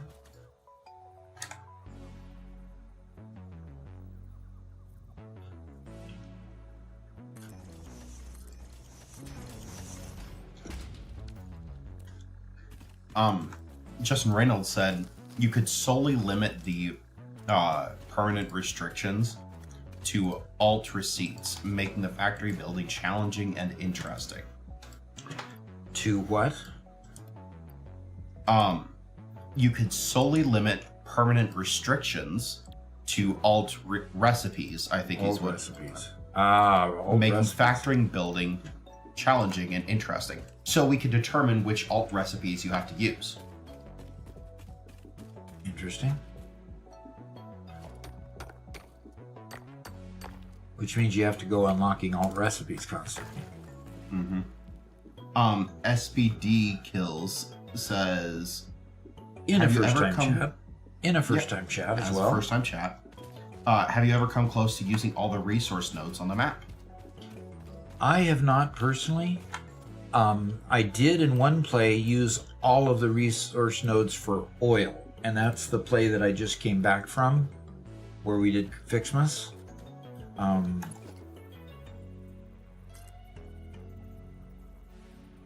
missing. And something like 80% of the ones for concrete too, right? Yeah, that's probably true.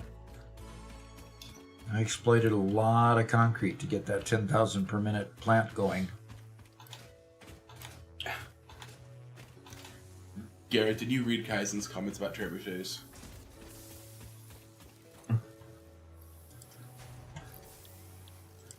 Yeah. Kaizen Controller says, I've yet to meet an engineer who doesn't get a little excited if you invite them to make a trebuchet.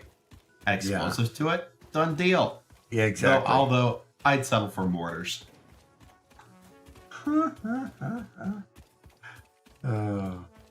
Absolutely. Let's see how far we can fling that thing before it explodes. Yeah, that's appealing. Okay. I think that all that means is that Doc is a true engineer. Yep. I'm not? Okay, so why do I have a trebuchet model sitting over here waiting to be put together? Okay? Wow. Well, this is what I'll say, Doc. Every year when we went to our little picnic with members of the church, we went there, and when the other guy brought his trebuchet, you said, "Ooh, I'll watch him." You didn't decide to build your own that was bigger and better. No, I did not. His was pretty big and good. Yeah, it was huge. And he used it to fling candy for the kids, just to give you an idea. That was tons such of kids. Yep. That was pretty.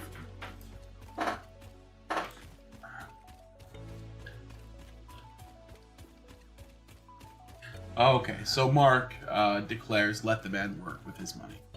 Yep. If you probably already read that, didn't you?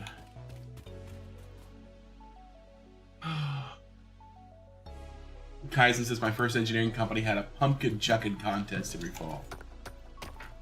Yeah. Yeah. A trebuchet pumpkin toss? That would be fun. To be honest, I like the idea of the trebuchet pumpkin chucking contest. I also want to see a potato cannon pumpkin chucking contest. I want to see both of them because both of them solve different aspects. Where you put the potato cannon in the trebuchet and then shoot it midair. So dumb. That's crazy. Kaizen's like, "Oh, how did your son get a black eye?" "Oh, he took a Tootsie Pop to the eye at terminal velocity."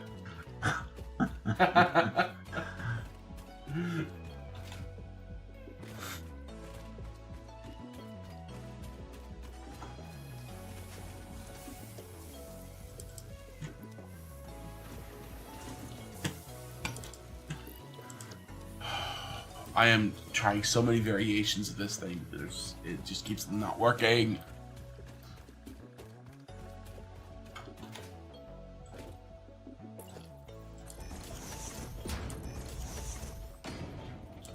Isn't a potato cannon just a t-shirt cannon? I think they operate on this. No. No, they're not the same. Potato cannons use actual accelerant to Hi. shoot potatoes. Kaizen Controller says, critical difference, one's for spuds, one's for studs. Nicely done. Nicely done.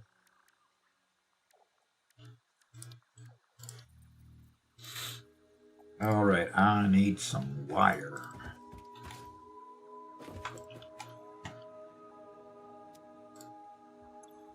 I need some.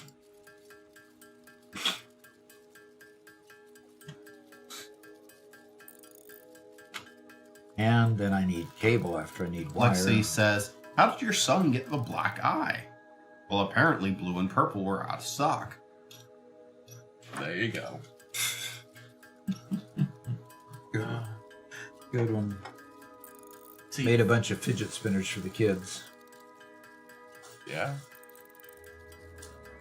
My favorite one though is the one I did with the milky clear filament.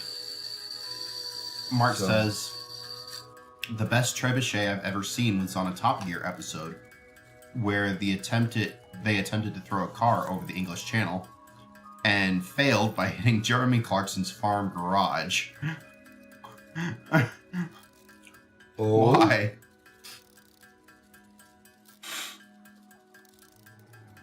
by hitting whose garage? Jeremy Clarkson's farm? He's one of the hosts of the show. Oh, so he hosted the show to heave the car over the English Channel and he lost the garage in the process. Oof. Oof. Oof. So, Doc, after you ranked all the best starting locations in the game, Theta says that this is their favorite start location. This one? Yep. Okay. And Vinkla says, "Hey Doc, I just started playing Satisfactory recently and hit tier 9. Your videos helped a ton along the way, especially the tips you share. Really appreciate the help." You're welcome. You are very welcome. And Mr. Gonads asks, "Do you do all these builds on your own?"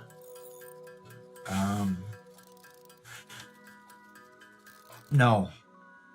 I will envision a build, but there are times when I ask Robert and Garrett to join me and help.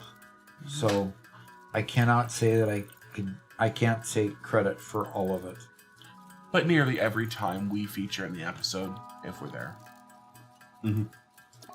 Like specifically the Christmas episode. By the way, Mark, I hope that all your questions about the summer sims were answered in the Christmas episode.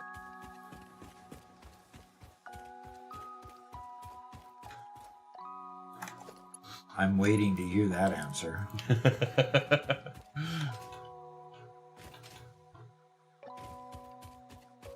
So I basically, yeah. See, I can't even get most of these because they go clear down there.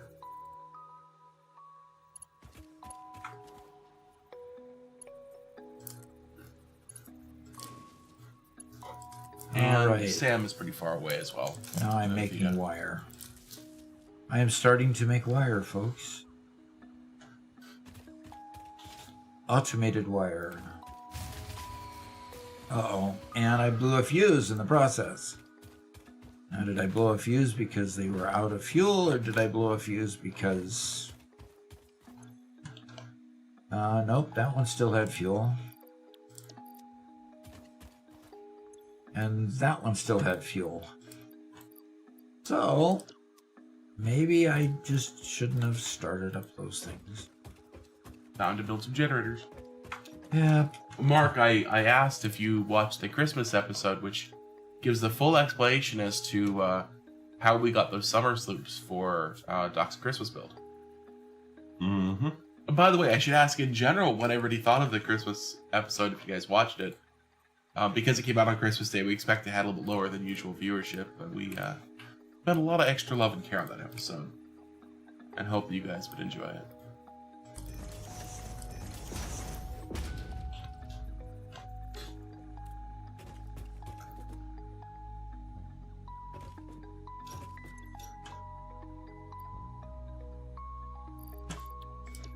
I'm gonna change scenes here real quick and check something. No, it's working. Why is that working?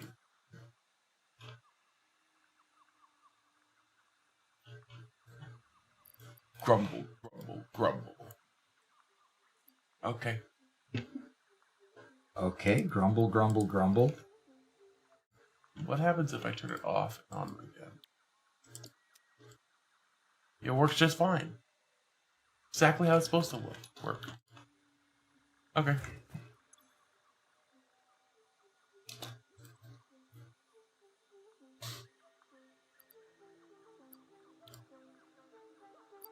Question is, I can make biomass. Okay. And I do not have splitters yet. Is there a VOD of the Christmas episode asked guys would be? I wasn't able to see the 8 Million Star Project. Most of that was done offline. The build was done offline, so all we have is the half-an-hour video called 8 Million Stars. Yeah, that's the one.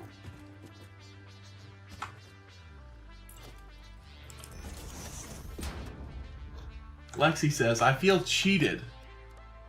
If you want to place a blueprint, you have to have the contents of the container in your inventory, so your little magic trick doesn't work.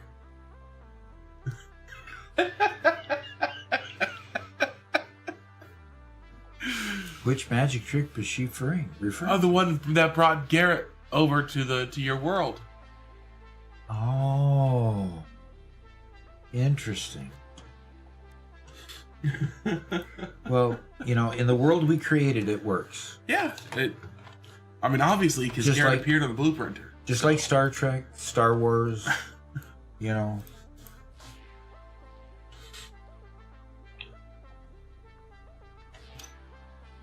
Mark says, I did.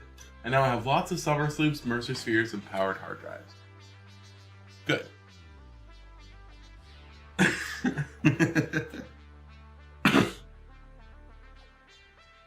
TV Online the Best says, your video about Satisfactory Modeler I find the most useful. I have almost 60 hours in the modeler and have planned out the entire rest of my game. Oh. Oof. Okay. Wow. That's cool. I am missing... What? I cannot make any more constructors because I need to make reinforced iron plate. That means I need to take the rods and make screws. I thought it was Christmas time. Like he says, I to just make got it worse, scrooged. I didn't spawn a Robert in my game. You did not Next year spawn I'll a be Robert? Grinch at Christmas. Okay. Yeah, the problem is you have to get me on the blueprint to copy the blueprint in order to then spawn. Yeah, so... the nice thing is Doc now has a blueprint of Garrett, so he can use it anytime he wants.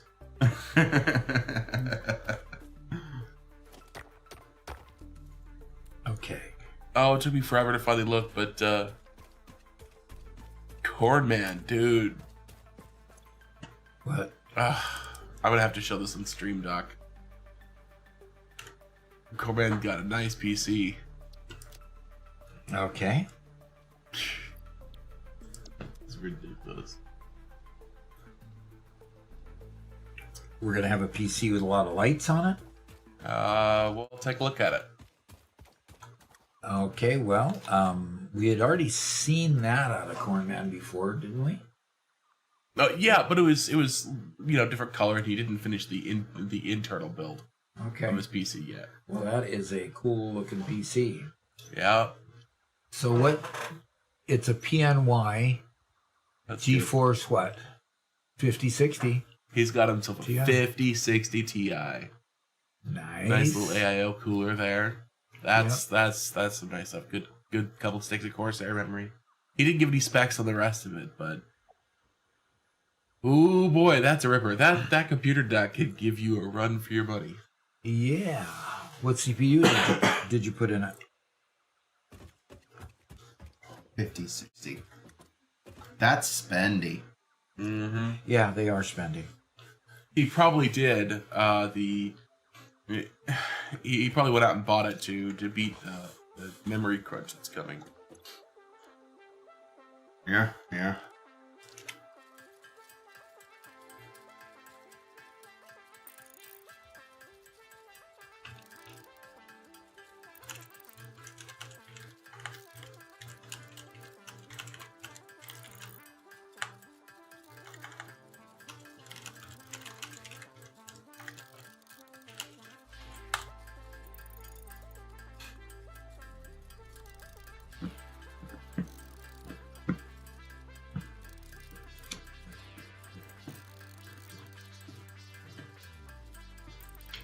Tribal Science is here, says, hi, friends.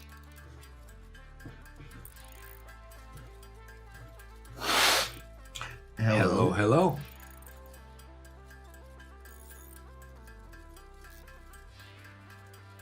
Tribal science, huh?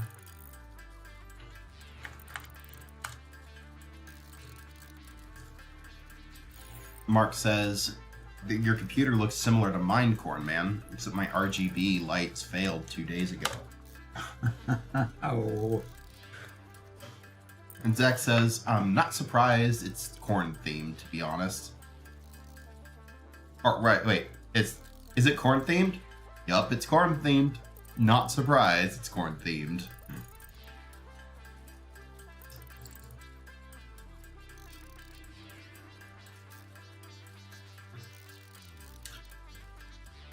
Oh, Kaizen. Oh, that's What? That's terrible. Technically, Doc has 50% of the blueprint for Garrett. Only half of it, huh? Yeah, Mama Doc is the other half. Yeah, okay. Got it.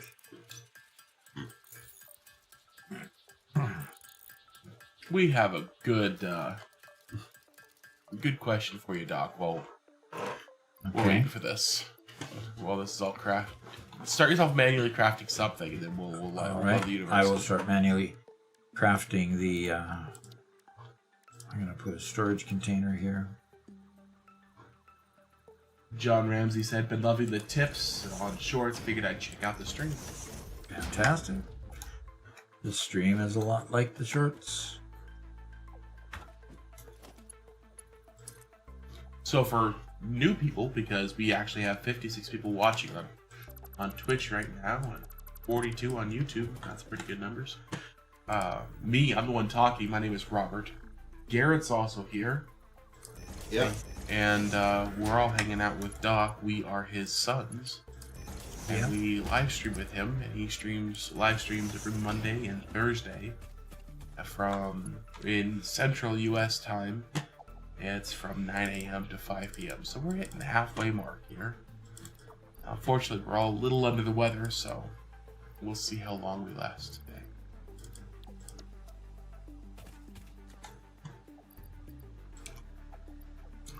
Okay. I just want to go ahead and get a power pole to these two and... Come on. Hit the right key, Rick. Just want to get a power pole to these two and way I can...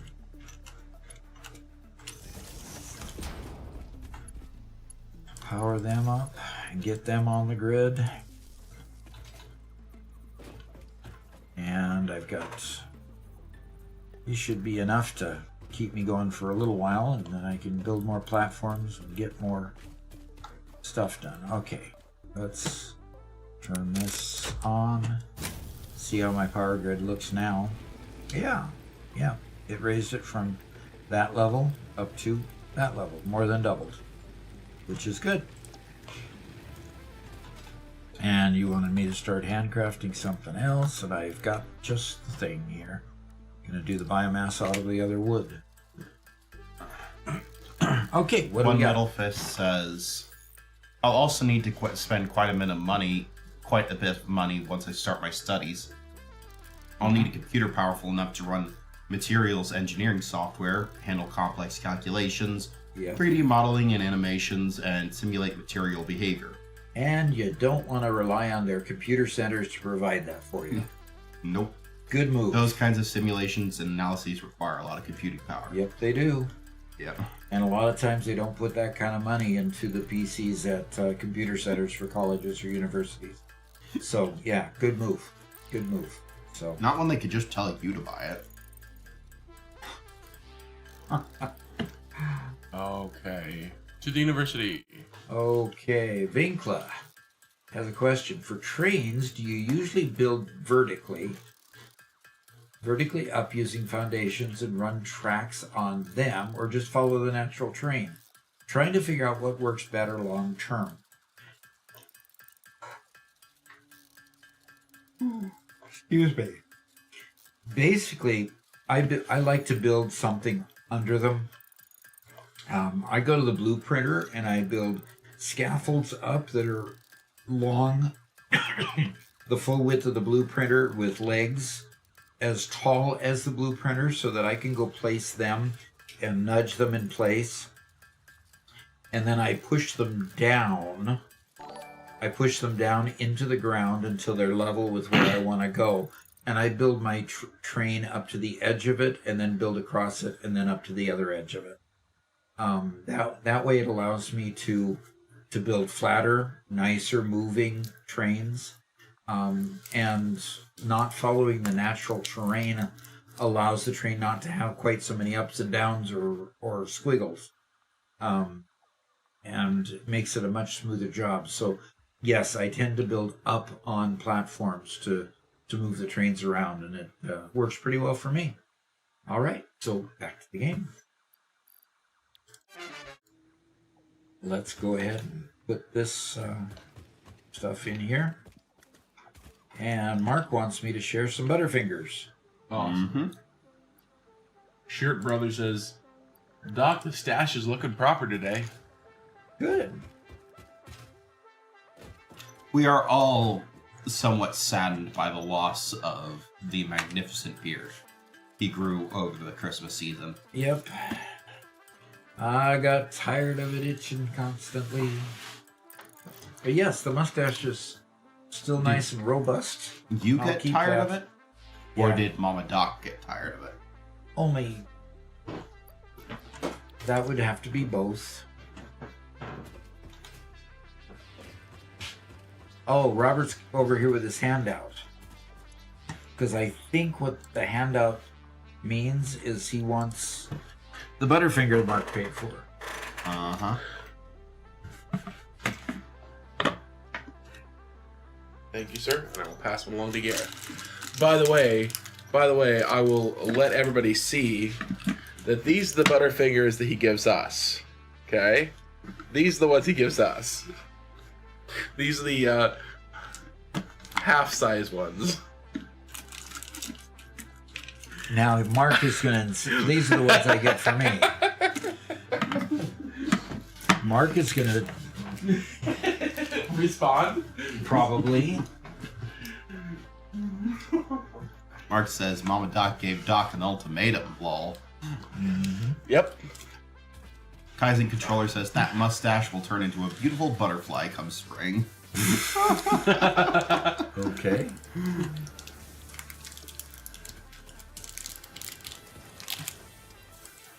Can you twitch the mustache back and forth a couple of times? Thank you. Okay.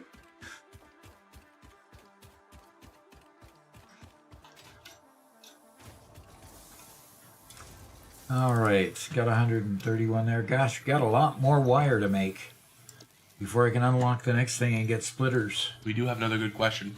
We do. Another one. Another one. Okay.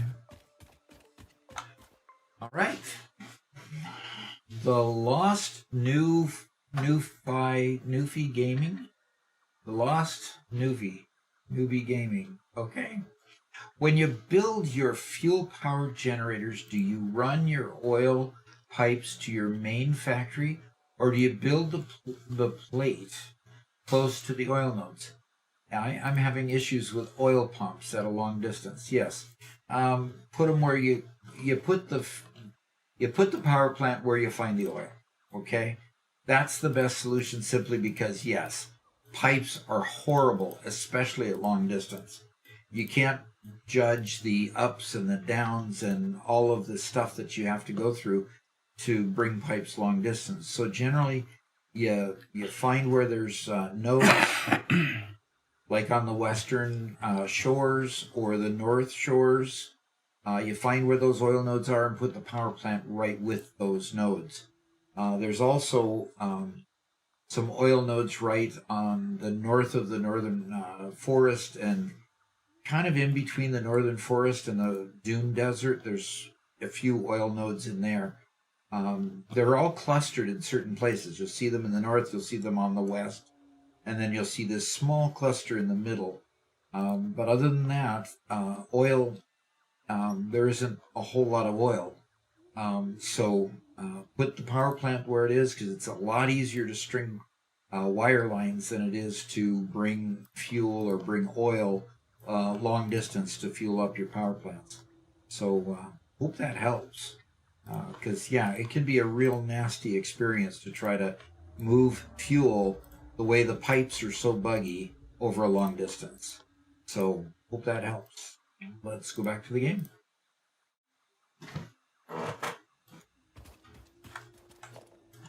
Okay, I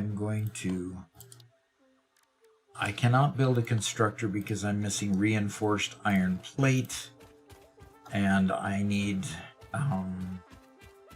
Possible Dumb says, "Hi, I love you, Gramps. I just started the game, making a router and reinforced iron plate farm."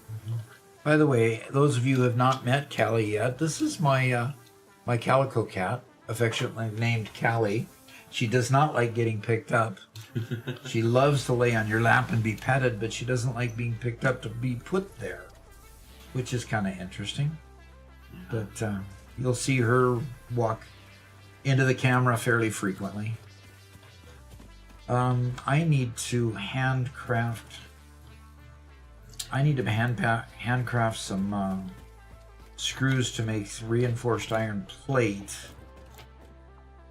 So Mark asks, are Butterfingers similar to like a Kit Kat wafer or a biscuit covered in chocolate? More... It's a neither.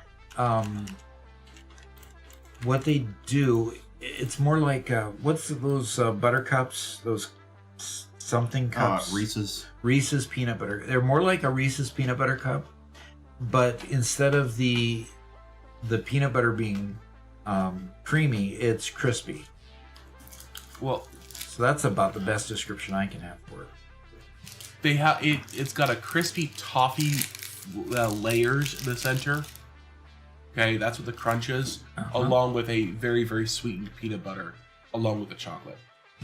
So yeah, you get a little toffee, a little bit of chocolate, a little bit of peanut butter.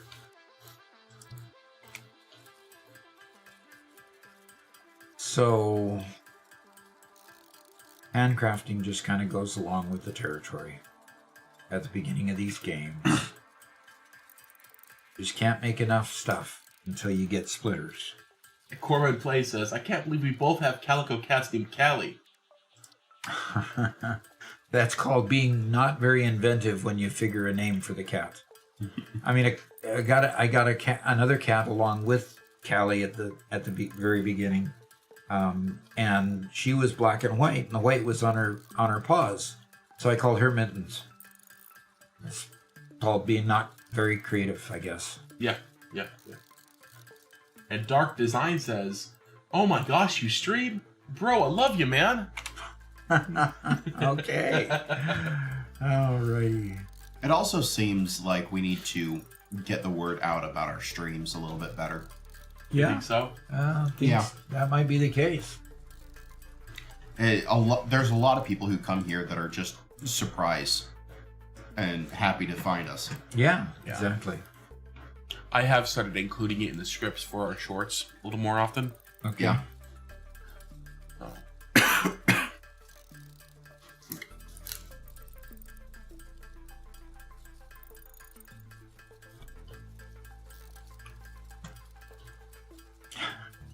Kaizen controller says the wife works at a vet clinic. Some of the names for cats are pretty, Pretty terrible. I don't know if you call them terrible, but obviously not too, they're definitely odd, I guess. Okay, so I've got plates and I've got plates and I've got screws. I should be able to make reinforced iron plate to be able to make a few more,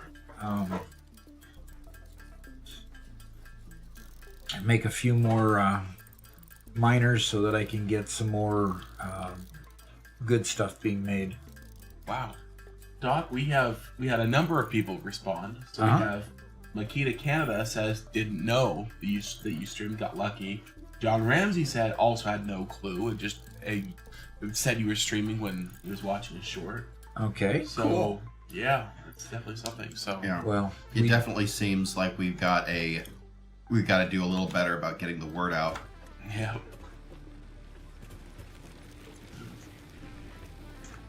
Is there a way that we can go back to our shorts and just clip it on as a extra 5-second To add blurb at to the it, end? no. We could pin a comment to each one of them. if they look at the comments for the video, for the short. Yeah. Yeah. Alrighty, I need to put a new miner on here. And I'm missing a portable miner, so let's go make some portable miners. Because I need to put a mine there and a mine here, so I need 2 more portable miners at the moment. So I'll conserve.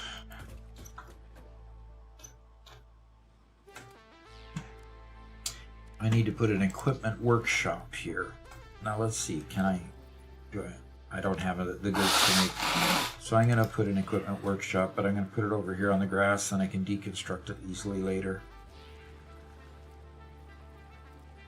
So we got a kind of a rash of questions here. First one is, what's your streaming schedule? Okay, first one, that's easy to handle. I usually stream on Mondays from 9 o'clock till 4 o'clock, 5 o'clock, pardon me, 9 o'clock to 5 o'clock on Central U.S. time. On Thursday, I go 9 o'clock to 1 o'clock Central U.S. time again. Next week, we are going to be streaming on the same Monday and Thursday, but we're going to also stream Star Rupture on Tuesday, going from 9 to whenever. Probably 9 to 1. I don't know that we'll go the whole 8 hours there unless I just really want to abuse Robert and Garrett, because they'll probably play with me. The next thing is that the week after that we're going to shift, because Total Eclipse has said that he is now going to stop streaming on Tuesdays and Thursdays. So we're going to go ahead and move our Monday stream to Tuesday, so that we can avoid his particular streams, and hopefully people will come finding another somebody to watch on his normal Tuesdays. So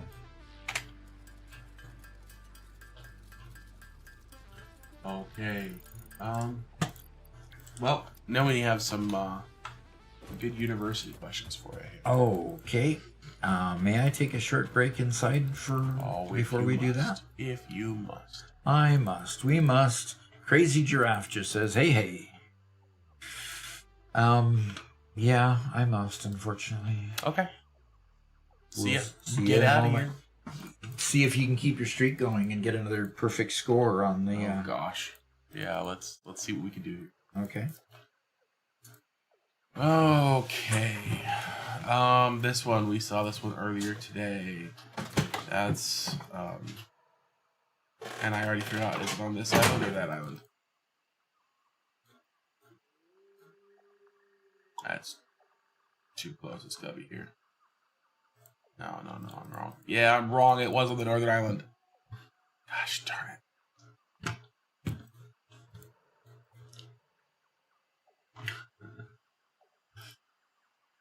This one's difficult because we're at. Oh gosh, that's a river. Even though it looks bright red. Zach says, back to work I go. I'll still be here, but I won't say anything. Yep. That's the wrong river. Thank you for coming. It's on this river. It's one of these river bends. This one has a cliff behind me. So this section is cliff behind. Kaizen Controller says one cat was named in German for craphead because when they first adopted it, it didn't have a name, and it yelled for weeks, stayed with a vet at a different clinic overnight for observation, and had the name written on the form on return, and it just stuck. Yeah, sounds about right. I think that's the right location. No, how far off was I? Really? It's over there? That means I got the perspective totally wrong and everything. Okay, fine.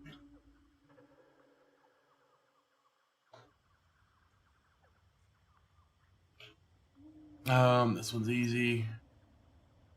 It's in this little body somewhere. On the tiny little island, is it that one? And Kaizen says the amount of crusty white dogs named Sprinkles or Peaches is also hilarious. Really? There we go. I am absolutely not surprised, because who is it that owns crusty white dogs?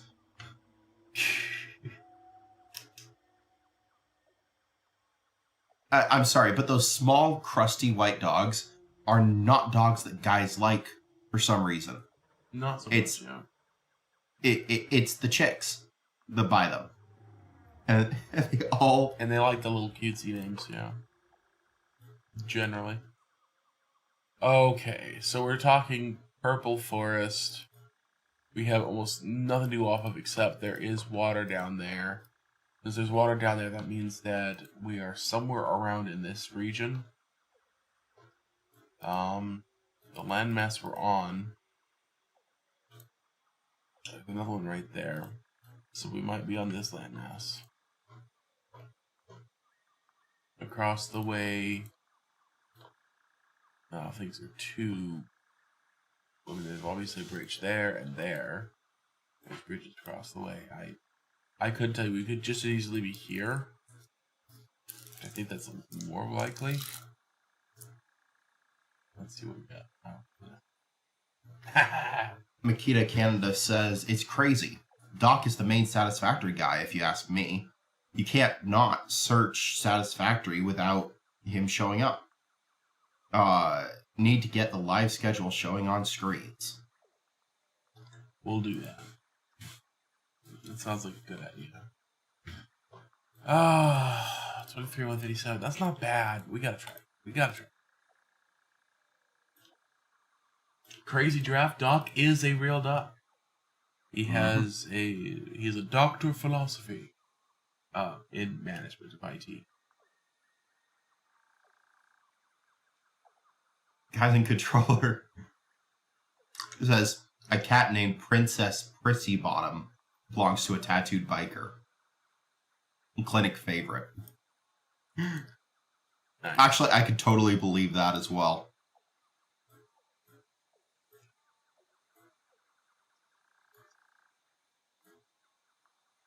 Okay, you can go out. Get out of here.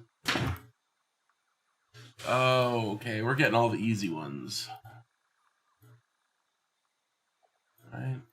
This one goes. Why do I always doubt myself? John Ramsey says, true, he hit my algorithm after I looked up a hypercannon build.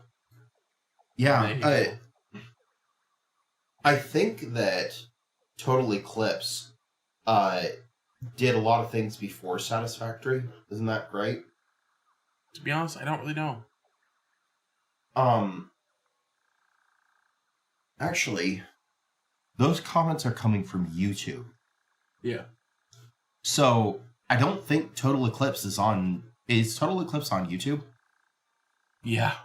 Okay. Then that's not... I thought he was just a streamer. No, he's definitely a YouTuber. Hi there.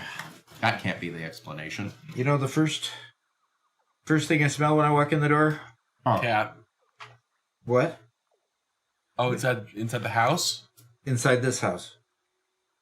Inside the studio. A cat. What? No. Lozenges. Oh. Yeah.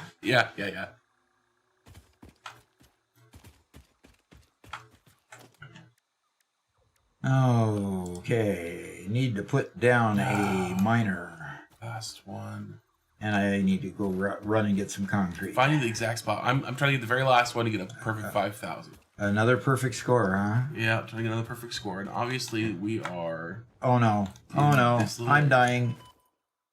Well, don't die yet. The camera's not on you. Crazy Controller says that the cat named Princess Prissy Bottom Not worth the effort.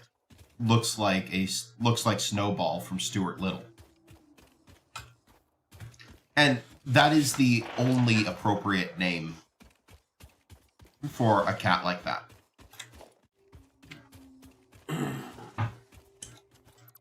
Princess Prissy Bob.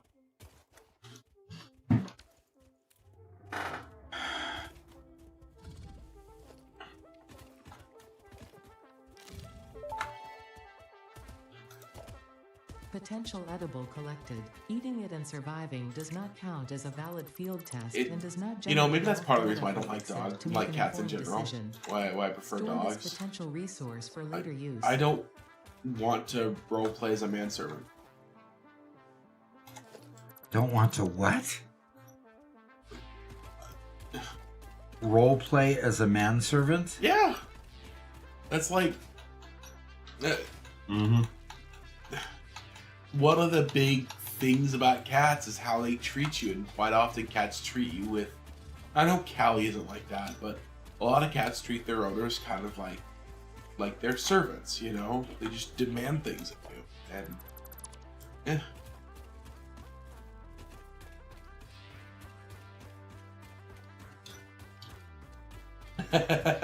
Quietus says, I met a pair of dogs named Sandwich and Hosehead. What? Sandwich and hose head. Yeah. I love how they don't relate to each other at all. They're totally both random names. Samples of unknown aliens. And Isaac said, I actually found Doc It's because unclear of where on the flora Totally or fauna Cliffs. spectrum it lies. Cool. Initial data suggests Nice. this might be a nest or an egg. Preserve the remains for later study. Okay, Doc, you ready for that question? I guess. I've got to figure out how in the world I'm going to get back up on that cliff. You're going the right way. Just keep I going am. to your right. Okay. Keep going. No, keep going to your right. Keep going. Yeah, and fall off. Yes, off of this little ledge.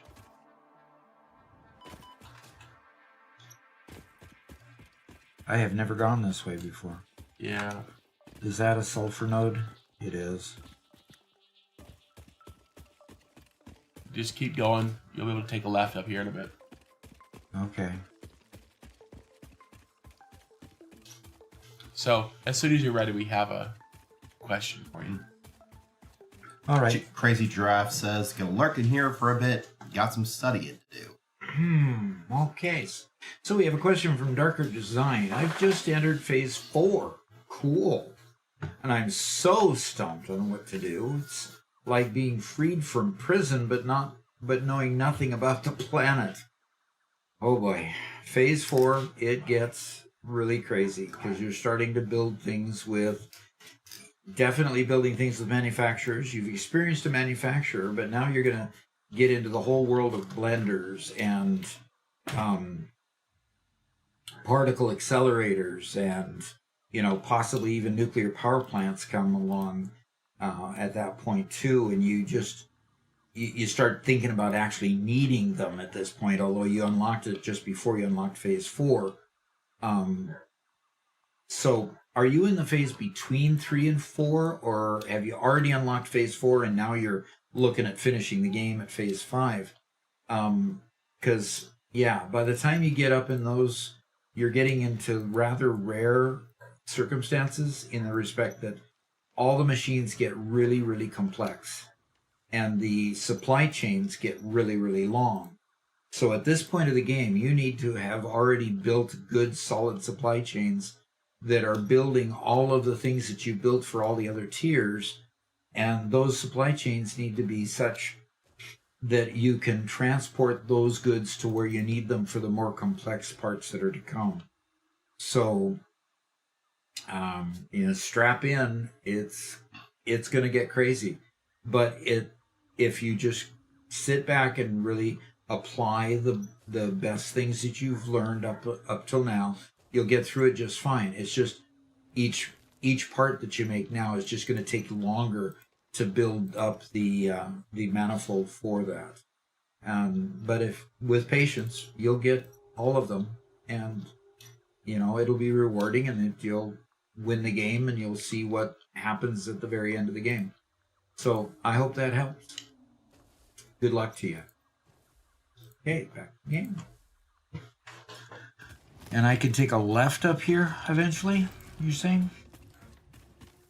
Robert slipped out so he could go get lunch. Well, leave me hanging. Man.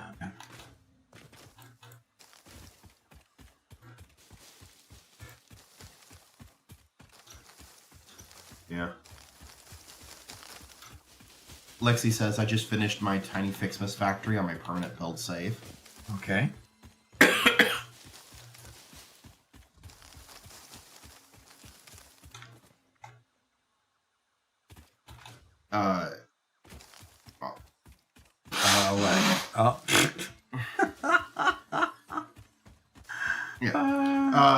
Makita Canada says, not sure who Total X is, Total but X I found Doc by looking up why my factories were not running smooth, and he explained prime numbers, belt splitting, and merging. Yep. I deleted everything and started fresh. Oh, cool. I deleted everything. Yeah, okay. Didn't mean to cause you a bunch of rework, but,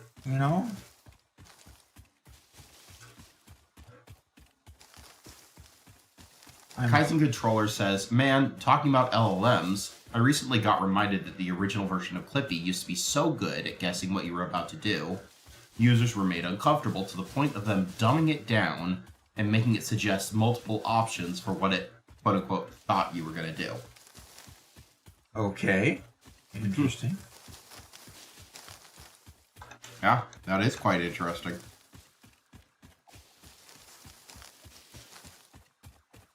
I found me. Robert was right.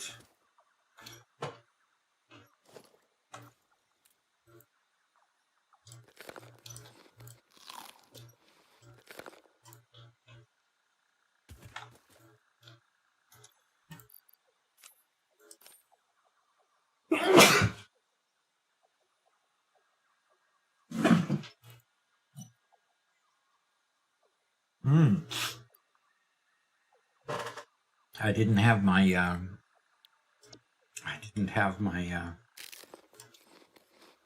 mute button close by. Yeah.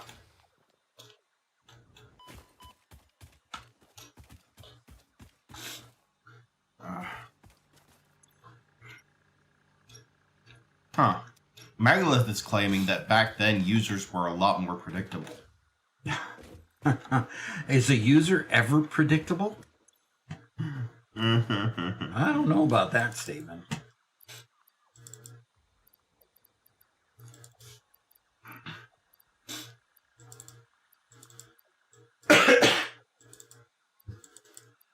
But even if users were a lot more predictable then, we had a lot less tools to predict what users would do. Okay. So just declaring that they're predictable doesn't mean much.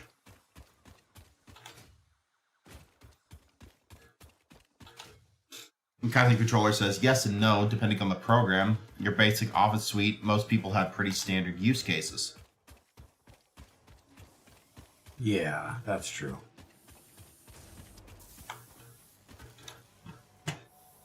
All I know is my users came up with the weirdest way to use my software.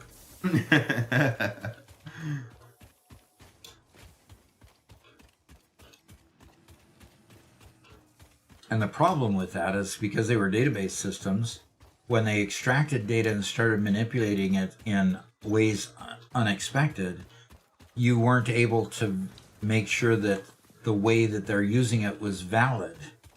So you couldn't validate their conclusions at all.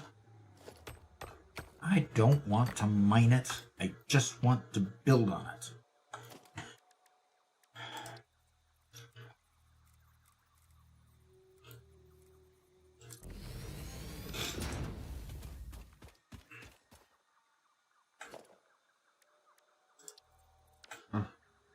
Odalus says, I'm going to play Subnautica. Cool. That sounds like fun.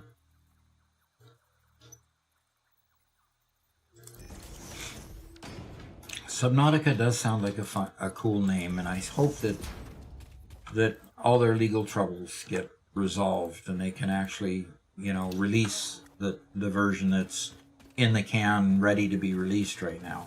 Subnautica having legal problems? Having what problems? Legal problems? From what I understand, Robert knows the story better than I do, but yeah, that they were bought out by a Chinese company, and in being bought out by the Chinese company's management basically let go of everybody and delayed the release.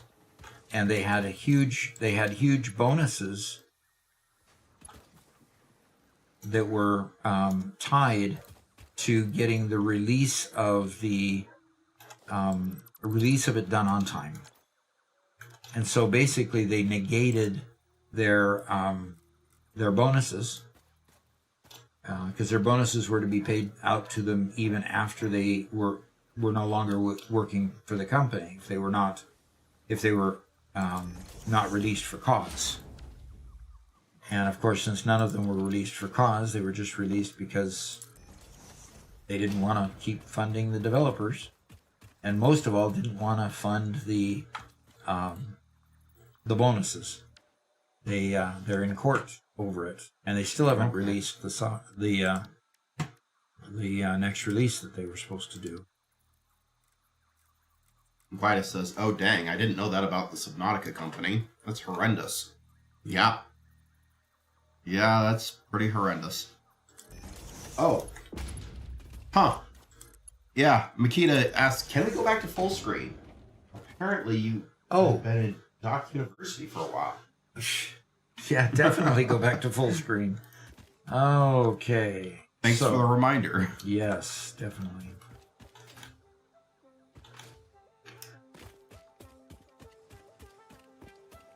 Okay, I need a pole that still has at least one connection left on it. That's another thing about starting over again, is you get these wimpy Mark I power poles. Yeah. John Ramsey says, that sucks. Subnautica is one of my favorite games. Yeah, exactly. It's really cool. I think that if Subnautica had some Satisfactory vibes to it, it would be an even better game. But it's pretty cool as it is. And this one's going to make iron ingots. And this one's going to make rods. And the rods are going to get stored because I'm going to immediately turn around and make... Yeah, Kaizen says, when the executives are judged by their most recent 90 days of performance, with a tenure of 5 years for C levels, why would they care about how their decisions affect the company 10 years from now? Exactly. And they don't. They don't. And that's the usual MBA fault. They don't teach you in MBA school to watch out for the bottom line over time. They teach you to watch out for the bottom line and optimize for the here and now. Well, I think that even the MBA is just adapting to the way that the market is today. I think that the big issue is that the people who own the company aren't leading the company anymore. Well, yeah, when you get a lot of venture capitalists and so forth. Yes. Yeah. It's owners, especially people who either built the company or have inherited the company from somebody who was passionate. They tend to care about the long term more because they or their parents or a loved one put in significant effort to build it up, and they don't want to see it just milked for cash. Yeah. Then don't sell it. Yeah, but I mean, selling it is such a huge temptation. Yeah, it is. I rocked my power by attaching a new device. So I gotta put another burner out here. One Metal Fist says, I just got... Or, I already read that. Okay. I think I already read that. Makita says, could you imagine Subnautica with Satisfactory? Add a bit of No Man's Sky planetary travel and you'd have the perfect game. That actually does sound pretty close to a perfect game.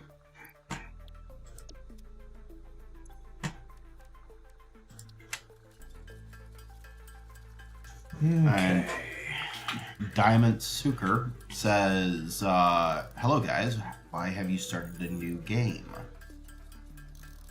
Because Mark told me so. That's what the name of the game is. He gave us a very generous donation. Because Mark said so. And asked us to start a new game. Yeah. Very generous. Mm-hmm.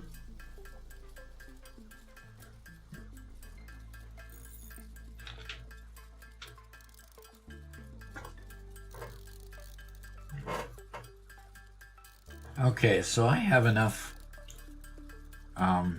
Do I have enough? I don't have enough wire in my bags yet. And don't have enough rods. Guys, a good troller says, that sounds like how you get intergalactic leviathans chasing you through the void.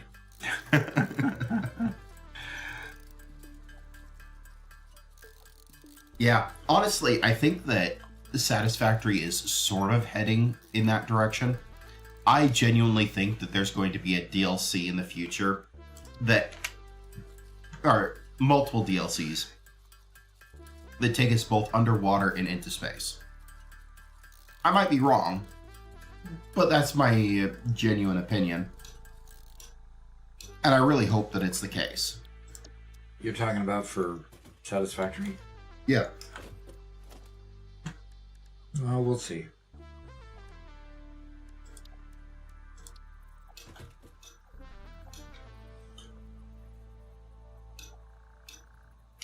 Diamond Suker says, I'm here to learn English. I am a German. Cool. Well, welcome. I hope our getting over our colds won't deter you. Yeah.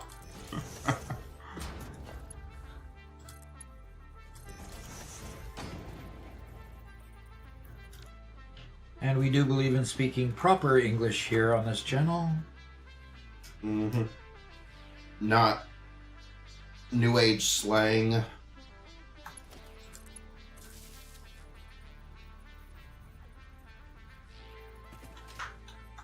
Where's this one getting?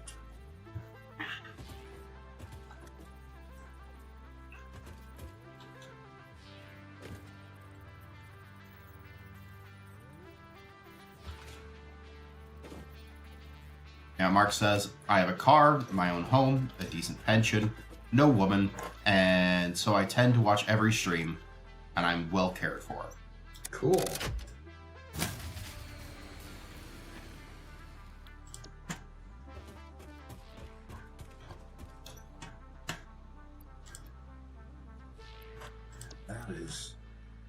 That is a good feeling when you're well cared for. You don't have to worry about things.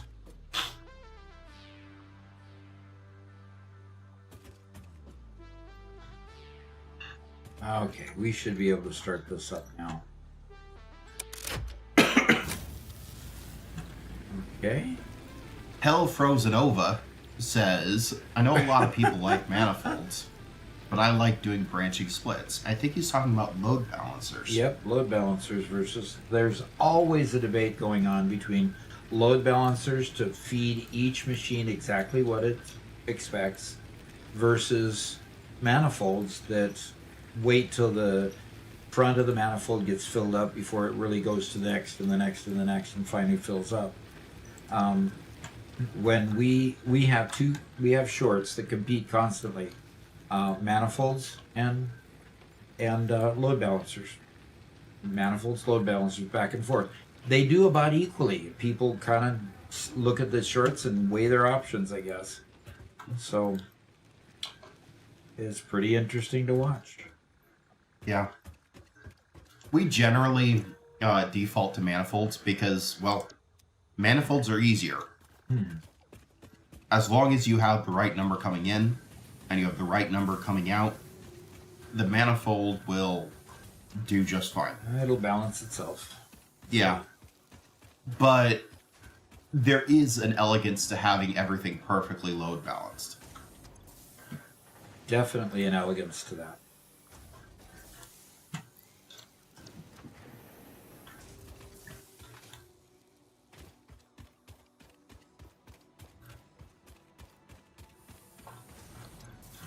Okay, no rods there. Using all the rods to make screws. Okay, so I've got rods over here. Nope. Rods over there. Wrong key. Kaizen says, manifolds and load balancers really just depends on your philosophy. Yep. Are you looking for consistent performance or a minimum service level?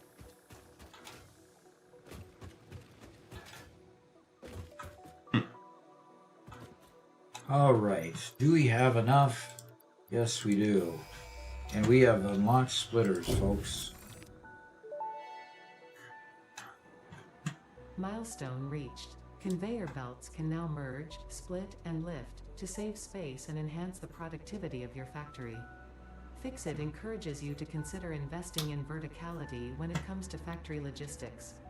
If you feel stressed by this complexity, imagine yourself on the shore of a vast and calm ocean. Breathe in, visualize all the people relying on you. The sea is made of billions of faces, each staring at you with hope and tears in their eyes. Breathe out, feel refreshed and focused on your duties.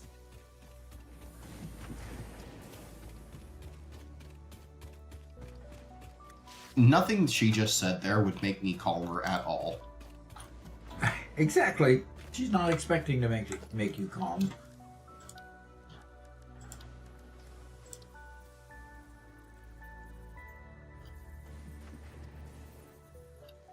Hazroy asks, any videos where Doc has talked about his engineering past?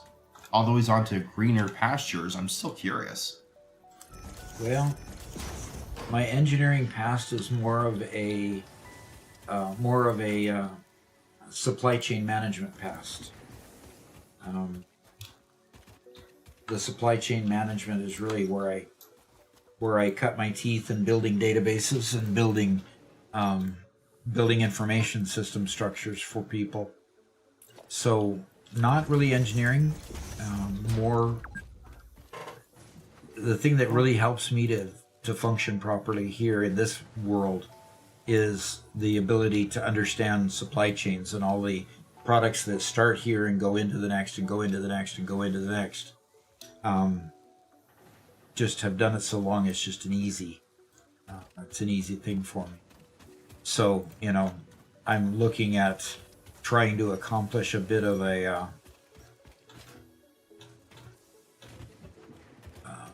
supply chain here where I've got to create, I'm going to get to the point where I need to have reinforced iron plates.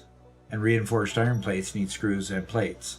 So I'll create some more that makes plates and more that makes screws, which means I need rods and I need ingots by the boatload.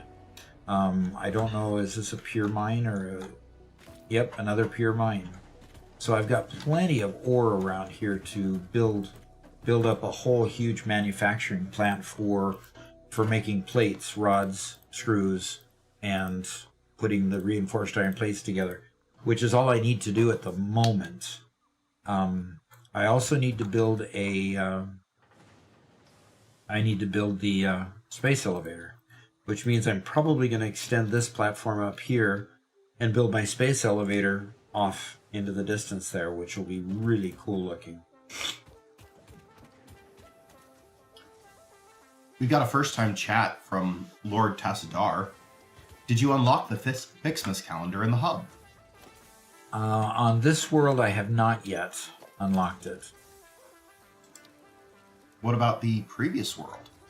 Oh, the previous world, yeah. Yeah, we unlocked it all the way through Christmas. Cool. Yep. Okay, I need to put... Oh, there's where I do it. Okay.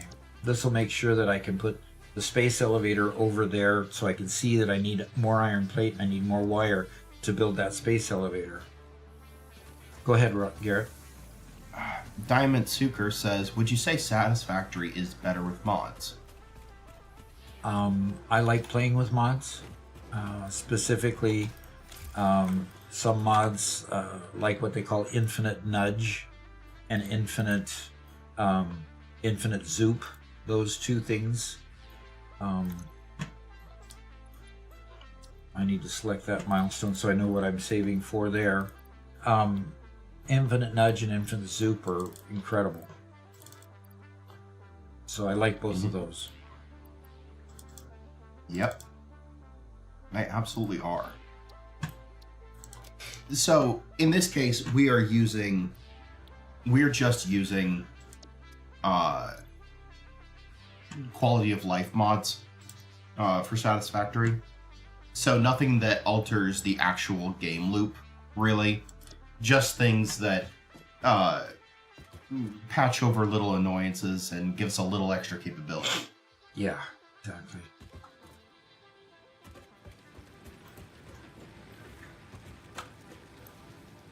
And now that I've got splitter, and these are all full, I will go ahead now and destroy the string of conveyors I have here and start putting splitters here to make a manifold out of the feeding of these biomass burners. So that's kind of what I'm going to go after right now. And Lord Tassadari asks how long you've been playing the game. I've been playing the game since February. Well, a little bit before February, but we've been streaming and Not last year, the year before that, right? Yeah, the year before that. I started playing a little bit when I retired. And then I decided that I was tired of building videos just for my school where I teach bachelor's and master's courses at Lindenwood University. Got tired of doing that and making videos there. We did get one of those channels monetized, and it still pays a little bit each month. But decided to turn on the camera and play games and see what came of it. And suddenly, as I started learning things, I started putting out tips because that's the way I learned. I could digest the information, put out a tip. And so that kind of got me started with putting out tips and then longer videos, and then, and then eventually I got into streaming, and the rest is history. We've got quite a few subscribers at this point, and channel has just grown like crazy. So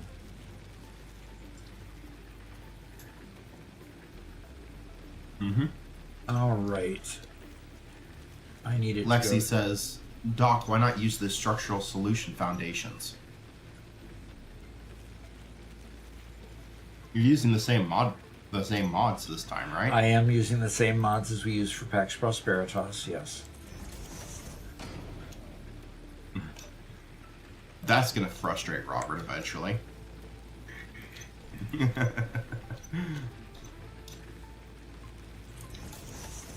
Yeah, that would frustrate him a little bit.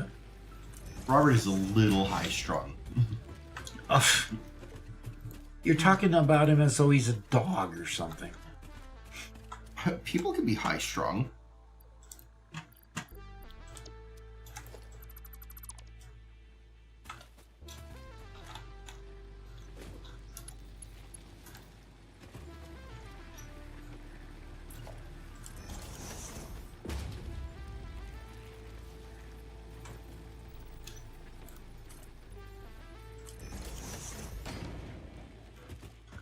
All right.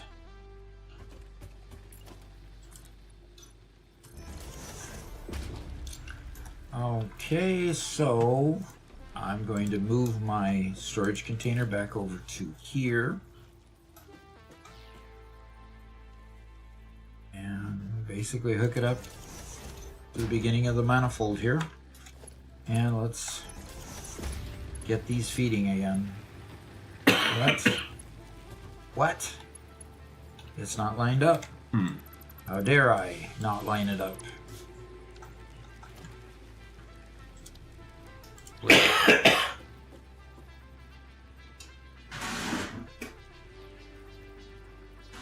The throat lozenges aren't keeping up with the job.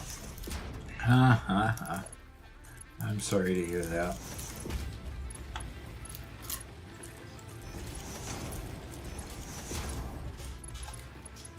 I've gone through nearly my entire second handful. Well, And yes, I'm measuring them by the handful. okay, so we need to go ahead and put these back in there. And we're going to go here and take these out. Oh dear.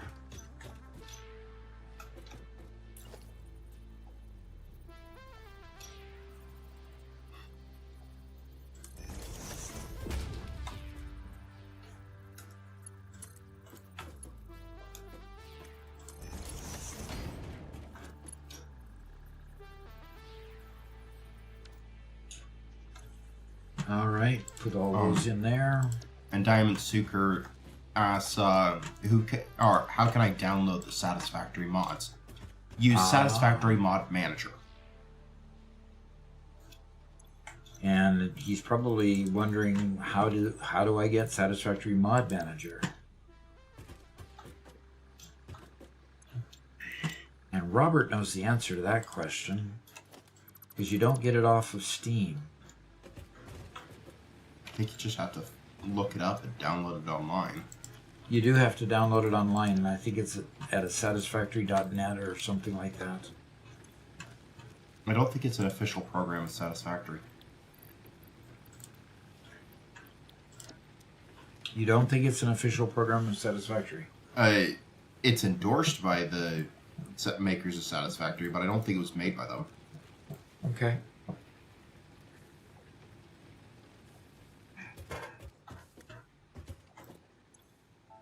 But modding is fully supported by Satisfactory.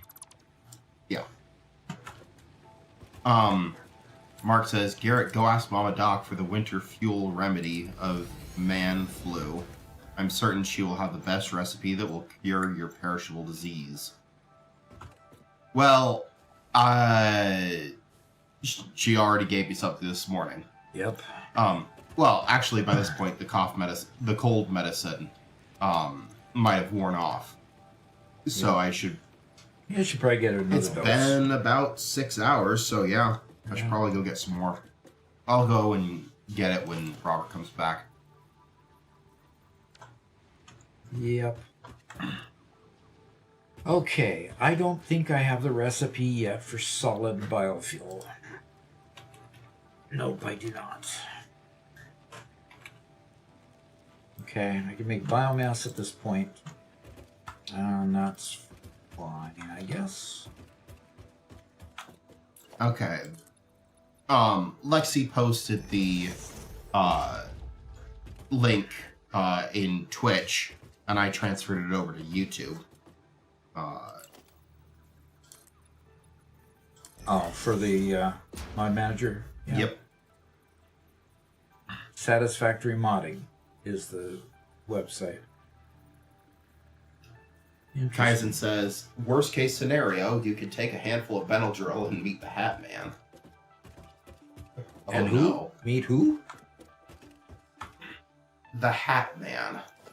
I don't know enough about the Hat Man to talk about him directly. But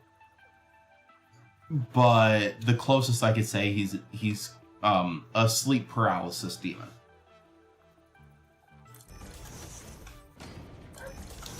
Fictional, of course. Not entirely. Really?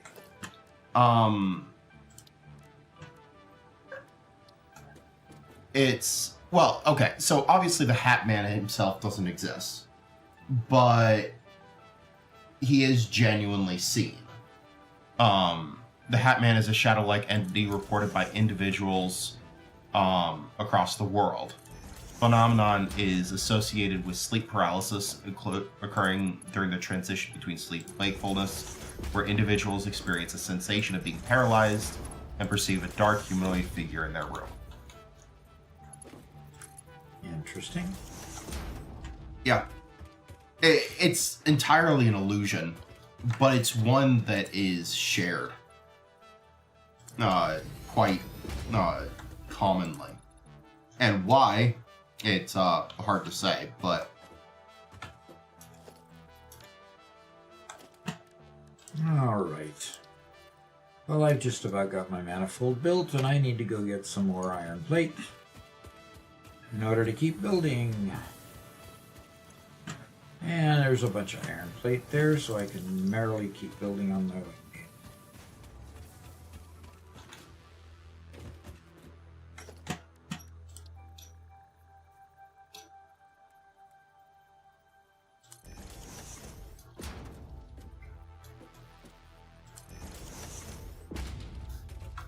Alright. And Lexi says, Doc, if you use structural solutions, your factory will look so smooth. You'll love it. Well, I haven't unlocked any of the structural solution stuff yet. Unless it's Most of the free to structural unlock. solution stuff is actually surprisingly easy to do. Okay. There is some stuff that require steel beams. But once you get past those, it's just like iron plates and concrete for the rest of them. Alrighty. Well, I'm gonna go collect some goods around the place and do some unlocks. One Metal Fist says, I've sent a few interesting images if you'd like to see what I meant when I was talking about the floors where I route and split materials between the different levels of my factory.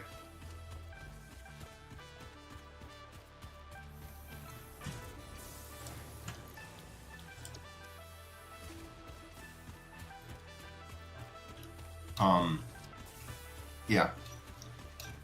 Robert will show those when he gets back. Yep. Let's go get some concrete. I do not want to fall down there again, because that makes a long trip back, and I don't have the time for it.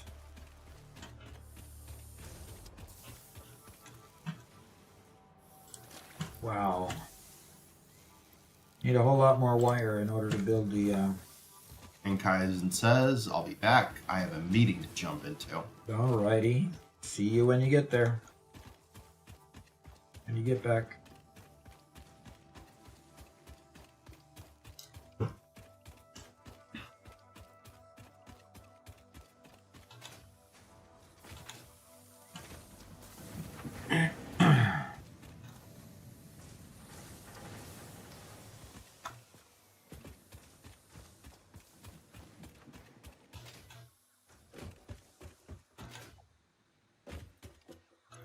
John Ramsey says, Doc, do you know about slide canceling? Slide canceling. It sounds like a pretty advanced technique.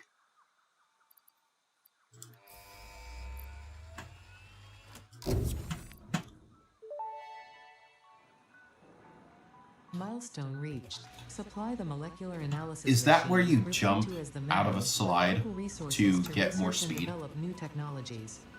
Potential technologies include exploration probably what he's tools, talking about. weapons, and factory buildings. These are essential for maximizing your Pioneer efficiency and alignment with Fixit's core pillars: construct, automate, explore, and exploit. To advance Fixit's mission, all slide, notable jump. phenomena, resources, technology, or other influence If that's not the should be case, investigated let us regardless know. of any If perceived you're referring to danger, something as else, then we stated don't in know the what you're Pioneer talking about. contract.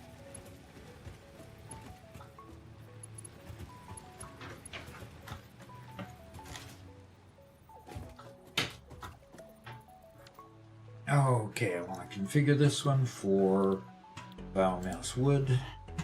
Had to wonder if we were being paid to be silent for a bit. And, well, it's nothing to talk about with you being gone, you know? Yeah. Can't make fun of you while you're not there, you know?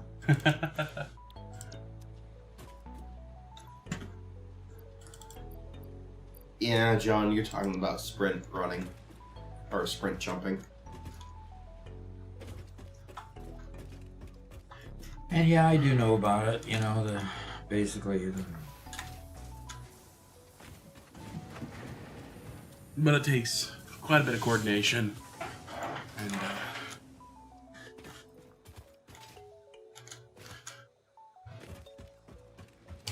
Alright. oh, but yeah, the pod coming back, so you've actually been making some progress. Yeah. Nice. I just got tier 2 done. No, just a sec. I need to go see. Technically I got tier 2 done, but I could do all these structural solutions things. Yeah. But I can't do that yet. All of them require steel beam. So, yeah, they all require steel beam, and I'm not up to steel yet. So, yeah. Flex 2, no cost. No cost to that. This is really...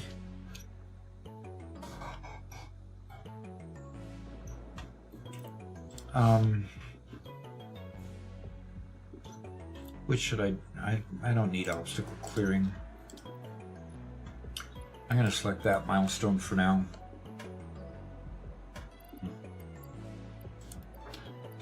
Yeah. Lexi has been bullying Doc into trying to use the structural solutions pod. Oh, bro. No. Trying. Oh, bro.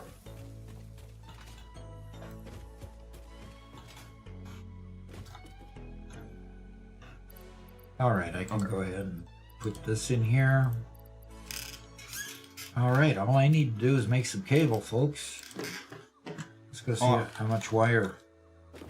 I suppose I'm gonna go take my break so I can get some new cold medicine. Yep. Garrett, I got some more eggs boiled. They're on the counter. Oh, okay. They're on the counter cooling in some ice water, so if you can put away when you're done with your lunch. Yeah, I'll do that. That's good.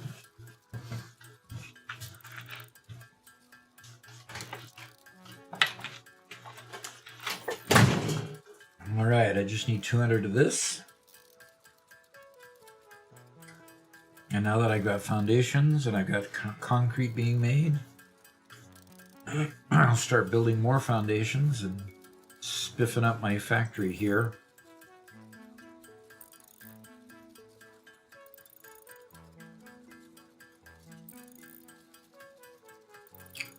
Alrighty. We're getting there. It's just foundations and walls are so much easier.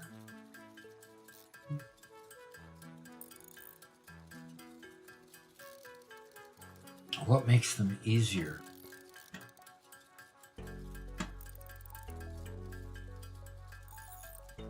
I need to drag wires around. Nicer, not easier. She thinks they're just pretty, and she likes things pretty. Okay. And you're missing a couple screws too. Missing some screws. I thought I had enough screws. because it almost filled it. Looked like it was filled.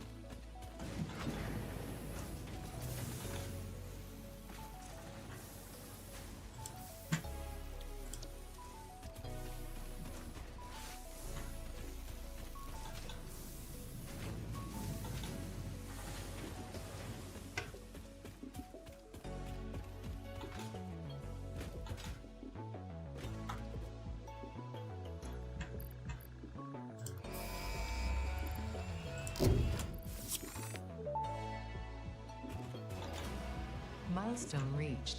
The assembler can produce more complex parts, including the first project part, smart plating, which is crucial for initiating project assembly. Yeah. Project parts must be delivered to the space elevator. By completing your contracted duties as part of project assembly, you will definitely be helping achieve Fix-It company goals without any other ulterior motive. Note, humans cannot craft project parts. Mark says, do I not worry about do I your detect inadequate AI crafting taking the skill Mickey out when of compared Lexi? to an Tough cut. assembler. Fix-It cherishes your innate human abilities, such as walking, striking objects, and commodifying natural resources. Some people prefer mods. Some people Yep. strongly dislike.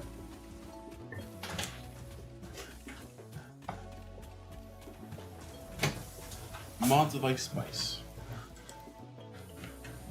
Rarely used, they are quite nice. They can easily become overbearing. I'd like to inform everybody that cough syrup. Go ahead. You're just loud. Oh, okay. That cough syrup and cough drops do not mix. Oh. The combination tastes like somebody told you to open wide and sprayed a bottle of Febreze in your mouth. Oh no! So yeah, that was pleasant.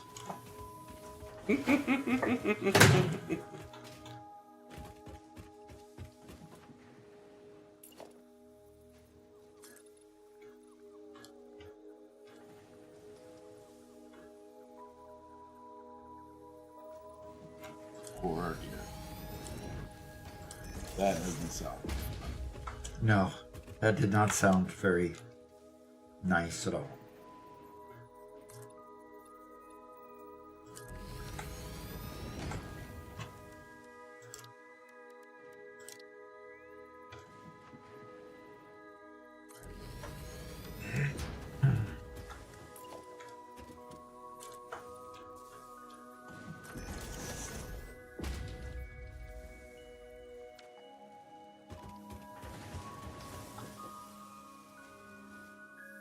Oh, Lexi also mentions don't forget to collect the calendar gifts.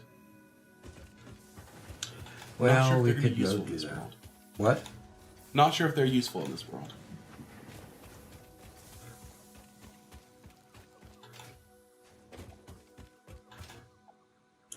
Well, let's go see if I can remember where all the numbers are. One is here. Welcome to Fixmas, an official Oh, Fix-It gosh. seasonal event, brought to you. Brought to you by... This data cartridge contains the Fixmas MAM tree setup and will need to be fed into the MAM database to unlock its first 2 branches. If this seems convoluted and/or boring, and you wish to quit the event, I will understand. Okay. She'll understand if we want to quit.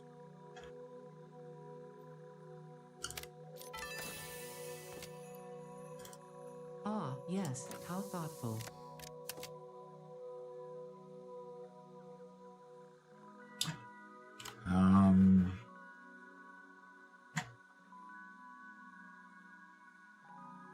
Don't remember where a lot of the early ones are.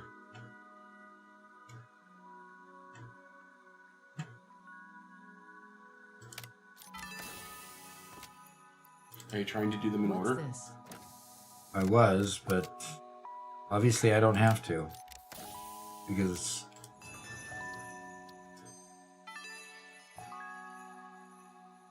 Nothing says happy holidays more than the inevitable destruction of local flora and fauna with a festively decorated vehicle. This vehicle decoration can be found in the customizer. Lexi says, Hello, free power shards, alien protein, etc. It's always useful. Robert. Humans tend to catch colds during the winter. Okay. It would seem that this does not apply to you. Yeah, I guess you do Considering your get some tendencies, stuff. Fixit has seen fit to provide a medicinal inhaler just in case. Like a fresh factory trinket. I think Ada's A suitable gift. I slowed you down a suppose. little bit there.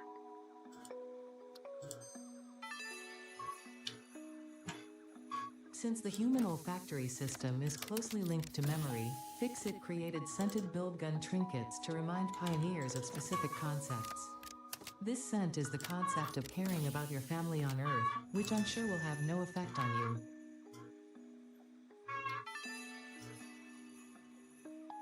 Does that one come with a receipt? It's Dom, by the way, says, thanks for the great tips. Has made the game a lot more enjoyable. Cool. I thought I had destroyed every copy of this tape. How did it keep turning up? No matter. I don't know if Jay Good morning. Burner made his There's comment nothing before or after I interesting got about back. it. Okay. In fact, But he this said, been one watching some of your causes videos the last couple weeks. You've been really hallucinations, big and help. after Glad I 7 could catch days, on. your brain melts.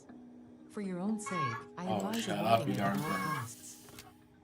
Here's my lump of coal on day 9. It's the least wonderful time of the year. Oh, you'll strangle a chicken. Excuse me. Get out of here! Fixit thought it was being pretty clever with the layout of his He's research. literally camping out right outside my door, just barking. That's too funny.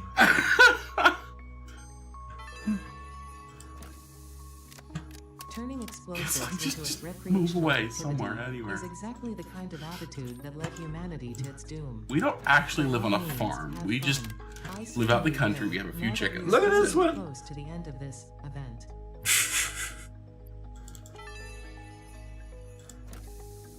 Fixit wants you to know that you matter.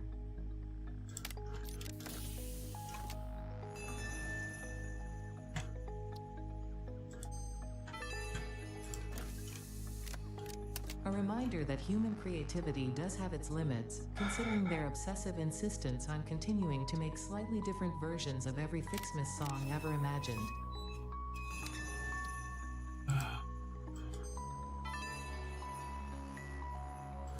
By equipping this new hat, Quietus says, I was wondering if that was a chicken in a game or an actual chicken. State into a fashion It statement. was an actual chicken. Actual chicken. Santa isn't real. This is the first year we've had chickens here. And we've only lived here for a couple of years. This but Java they cartridge have enables produced the third pair so of many Fixmas eggs, it's Mantry been branches crazy. to be unlocked. Yeah. There is a chance you are doing this because you enjoy the seasonal event for some reason. There is also a chance you are simply doing this to annoy me. I wish for you to know Absolutely. that in either case, you have disappointed me. That's too bad. Let's do This that. data cartridge enables the last branches of the Fixmas Mantry to be unlocked, which means we will both be celebrating the end of this event soon.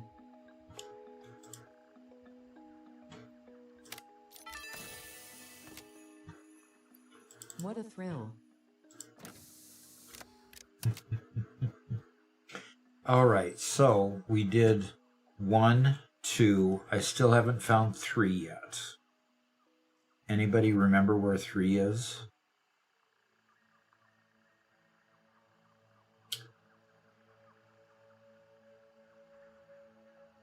Anybody remember where 3 is that can help me remember? Is it on the handle? Just to the right That's of a the 6. handle. Okay. Okay, well. Okay, just like 2 inches to the right of that. Is that a Obviously, 3 these where Fixmas the... decorations do not increase there you go. efficiency. In fact, they are a downgrade on every level. They can be found in the custom. Quietus says that chicken had a lot to say. Yes, obviously. Oof, yeah, he did.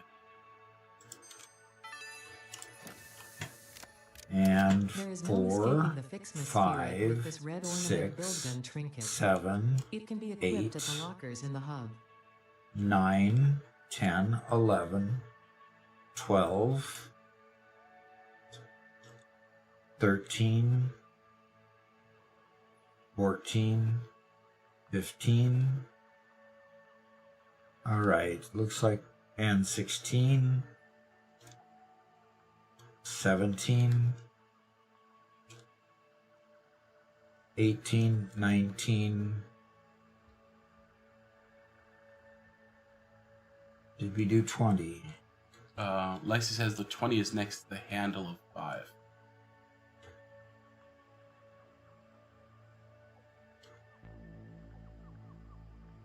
Oh, there it is.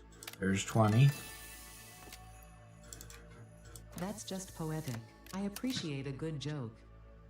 And 21, 22, 23, 24, 25. We got them all unlocked. And I have a whole bunch of goodies. Some of which I can actually use right now. I can use those screws.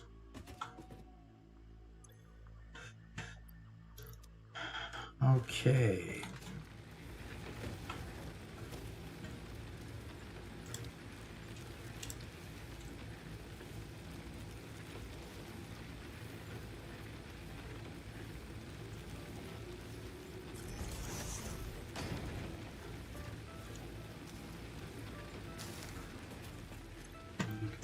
So if we go to the holiday event, we should be able to just zoom right down these branches here.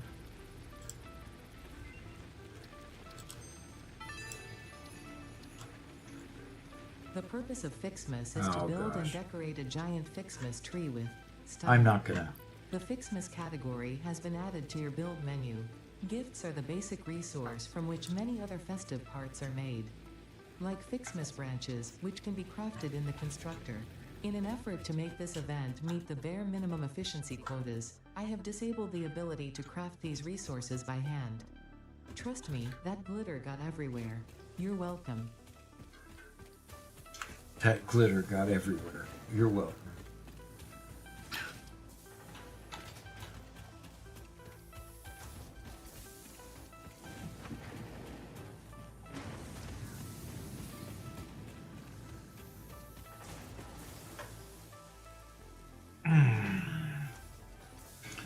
Okay, Chinko has a comment there.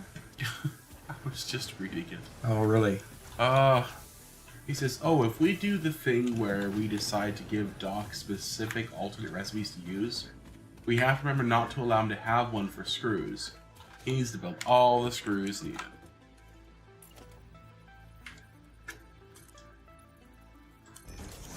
Thanks. Chinko, you're not very nice. Thanks. I'm sure Doc will love it.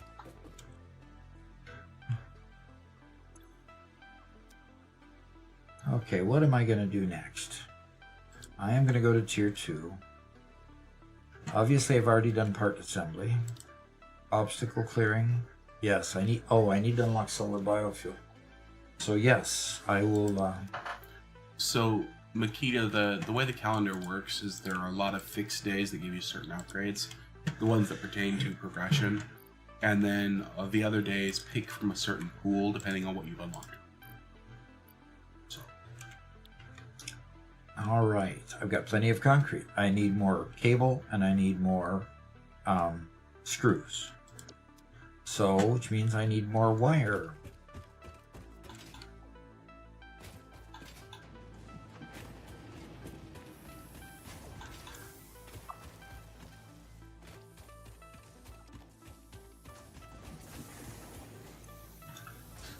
Man, this thing is slow. One Metal Fist says, I never understood why people hate screws so much. I love screws. I love my screw factory so much. Okay. I He likes doing low-level, meaningless work, obviously. Excuse me. I struggle with how much screws limit my factory, my manifold size. And that's what it comes down to. They become the bottleneck. They are the chief bottleneck for a lot of builds.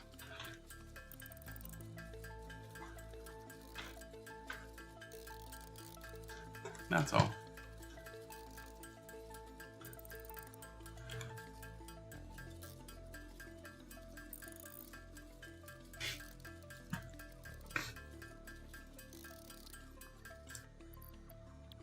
Alrighty. Now I gotta just go get some more screws. Doggone it. Could have done that all in the same trip.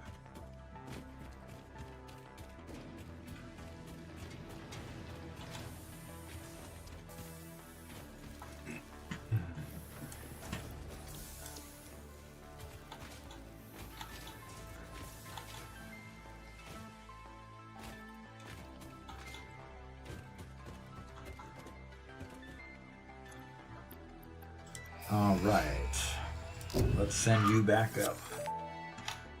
I do have solid biofuel now. Milestone reached. Solid biofuel, created from any biomass, ensures maximum efficiency of biomass burners. To aid in biofuel production, Looks like one Metal Fist the had something chainsaw posted allows for the removal of Discord. tougher wood and coral foliage. Some pictures. Additionally, What the channel was it public posted on? dimension has been inflated to increase inventory size. Inspirational note: will you be the Fix-It employee of the month? I can pull them up You and see could be if you construct, automate, explore, and exploit by eliminating all obstacles to efficiency. This isn't just fun, it's contractually mandated. Fun, fun, fun. Okay, well, we've got a couple of questions for you, Doc. Okay. Do I have to take a break? Let's see. Yeah. Did you take any while I was gone? I don't think so. Okay. Okay. Well, here's one. Okay. Diamond sucker? He likes to suck on diamonds? Whatever they are. Okay. Is it good to have the first foundation and then build factories? First the foundation and then build factories? No. Well, kind of yes and no. You're going to see that I'm going to start building everything that I am doing on foundations. I'm not going to build anything new that's not on a foundation. So yes, it's better to build on foundations when you can, simply because it helps you keep things more organized. You've got a grid pattern to work from. You've got things that snap to a grid and they stay level when you're trying to get conveyors to go from one place to the next place, so forth and so on. All of these things help you do a whole lot better. So yes, I will build out on a grid pattern, simply because by doing so, I will be able to I'll be able to build much more efficiently. So that's kind of where we're going at it from here. So hope that helps. Sorry. Yeah, let's go back to the game. Okay. Let's take you to the next one.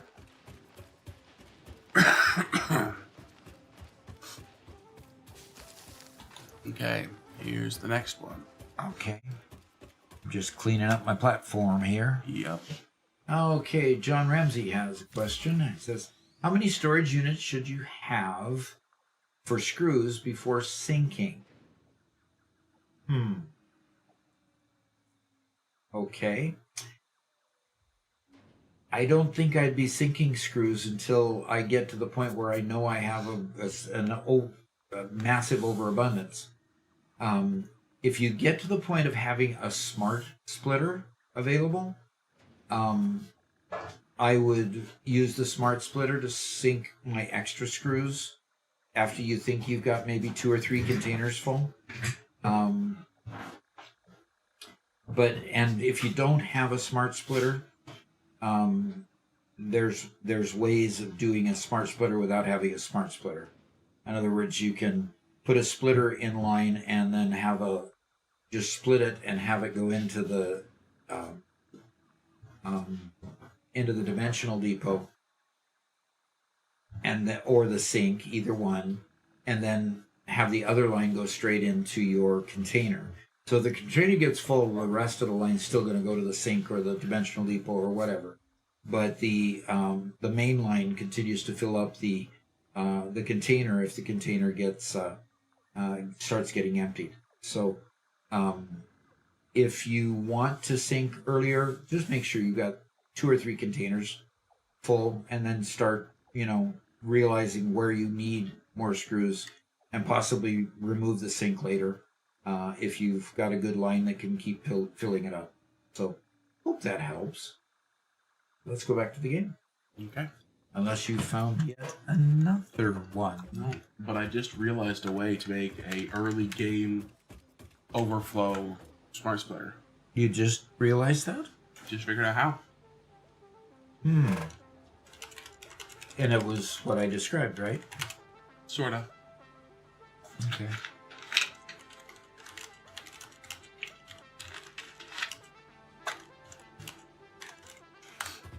I'm going to show you how. Sure, if you want to. Industrial storage containers. Okay.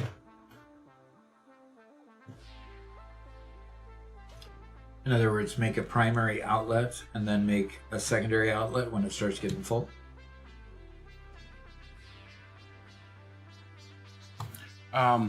Yeah, so you do the input and you have your output. The bottom output goes to whatever you want to use. Okay?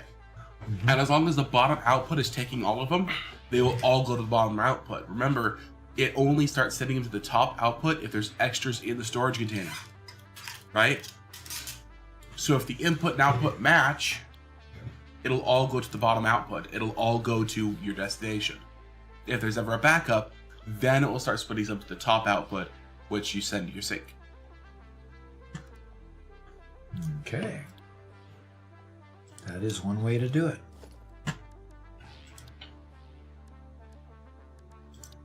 All right. I need a constructor here. It's outputting to there.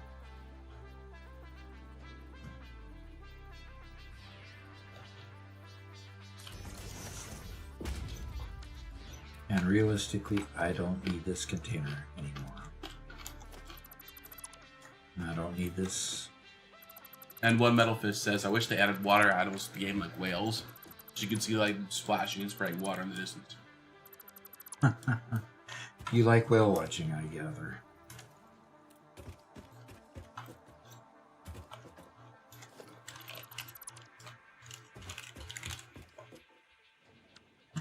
All right, I need constructor there, and a constructor there. What? What's the laugh? Garrett's being ridiculous, that's all. Garrett's being ridiculous. Heart messes with my stuff. The AI is having a brain fart. Oh, the AI is fine. The AI is laughing at Garrett. Garrett, I appreciate you and what you do. The AI is laughing at Garrett. Okay? Okay. One Metal Fist, did you say where you put the pictures? What folder did you put the pictures in?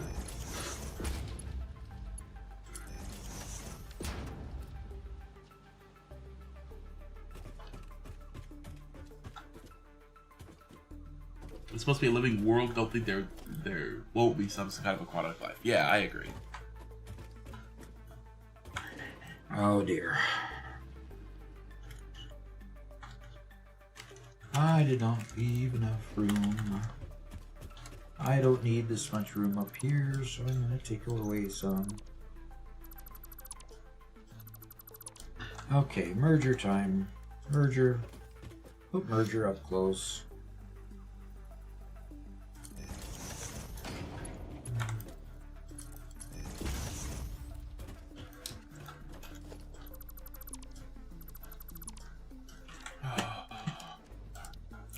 Constructor. I do like the pace of progress in early game a whole lot better, though. You do, huh? Yeah. It's hard to get stuck into a 20-hour build, you know? It's hard to get stuck in a 20-hour build. Get stuck into, like... It's hard to start a 20-hour process of building something and really getting enthused for it. Yeah. Yeah.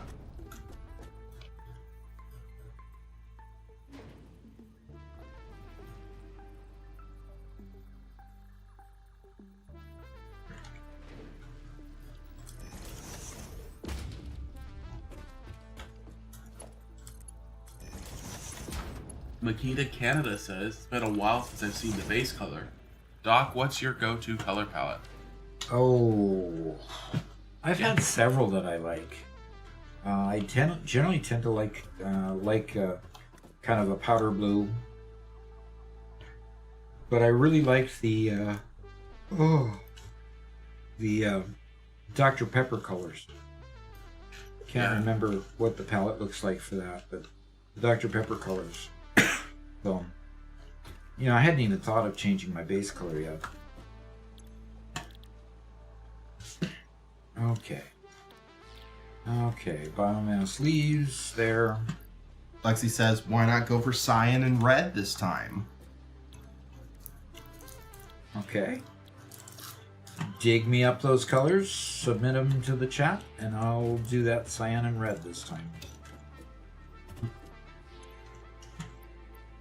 And we put leaves in there.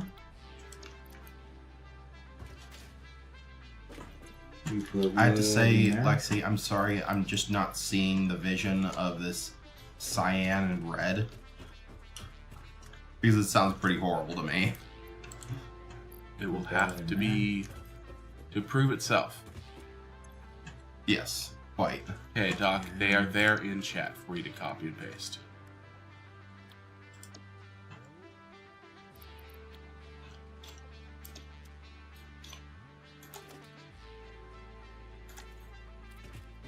Okay, and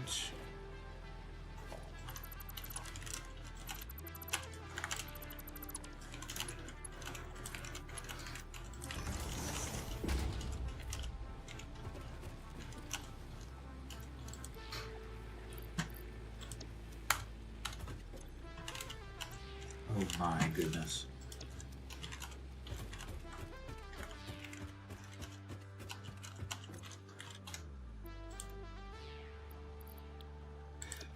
I've got to go dump off some goodies.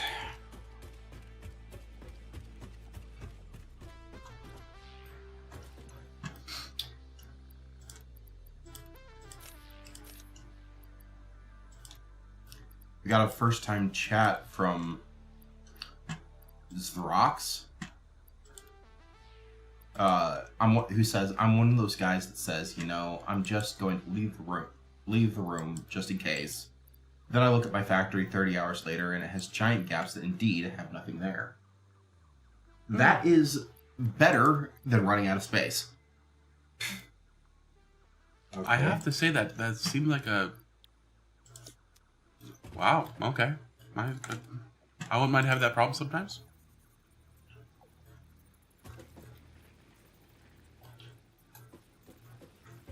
It's not going to let me put a container anywhere in here. As you might have gathered, our problem generally tends to be the opposite. We don't leave enough space, and then it comes to bite us in the butt later. Yep.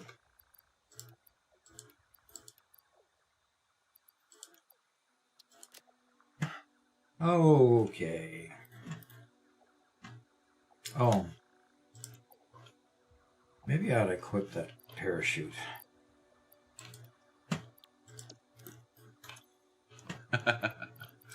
Just in case I fall again. Mark suggests the Pink Panther color scheme. The Pink Panther color scheme. Huh.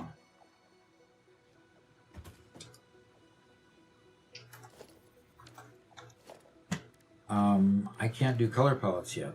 Doesn't look like. Huh. Can I not do them? I mean, normally they're on this build menu, right? You're right. I guess you can't do them yet. Okay. Shucks. Okay, so the next tier to unlock here. Sync program. Gravel Duster says, I finished a power plant with 54 coal generators. Feels good. Oh yeah, I bet it does. The customizer comes with the build gun in the build gun upgrade. Oh, real soon then. So, Awesome Sync and Awesome Shop come with the next upgrade too. So I'm gonna click on that, and bingo, I've upgraded it just that easy. Zethrox, the guy who was Milestone talking about reached. You have been given access to the not having anti-waste space. effort for stress testing of materials on Exoplanet's bonus program, also known as Awesome.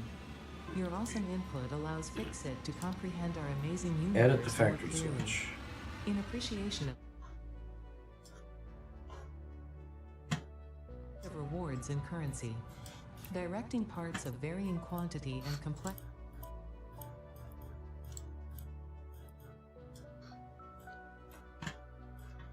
for highly desirable items such as new foundations, walls, factory attachments, cosmetics, parts, and more. Next time you have additional resources, just remember to go that extra kilometer. Go Yeah, I like awesome. this color. I like those colors, so that's good. Okay, so Zethrox said, he's the guy who brought up having way too much space in his base. But yeah, that's fair. I did run into that a lot in other games like RimWorld and Factorio. But Satisfactory, for some reason, has me feel like I'm not limited on space. I think I'm just odd that way. Well, you're obviously your experience comes from playing mostly 2D games. Adding a third dimension adds a lot of extra space. Yep, it sure does. Twoo. You got that chicken squawking out there. She must be. That's one of the she. You know, that's Yes. not a rooster. She must be separated from her Yeah. group. I noticed Callie was kind of chasing the chickens around. Oh, really? Yeah. That's kind of unusual. She was going after the smaller chickens, not the roosters. But I still Hens. don't imagine that she can actually take a chicken down. Oh, She's no. too small. Nope. But it was funny watching her chase them around.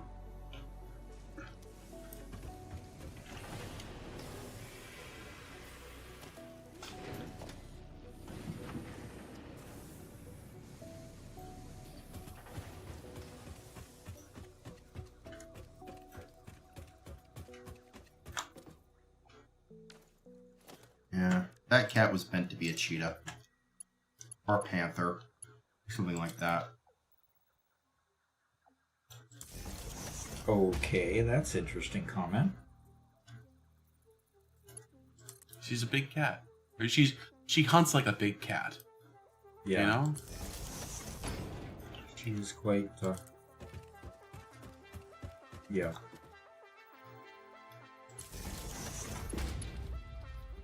Quite the huntress.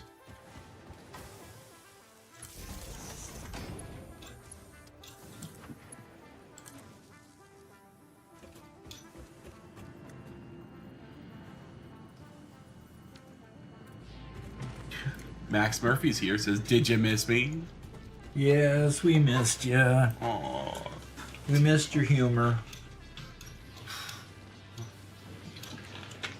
Don't go too far, Dad. Don't go too far. Yeah. Oh, okay.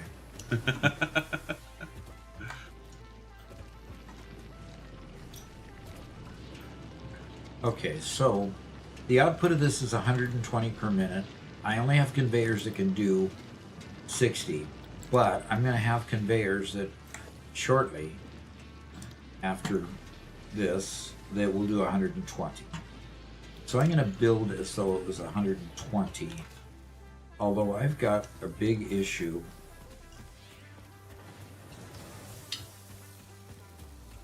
I have a very big issue with being able to create enough reinforced iron plate for Mark II belts. That could be a challenge. Rebel Duster said, "I also set up truck routes with my factory carts. Super efficient, doesn't use any fuel. They bring all my steel beams and pipes to my main base. And I put boom boxes at the truck stations at low volumes to get some atmospheric loading tunes." Nice.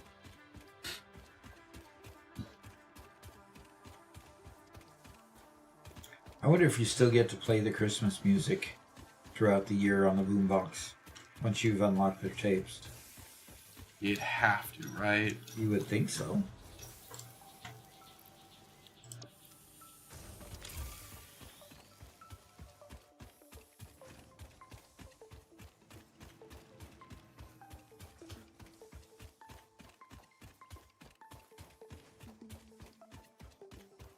Do you know, anybody know the last day of Fixmas? I think it's the 7th of January or something like that.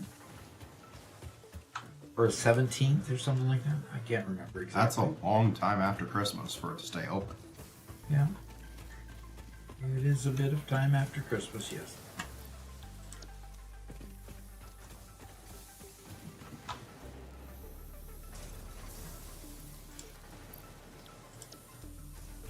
Okay.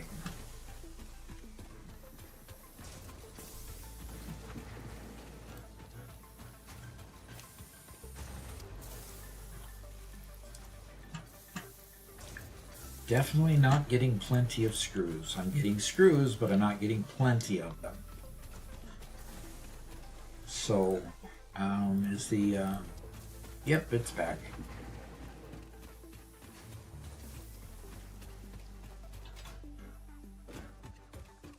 Let us go and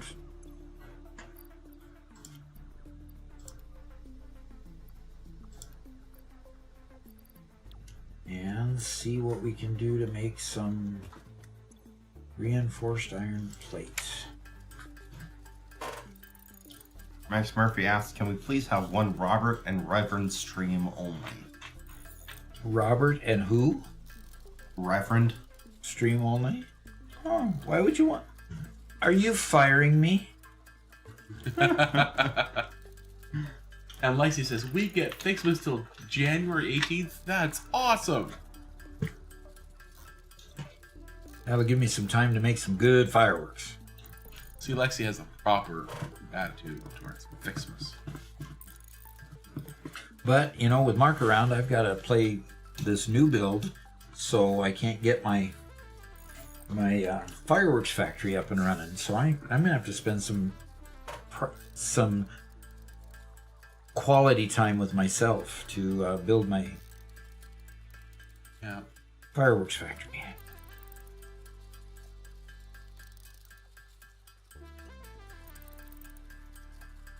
Oh, he says, I want to watch them play more Portal 2.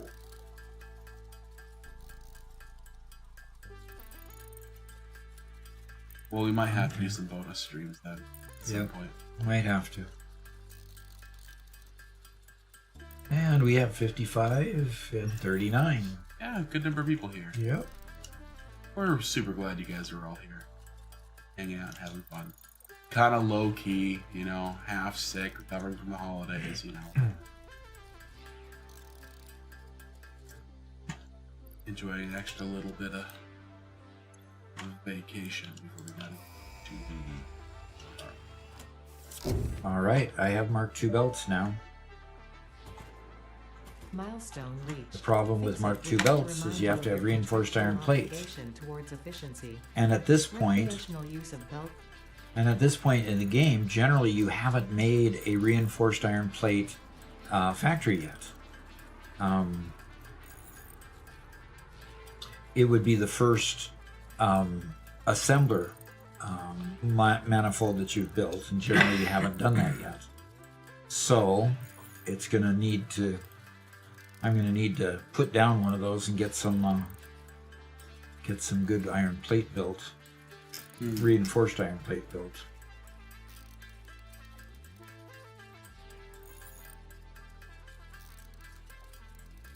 So Zethrox, weather actually used to exist in Satisfactory. It was in update 4, I think, and they took it out in update 5, if I remember correctly. Really? Yeah, they had weather for a short while. That's why I remembered what I did when I first saw the spiders. It was either raining or foggy or something, and the spiders appeared out of the fog and attacked me, and I was... Ooh. I'm not typically arachnophobic, but man, that sent me scrambling. All right, I have as much reinforced iron plate as I can make at the moment with the number of screws that I have. I need to get some power over here so I can start making some solid biofuel. So let's... They removed it because it was taking a lot of resources. It wasn't... So they needed to optimize the game some more before they could actually support it.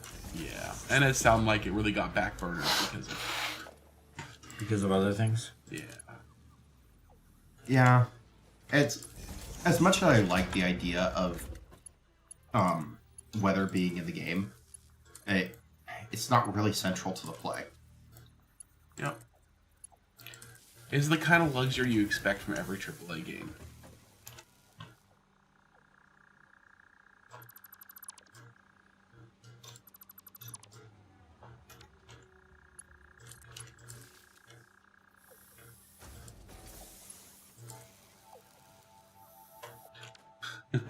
Lexi highlights her message.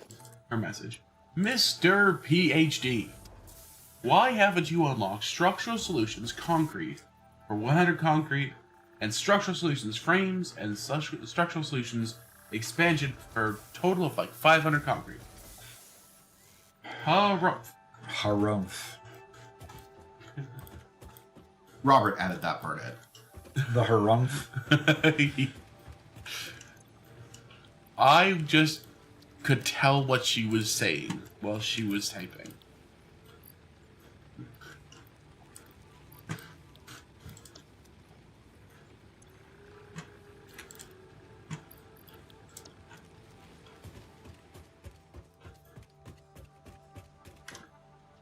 That almost reminds me of when I was reading not Lord of the Rings,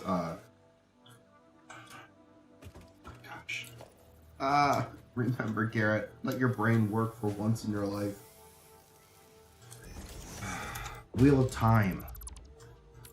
And every woman would sniff in disdain anytime some man did something foolish.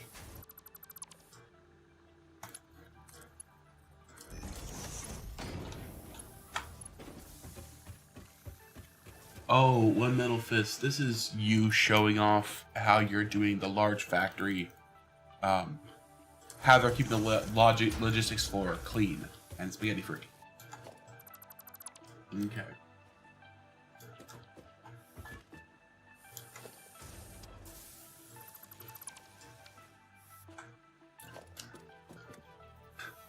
Chico says, Amazon has canceled the Wheel of Time, LOL. It's insane. That Didn't book they do a good absolutely job on it? deserved a TV show. They But it did not a deserve what they did to it. horrible job on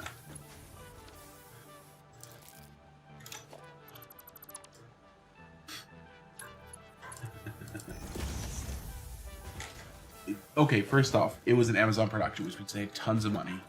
And yet, somehow, from the very first scene, it felt like... I don't want to be too insulting. It felt like a theater production just with more money. The sets felt... they felt like they were sets. They felt like they were built inside of a tiny building. The costumes felt like they had just come from China. Like, it just... everything about it to me screamed cheap and poorly done.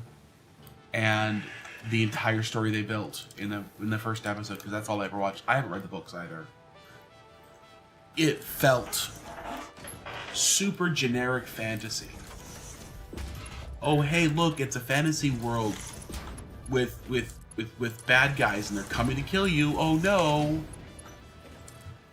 Like, there was just not a unique there at all. Oh, I hate it when I do that. Okay, Doc, can I show you the pictures from Discord?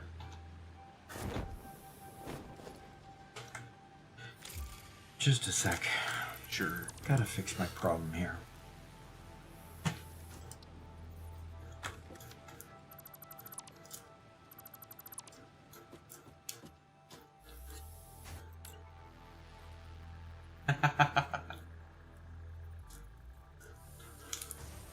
TKRZY says, my son's attempting to play Satisfactory. He's 11. So he has some wild conveyor spaghetti. That sounds great. Whatever allows him to get it done.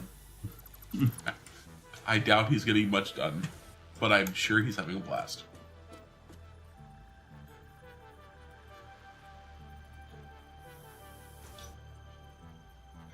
And again, some 11-year-olds, man. Max Murphy says, Reverend, I have deemed it necessary to take drastic measures to save your church.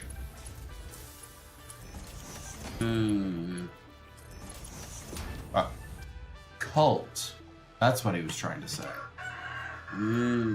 Okay.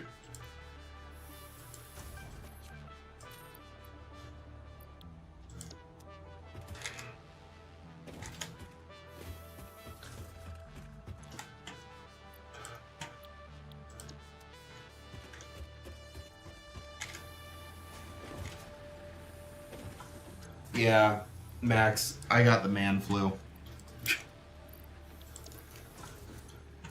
I mean, this isn't even the worst of it. I've already gotten over the worst of it. Hopefully Thursday I'll be completely better.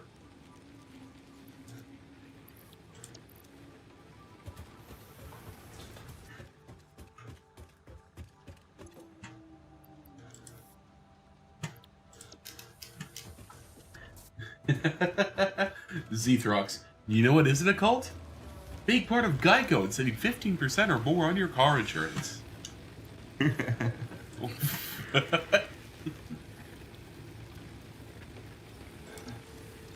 And my name Jakes is here. Says hi everyone. Hope y'all are doing good.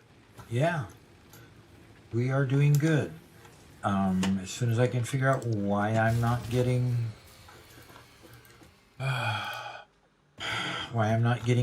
anything down these conveyor belts.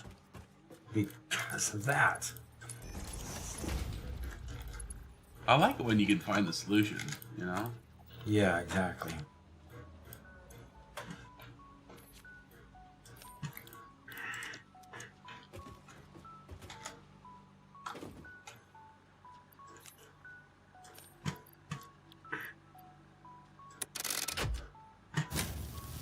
Okay.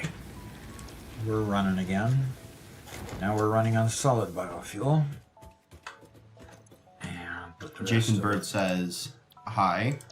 I hear rain is actually coming back. Let's hope it negatively affects machines unless indoors under a ceiling. So we actually have a reason to build complete buildings. Well, that'd be interesting. I like that idea.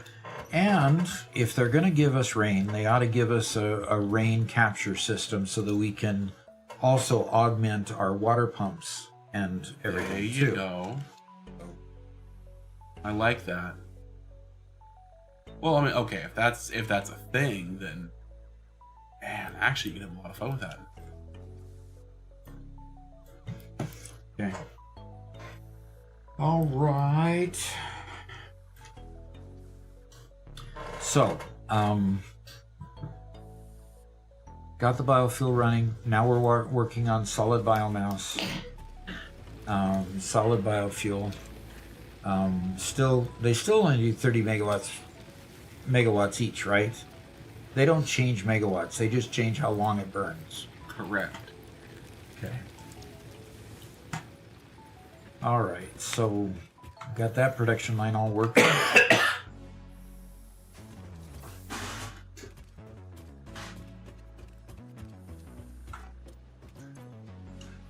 Alrighty.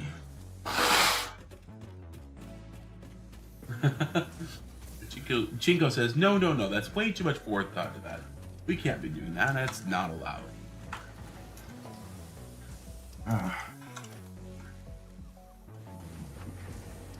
No, like the whole rain and rain collection system. Quantum Star says hello.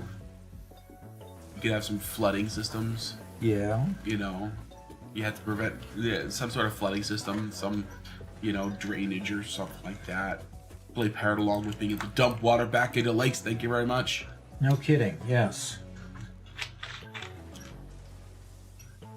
It'd be interesting if instead of you could put as many extractors on a lake as you could fit, lakes actually had a certain amount of water to them. I'm not talking about a absolute quantity, but you could draw up to a certain number of gallons or cubic meters Per minute? out of it, Okay. and it'll replenish that much, right? Right, like And- it's a regular spring that's filling it up versus, or a river or stream filling it up. Yeah, and what that means then is if you start dumping more water into it, you could increase that as well, right? Okay. All right. I need to take a quick break, Robert. Sure. Well, and, queue up what you were going to share with me. Okie doke, will do. I already have it ready to go. Ready to go. Lip Noodle says, I wish all lakes and ponds were spring fed. That way you didn't get put. You didn't put 100 extractors in a pond that you dump water byproduct. I really wish we could dump byproducts. It's really nice.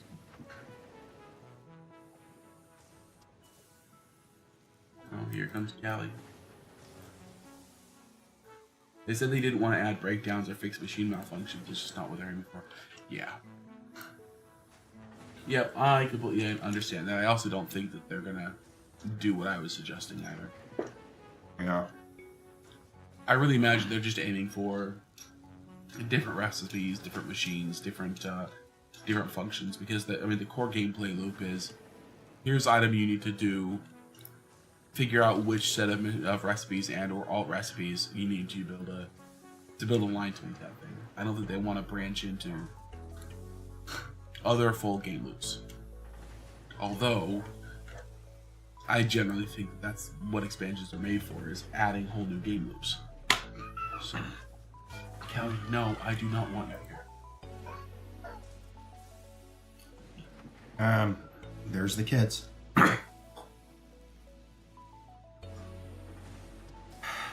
These cough drops are really not keeping up anymore. Uh-oh. Yeah, food. That's probably what happened. You had some lunch. Yeah. Mark says crazy rainfall could fill the cave system, so you drown due to the Mercer spheres from summer sloops. That would be fun. I would like for them to fill out the swimming animation a little bit. Yeah. So it's not just you float on top of water, but you can actually swim around. Yeah.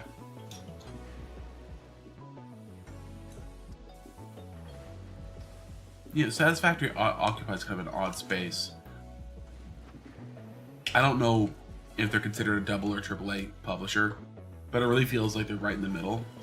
Because the AAA, typically, you're expected to have all this stuff custom made, custom built for everything. Quantum Star is asking a really good question. Does anyone know offhand if Infinite Nudge scaling is illegal or illegal for the Fixmas build showcase? I know new entities aren't allowed, like mods and items, but is scaling allowed? Yeah, I have no idea. Is this a fix-it copy stain Yeah, showcase? it's a copy stain thing. I'd say probably not. Yeah, I'd stay away from it too.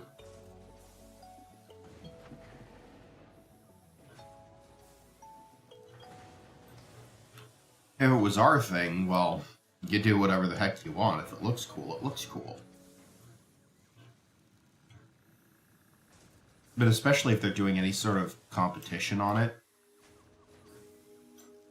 makes sense for them to go vanilla.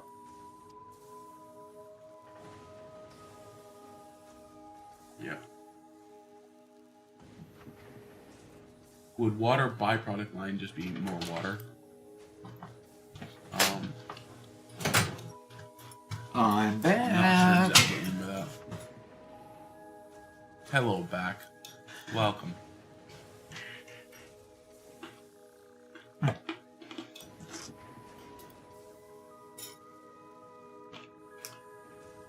Alrighty. Okay. Move over. Okay, so what do I want to do here? First off, I can't make an assembler without making rotors. And so this is where it starts getting a little bit frustrated. You've got to start, making things that that you've not made before.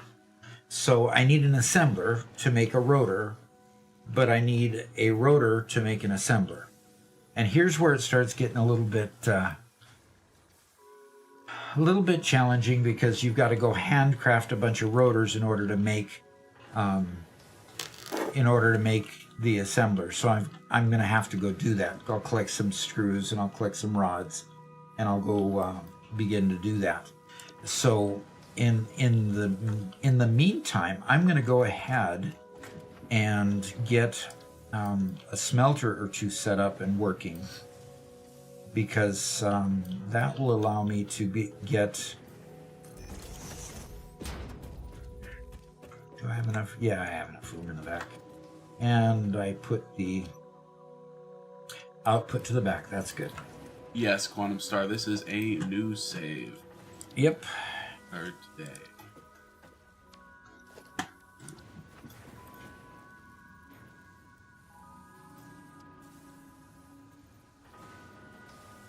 Okay.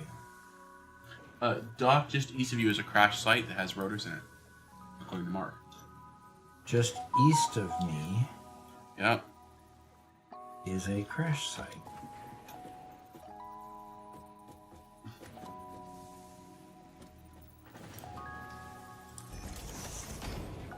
East.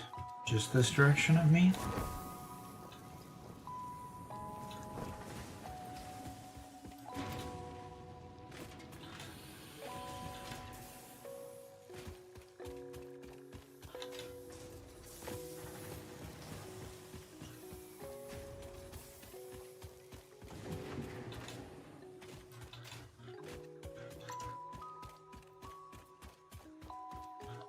Okay.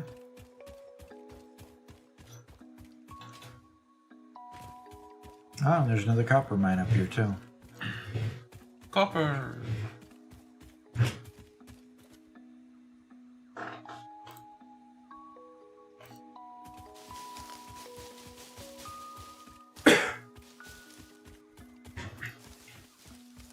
Mark says you have to climb the hillside. I do, huh? Like that hillside up there?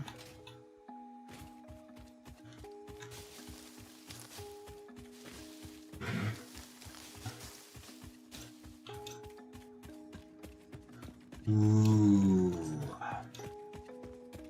Look at this.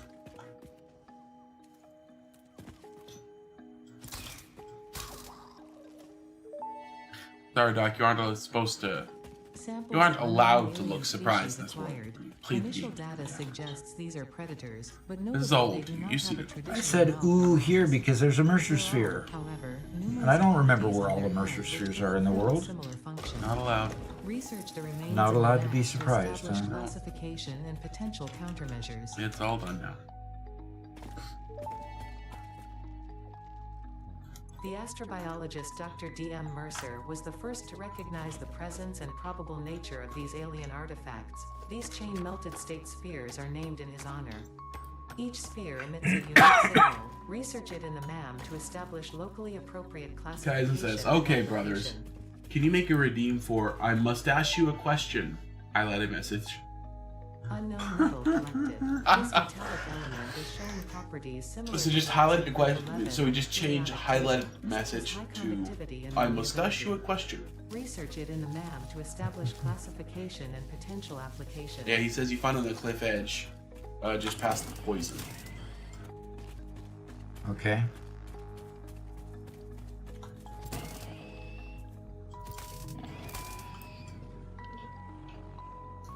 Thank you.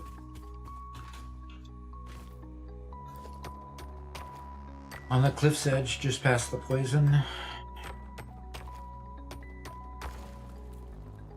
Past this poison over here.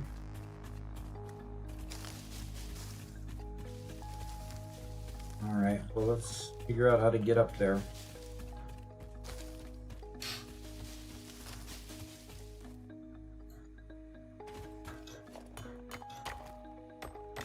while gathering everything along the way, right? Well, I'm gathering Caterium because I'd like to start unlocking the Caterium branch in the map.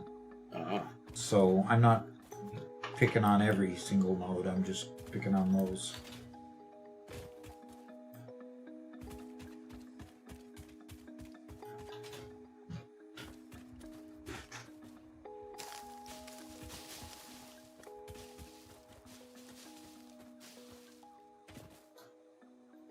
Okay.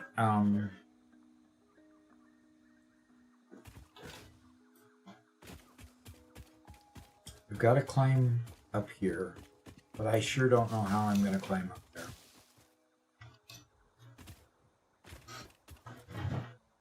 Am I going to have to go over there and go around it? Probably.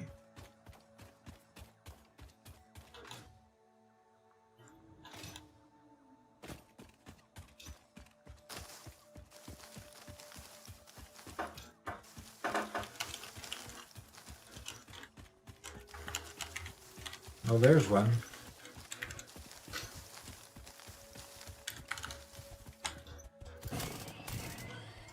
Apparently there's also a summer sloop around here.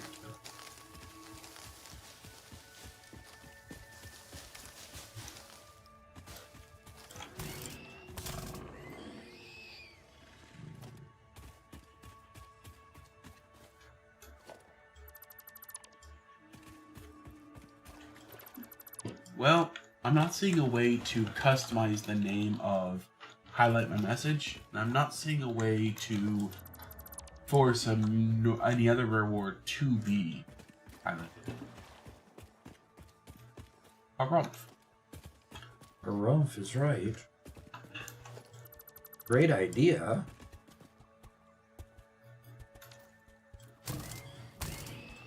Max, let's not do that.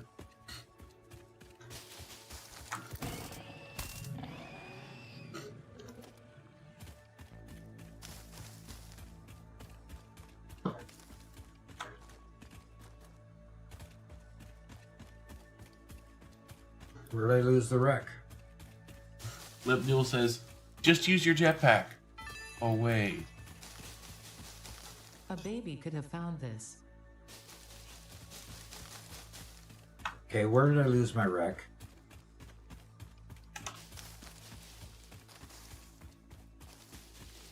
It's right there. There it is.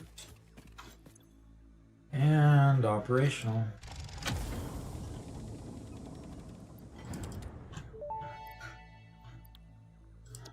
Damaged hard drive successfully acquired. All pioneers are contractually obliged to preserve and secure any recovered hard drives for analysis in the MAM, which may result in benefits to the Fix-It mission. Speculation as to why there are crashed freighters in your Fix-It designated zone is discouraged as specified in your contract. Ah, look what I found. 42 rotors. Didn't somebody There say we that was go. what I'd find? That's what he was promising. What a man of his word.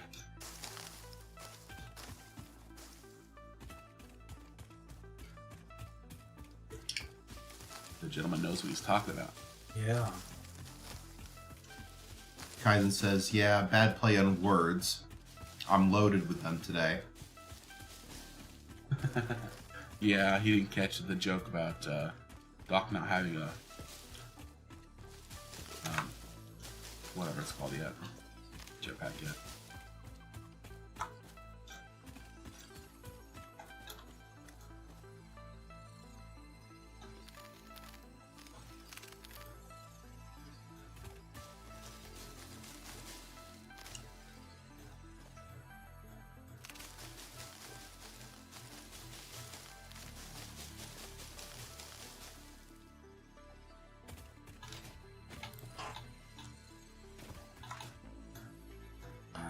Not too far.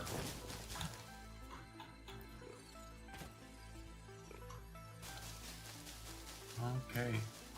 Are you gonna keep looking for more? Or are you Looking for more what? well, are you looking for other stuff out there? Or you, A slug. Okay. Oh, okay. Cool. And I got another creature here that needs Oh. speeding up too. Makita says, well, real life calls. Time to get back to it. Stay safe out there. Alrighty. Thanks for coming. Thanks for hanging out. This was fun.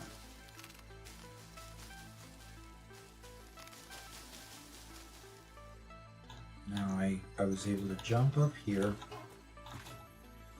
God, got it, I jumped over it again.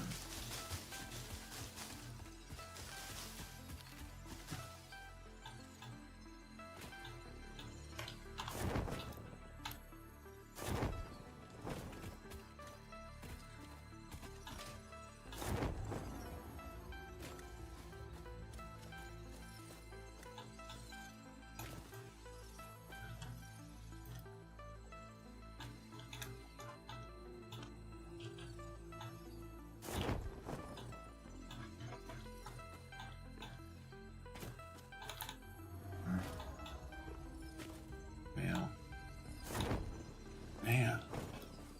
Oh, yeah, Dad. You said you wanted me to queue this up for when you got back that I could show you. As soon as you got here. The pictures from One Metal Fist. Okay? Okay.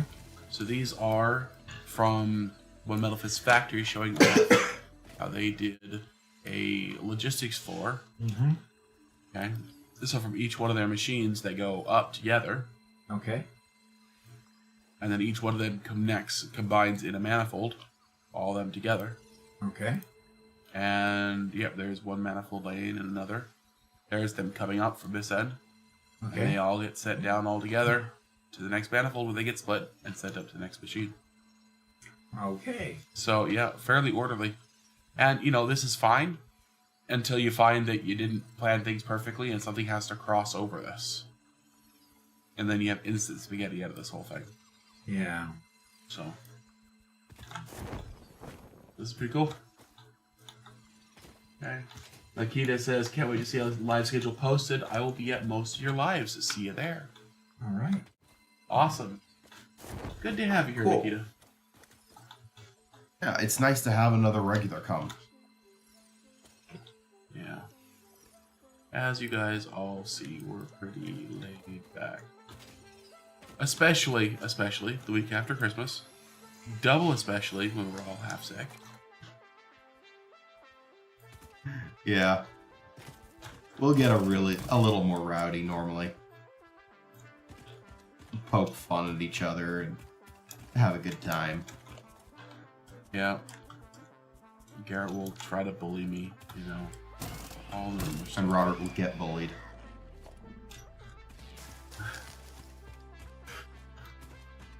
Okay, you know what? Me saying it sounds like a plea for help. You saying it sounds like you're mocking me. So, Garrett, you're not allowed to say that. Okay, so home is this way. Okay.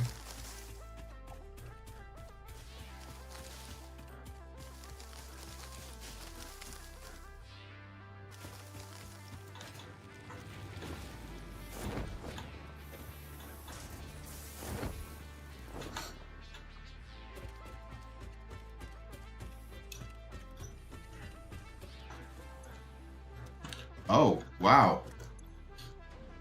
What's up? That is a first-time chat from True Train. Okay. True train. But that is definitely a Doc University question. Okay.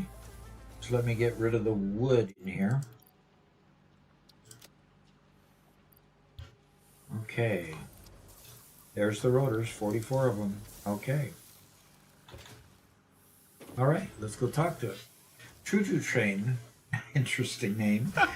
I have a satisfactory question for you. Just started building nuclear power, but I'm having issues. Yeah. The water inside the reactors won't stay full. Yeah. After 15 seconds of being full of water, staying full of water in each cycle, it takes it almost out, then runs empty, or the flow rate just stops doing what it was doing 15 seconds ago. All the pipes are full on the water going into the reactor, and I've tried setting things up differently, from more pumps overclocking the amount of water I'm getting. Okay, when I set up the nuclear power plants just recently, I needed 2 fully overclocked pumps for each reactor. Okay? Because they need literally 600 water per machine. So if you overclock a water pump that starts at 120, and overclock it by 250, that gives you half of what you need. You overclock the next one to 250, you get 300 from each one, and you get 600 to handle each power plant. So if you literally don't have 600 meters cubed per minute coming into those power plants, it'll do exactly what you're talking about there. It'll look like it's doing fine, and 15 seconds later, literally, it'll take the next batch of water and it'll be full, and then it'll shut down. So you literally need two machines fully overclocked, or you need at least 5 machines that total up to 600, 120 each, in order to get one power plant fully supplied with water. So that is most likely your problem, and hopefully that helps. Oh, and if you don't have Mark II pipes yet, you can't get 600 to a nuclear power plant, but you should have Mark II pipes by now. So make sure your using Mark II pipes. That might be a problem. You might have your hot bar set up to Mark I still, and you forgot to reset it to Mark II when you got the Mark II pipes. There could be a variety of issues. But check your pipes, make sure they're Mark II, and get enough water to them, and you'll be fine. All right, let's go back to the game. And Mr. Dreamy has a question. Well, before that, I have to note that Kaizen labeled this a doc talk. A doc talk? TOC, Theory of Constraints. DOC, TOC. Yep. Yeah, that was a theory of constraints. Yes, constrained on the piping if you don't have Mark II, constrained on the water pumps if you don't have 5 not overclocked or 2 fully overclocked. Yes, exactly. Okay, Mr. Dreamy has a question. Do you use mods? That came with a donation of $2.79 Canadian. And that's Canadian? Okay. $2.79 Canadian. How much? That's probably worth about $2 or so? $2.17. $2.17? Okay. Nice. Thank you. Do We appreciate the dono. any level of donation. I appreciate that. Okay. So, do I use mods? I'm going to hit escape here, and I'm going to go show you that I have several mods that I have in this particular game. Flex splines allows me to do conveyor belts longer than normal. Gateways extension gives me other type of building things that I can build. Infinite elevators, when I get to the point of using elevators, lets me make them longer or taller than they used to be. Infinite nudge lets me move things around in better increments.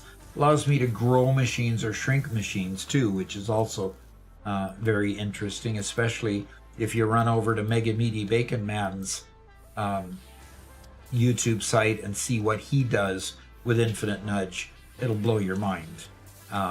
His whole site will blow your mind. But anyway, Infinite Zoop allows me to zoop in 2 directions. Instead of just one going 10 out, it'll allow me to go 2 directions, going to a 10 by 10. You might have seen me use that on my foundations a little bit ago. This is just the library that supports some of them. Modern rail extensions allows me to drag my rails out longer than usual. Modular stations lets me put a station that has 2 lines going into it and offloads both directions. So I can actually have a freight elevator, a freight platform going one way and the other train going the other way that unloads to the other direction. Road spline tool gives me a bunch of fancy roads and allows me to drag them out and curve them in very special ways. Sky UI, I'll show you what Sky UI does here in a moment. And Structural Solutions is just more walls and other structures that I can build into the game. Okay.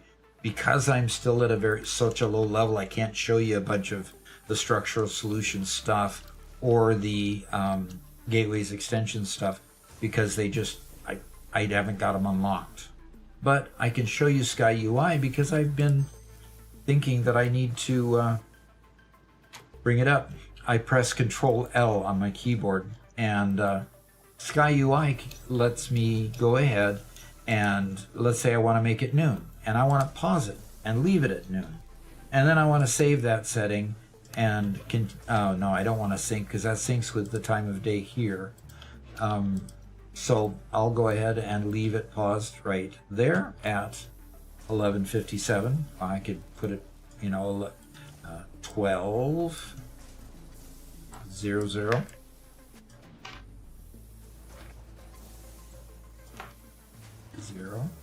No, it's not letting me. It's not letting me type into that one. So I'm just going to go 11:57. Gets me close to noon. I could move this around and get it closer, but probably not really all that worth the effort. So leave it about noon and it's sunny skies all the time. And that's what Sky UI is. We use this mod mostly when I'm filming, so that if I'm filming several parts to an episode, I'm not doing one part of it in the dark and one part of it in the light and vice versa. So it just helps Robert with the edits to make sure that the lighting stays the same. That was a lot more of an issue when you were still part-time. You couldn't really dedicate time to finish a build all at once. That's true. So you would leave your computer a lot. Yeah. Oh, gotta clean up this mess all the time. This is ridiculous. Yep, it's ridiculous, Ada, I know. Okay, so, that's ironing it there, and this will produce 120 ore, and this will process 30 of it, so I can use four of these in a manifold in order to process the ore. So I'll put another one next to it here, and let's turn that. And I want to put the other one over here, and so let's turn that.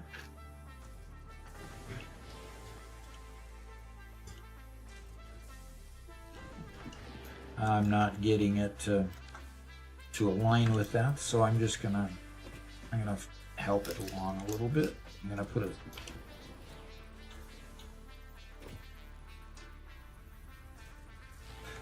Why am I not getting my lines? There, I'm getting those lines.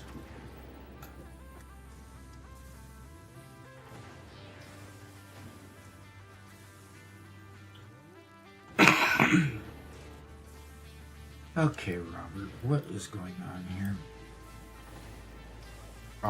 He coughed. Yeah, he coughed.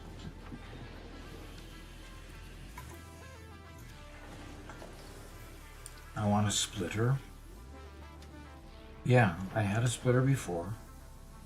Why am I not getting the lines to tell me that I've lined it up or not? That is It's not lined up yet. One Metal Fist says, the empty space you said might be a problem actually won't be an issue. I left plenty of room there on purpose, enough to add a whole additional wing of the same size. Nothing needs to cross that belt, because it's meant to sit against a wall I haven't built yet. If something does need to pass through, I build it like a bridge so nothing touches. Everything stays clean, organized, and definitely not spaghetti. pretty cool. Oh, okay then. Cool.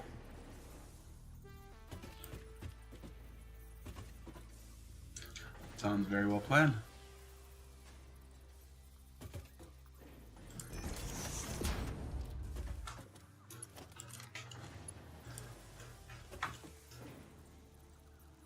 Invalid conveyor belt shape.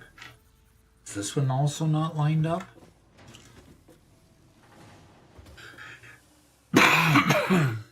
Why am I struggling so much?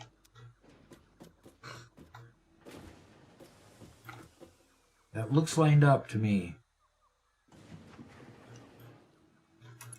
So why aren't you allowing it to...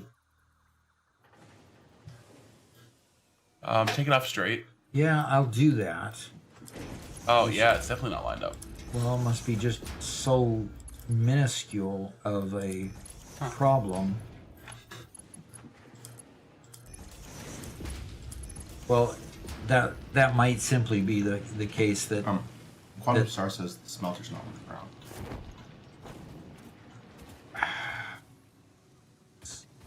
the ground. The smelter's not what? On the ground. Oh, come on.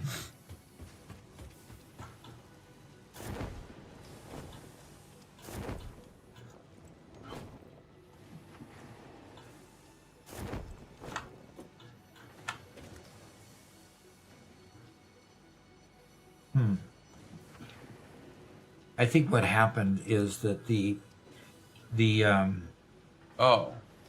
miner the miner goes to the mine, and these I snapped to the miner. Yeah. So every one of them's just jogged a little bit. So. Kaizen redeems, no conveyors. Kevin redeems, let the man work. Oh boy, got a war started here, I guess. There we go. Wow, some people using channel points the way they were originally intended. No, I appreciate that.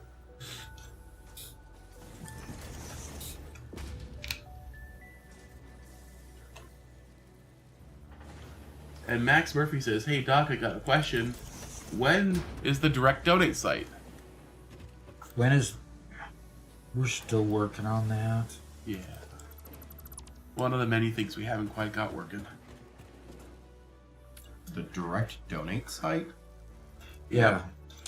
Basically because YouTube takes such a huge amount of the money. We're getting together like a Patreon or something? Well, no, just a donation link. Unfortunately, the site I set up had to confirm. You know, I tried to confirm a donation, and it went through, and I got my credit card account blocked by my bank. It's a hoax. No, it's not. You jerk. That happened twice. So obviously we have some bugs to fix before we open this up. Yep, Yes. Exactly. Okay, We really don't want that happening to anybody else. Yeah, that's exactly the issue.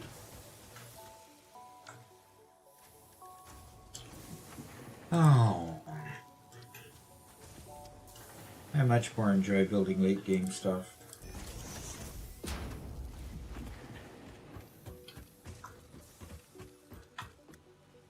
True Train says, "Hope you guys had a beautiful Christmas and have a happy New Year's. Thanks for the help." We'll do that, and thanks for your good question that you asked.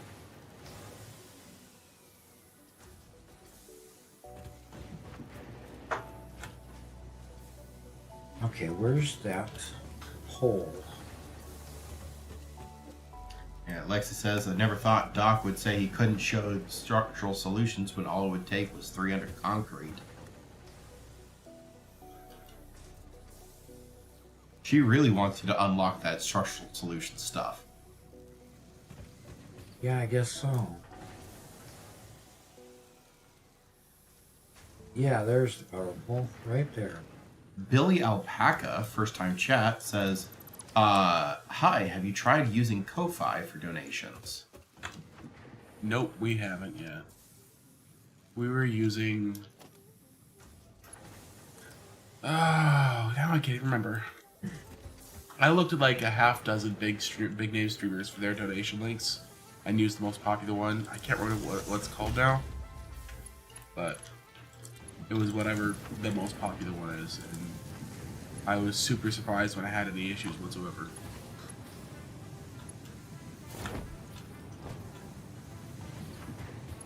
Yeah, Alexa says, after so many runs, those foundations from the base game get boring.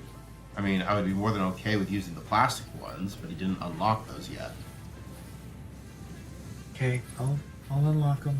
I'll unlock them, I promise. If anybody can do anything, Dad can always be bullied.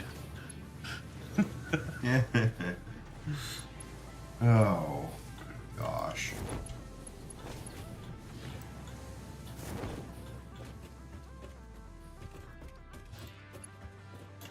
I'm looking for the power pole that was supposedly back here. But I guess wasn't.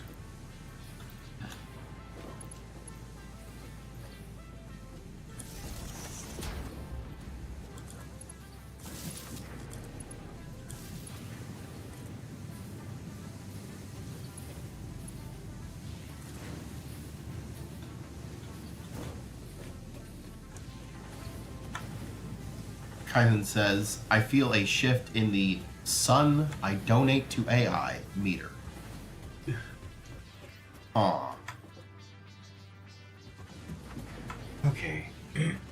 Justin Reynolds has a question, and this is a Doc University question.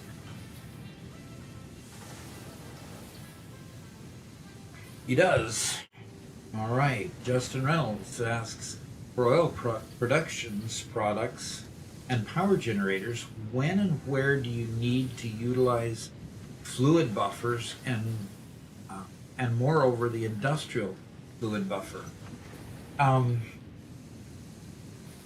usually like to use the industrial fluid buffer when I've got output, like in the in aluminum production, you have, excuse me, in aluminum production, you have one of those processes that output as a byproduct water. So you put a certain amount of water in, you get a certain amount of water out.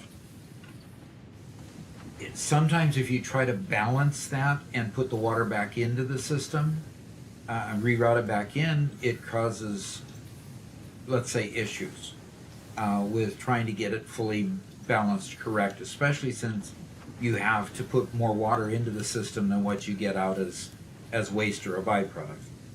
So in those kind of times, I like to put a fluid buffer on it to make sure that I don't run into a problem where the machine's shut down because they can't get rid of the water. And so I'll put a fluid buffer in that situation. Fluid buffers really aren't all that useful for actually managing water flow because they tend to create sloshing rather than get rid of it. Just haven't found much use for it other than those few cases where I've got a liquid as a byproduct that I need to capture until I get it all balanced. Otherwise, I really don't use them. So hopefully that helps your answer. Let's go back to the game. The perfectly optimal situation will never use water buffers. And that part of the challenge is it's hard to get to the perfectly optimal solution. Yep. Absolutely. Oh, Lexi Okay. just gifted 5 tier 1 subs. Fantastic. Gifted a sub to Chris Van Halen, Shree85, Zerky, Vitor, and Boss Washington. Okay. Congratulations to all of them. And with them coming up so quickly, she probably tiered to just those people watching right now. So not much picking and choosing there. All right. Thank you very much. We really And Lexi says, now, get to the good foundations, Doc. This was a bribe. It was obviously. Okay, you know what? We can listen to that.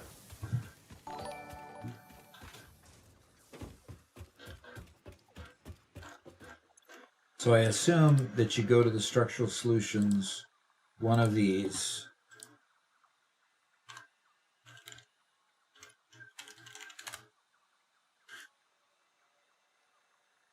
Oh, there's the scroll bar. Diamond Suker says, what time is it in your city? It is 4:04 for us. Yeah. Really? It's already 4 o'clock. Okay. Felt like a couple hours there took forever to pass, and then suddenly time's done. Yeah. Morning took a long time, then the afternoon went quickly.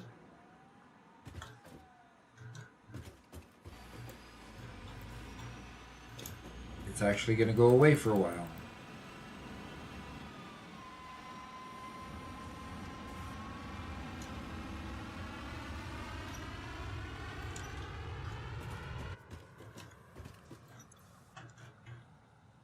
Okay.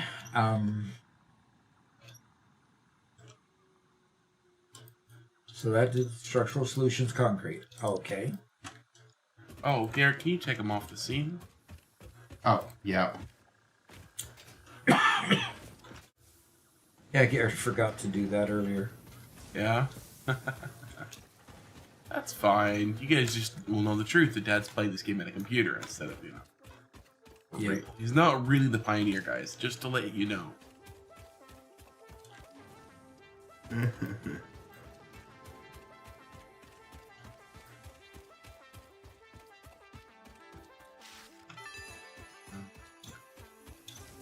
Do we need that?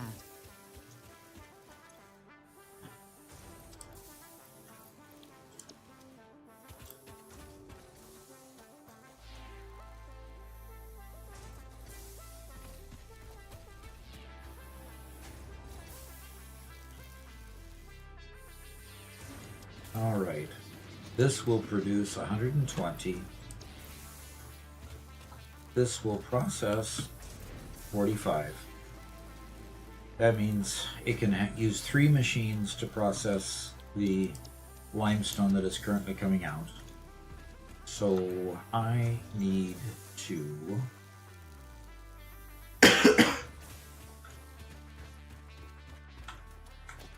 Kaizen says, okay, maybe not a Fix-It Pioneer, but maybe an Oregon Trail one? Yay. Doc, have you ever played Oregon Trail? Yep. Cool. Gary, do you know how many different versions of Oregon Trail there are? Yeah. No. I played it, I'll admit, I played it once in elementary school, and that was it. So, apparently, just like many other games, they kept on remaking it and remaking it. And so, like, the infamous "you died of dysentery" thing. Yeah. That's the meme from it. Everybody Yeah. knows. That kept on getting weaker and weaker over time. And so if you remember playing it, like, if you played it in, like, the mid-90s, you didn't really play the real Oregon Trail. If you actually succeeded, you didn't really. 'Cause it I wasn't don't the remember real one. succeeding. Don't remember succeeding. Well, that seems to be the general consensus as well. So Yeah. I played in the mid-90s, and I don't remember if I succeeded or not. I really don't remember. really, Yeah, But, so I yeah. played it. By that era, it had already been changed so much that it... I played it in the late 90s, early 2000s, but I'm 90% sure that our version of the game was quite old. Yeah. I don't think that they were updating their computers very quickly. Oh, the old school computers? Mm-hmm. Yeah, back when the IT budget was a joke. Alrighty, I'm going to open the hype chest and everybody gets a little frog emote. I'm going to share that with everybody. Okay. Alrighty. IT budgets are still a joke. Yeah. Okay, well, true. Well, okay, I should say, back in those days, people say, what is an IT budget? IT budget is an entertainment budget.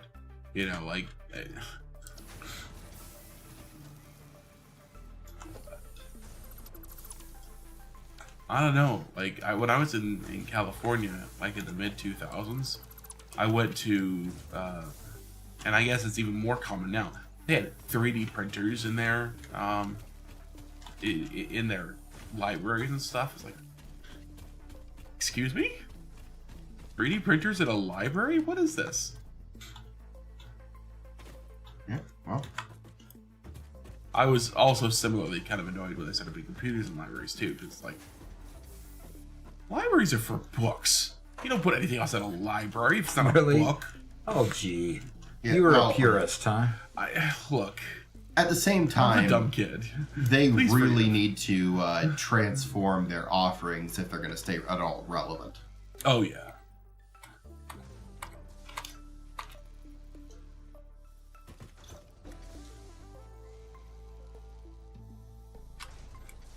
I thought all sorts of weird things when I was little. I was very purist in a lot of stuff.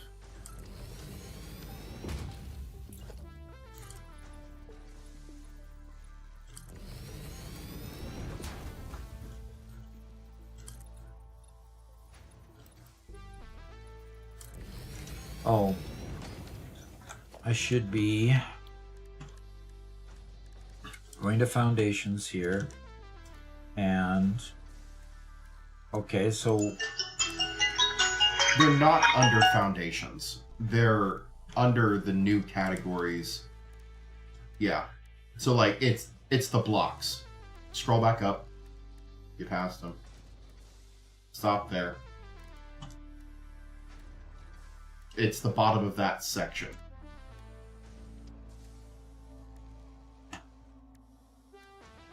And Quantum Star. Oh, we'll wait until Doc's done. 4x4 or 8x8? 4x4? 8x8x1. Okay, that's the normal. That's the normal blocks.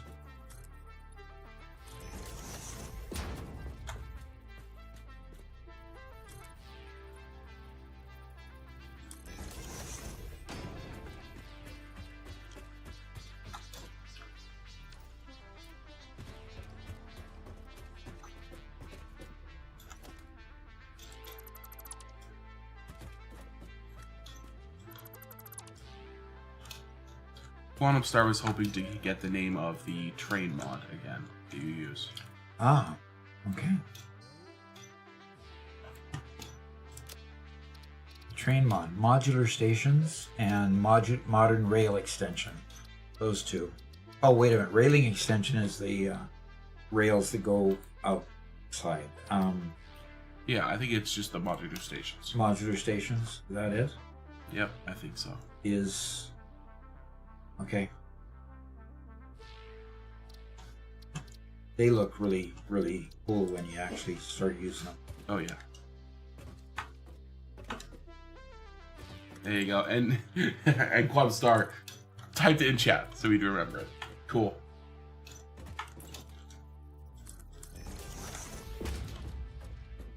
Now, how much concrete do they use? 7. Oh boy, I really need to get this concrete line up and running.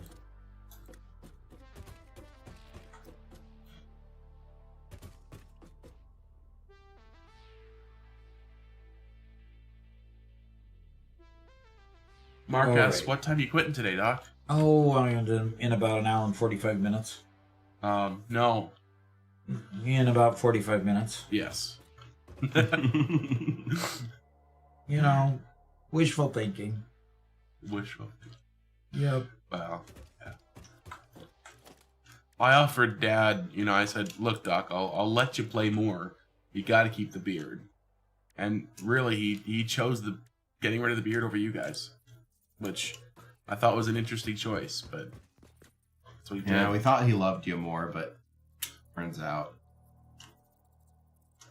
That offer was never made, nor was it accepted. Yeah, he never accepted the offer.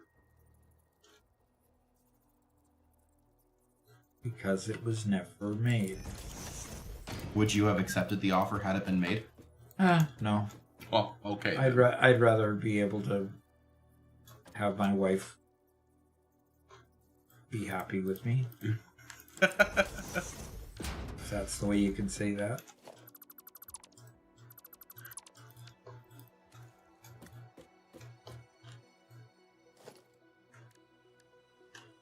Okay. So now let's see if we can do this right. Munch Bunch asks, is Satisfactory worth buying? Absolutely.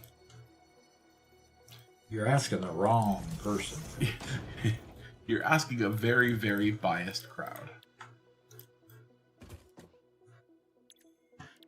Yes. Very, very biased crowd. You're not asking people who just got it on sale. You're asking a guy who this is his only game he's played That's totally not true. since Yeah, when was the last time you played another game? Don't you recall playing just the other Okay, day? I suppose. I suppose that Star Rupture does count as Absolutely playing another counts. game. Absolutely counts.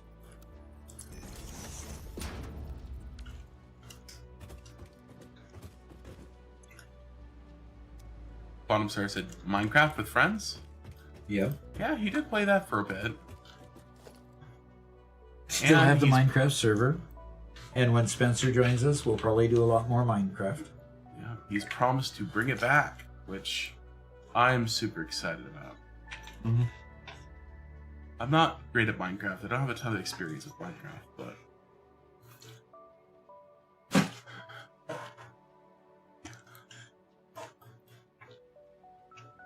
that'll be fun for something. Dogfather Okay. says I bought Satisfactory December 4th, so that's 25 days ago, and I have 120 hours on it already. Okay. It can be very addictive to the right people. But that's a Wolf of Wall Street. Pump those numbers up. Amateur numbers.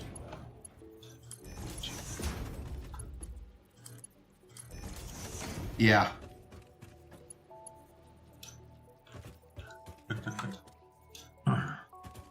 But in reality, there's no way that you can keep up with people who are doing this semi-professionally. Oh, y'all. What's up, Doc? Well, I've got a manifold of only 3 machines, which really doesn't need 2 lines across from each other. I mean, I can go ahead and do that when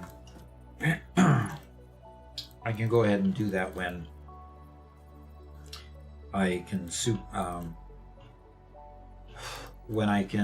overclock the miner, which I can't quite do. Okay.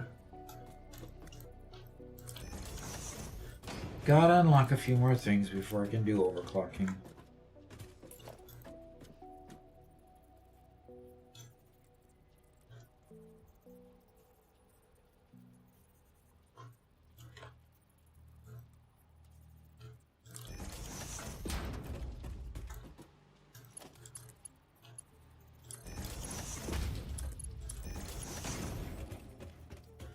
And then, once these are going to output 1 concrete per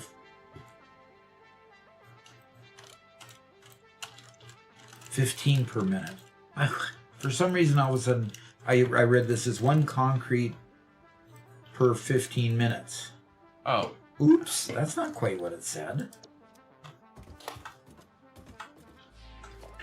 Dogfather says I do work like 72 hours a week, but I still feel like those are decent numbers. Oh, absolutely. Especially if you work full time. 72 hours a week. Yeah. That's yeah, okay. That's full time if he's in the IT business, that's for sure. Yeah, what are you doing for work? I mean, hearing you say that just sent a shiver down my spine. Really? Oh, that's Alright, let's put a power pull up here. Garrett, how about you set Doc up at the university for that Yep. question from Billy Alpaca?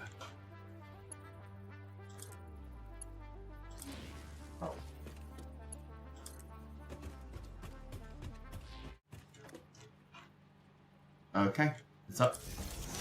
Alright, Billy Alpaca says, what do you prefer, manifold or balance setups? I prefer manifold. I don't like to go through the extra effort of creating a conveyor balancer or a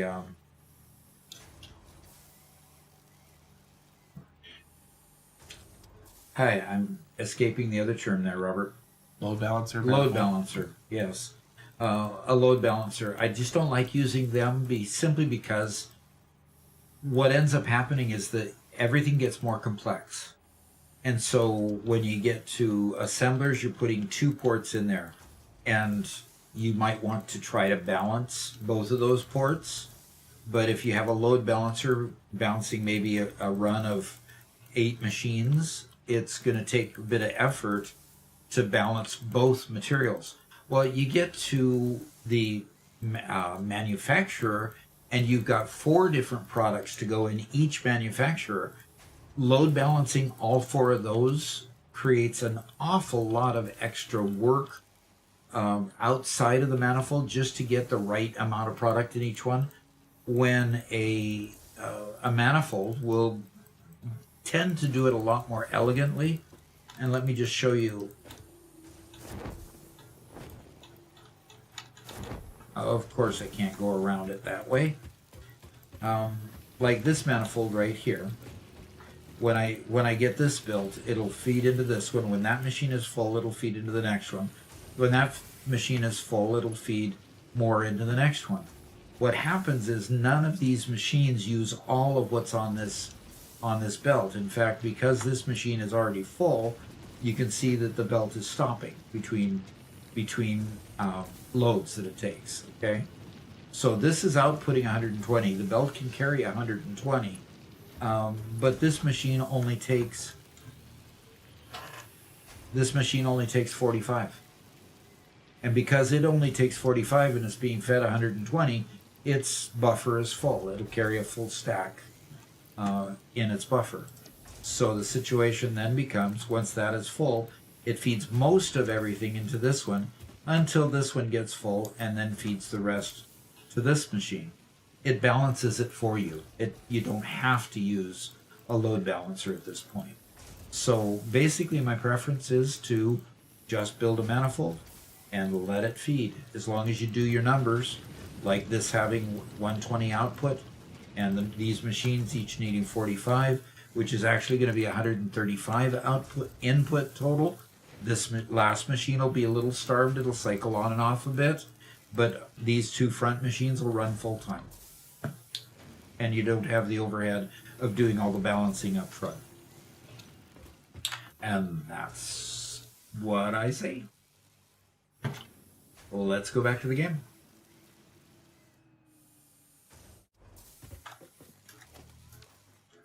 Good enough.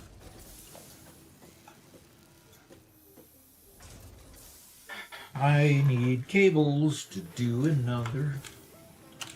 Let's see what I have in my inventory. I already have wire. Here's a situation where I'll just drop a crafting bench up here where I'm working, so I don't have to go back. And I'll just belly up to the crafting bench here and make some cable. Mark says something interesting. Mine physio to learn to walk again. It'll be a long haul, but in time it might happen. Okay. It's the English was a little weird, but I think he's saying that his physician said he might be able to learn to walk again. Fantastic. And I'll bet you there's a story behind why you can't walk right now, if you want to tell it. But Yeah, I but imagine that's pretty great news. if you're walking it, what are you gonna do with that super awesome chair you put together? Your gamer wheelchair. Like, I don't know. I don't know if it's worth it. I think he'd rather walk. Yeah. Maybe he'll market the gamer chair to somebody else to others who would like to be able to get around as well as he's getting around now with it. Hey.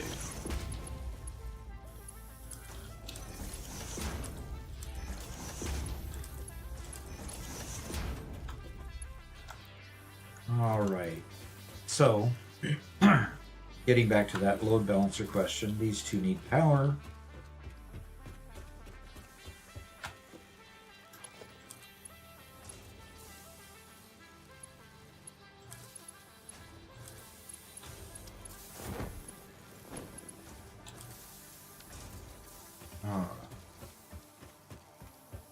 All right, now I'm fully utilizing the capacity of that one miner. Got a first time chat from Sri85. Don't know how I missed that. It says, thanks for the sub and greetings from Germany. You bet. Greetings from Germany. We have a lot of people from Germany and a lot of European countries. It's getting pretty late in the day for you to be here with us. Appreciate the time you're spending. Mm-hmm. And And, oh, go ahead. oh, Lexi says, Doc, 7 concrete is the same price as the concrete foundations from the Awesome Shop. You pay more concrete to replace the iron plates. Okay.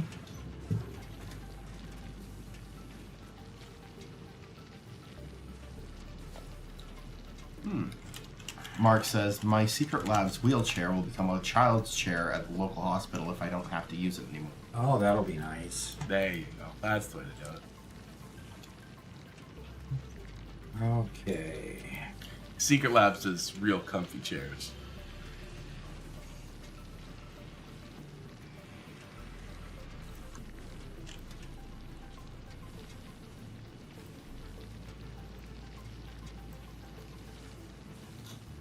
Round and corner.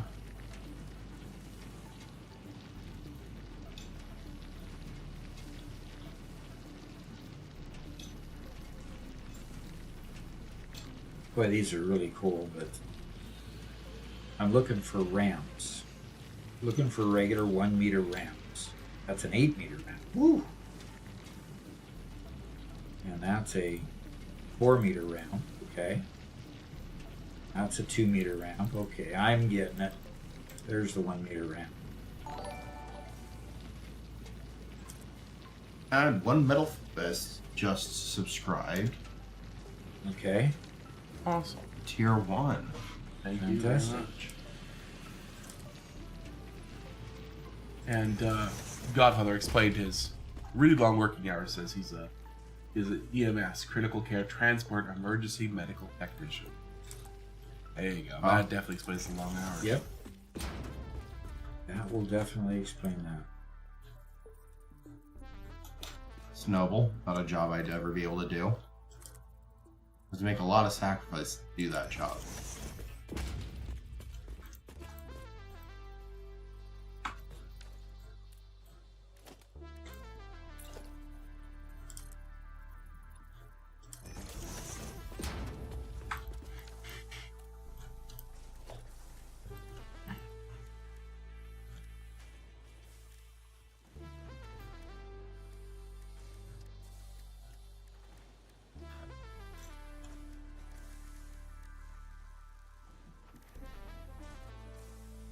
Sinharib Live says, hello, first time chat. Cool. Thank you for coming. Yeah. Seen a lot of new people today. Yeah. It's all our new console friends, or a lot of them. Yeah, we'll be surprised.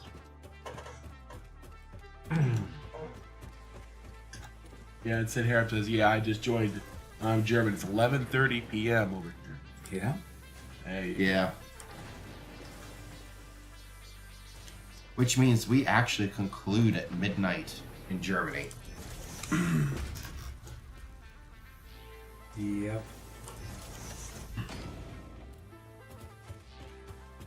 Oh. Well, Godfather just keeps on one-upping himself. One-upping said- people, huh? One-upping himself. Oh, okay. Okay, he works long hours, and he's a response technician. And to give perspective, most of the time I only work 2 days a week, but during the holidays I like to give coworkers with kids time off. So I normally would pick up all the extra shifts. Cool. That's awesome. Why am I not getting the guidelines? Oh, that's good for you. Now, are you deliberately working part-time hours? No, because Because he works 24-hour shifts. Oh, full 24 hours?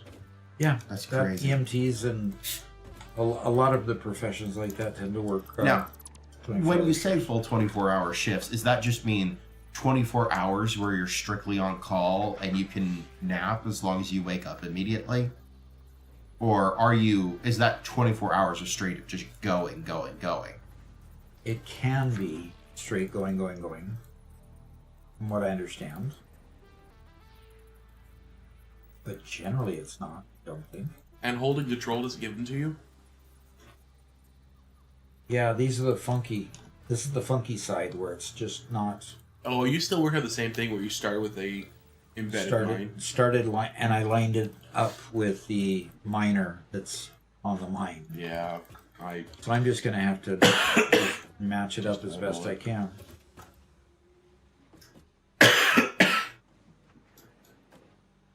Yeah, and Munch says it's 11:30 in Norway too. So, yeah. Oh, Garrett. Okay, so the context for Mark's comment was that Munch asked for goals for 2026, and Mark says physio to walk. That's his goal for. Oh. There. Okay. Yeah, that's a Well, noble. good luck. Good luck. First time chat from Sir Angel is a shout kitty. Yep. It's a kitty. It's my kitty. Yep. That cat is a little monster. The number of lives it has taken is incredible. She is the huntress supreme on our property.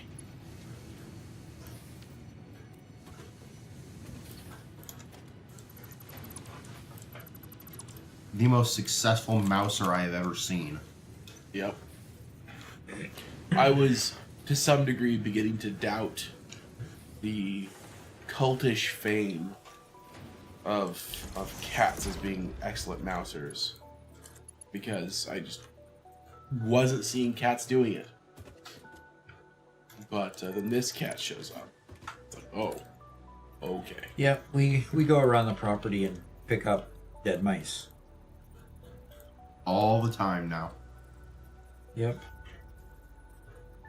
And it took her a while to get into it. But now she does it for the love of the game. I guess. I mean, call it we that. we give her all the food she needs. Yep. She never goes hungry. And so she'll kill 4 to 5 mice every night. It's kind of sad that we got that many mice for her to do, but yeah. That's called living in the country and living near farmland. And living, yeah. When the fields get plowed and harvested, the field mice come a running. Mm-hmm. And Callie gets to play. She was rather annoyed last night because we had a cold snap coming through last night. It went from way too hot on Christmas Day. It's never been that hot. 70 degrees Fahrenheit. Don't know what that is Celsius, but super comfy. Like you could wear anything in that weather in 70 degrees, right? You could wear a long sleeve. You could wear a light jacket. You could wear t-shirt and shorts. Like wonderful weather Christmas Day. And then it went from there to below freezing in a day. Yep.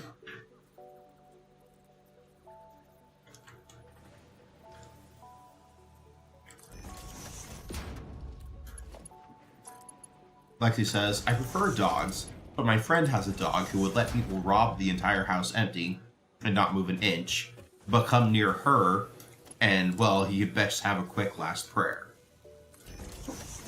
Yep. For the dog or for you?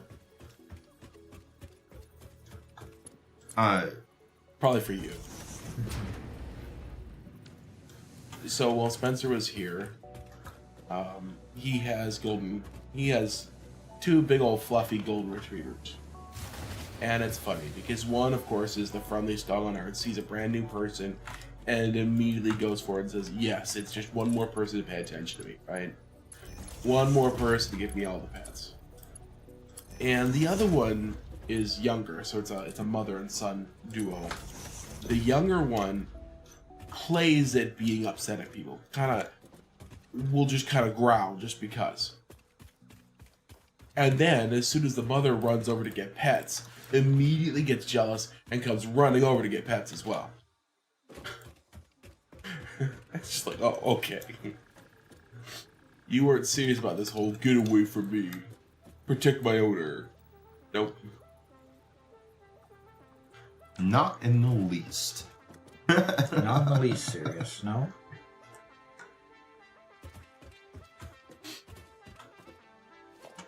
Okay. Kaiser says, so cats without mice and not mousers are not mousers.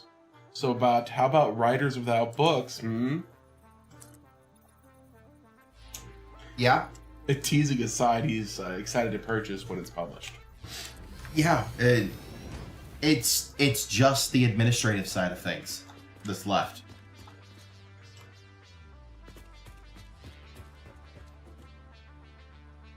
And yeah, I'm very anxious to see it published now as well.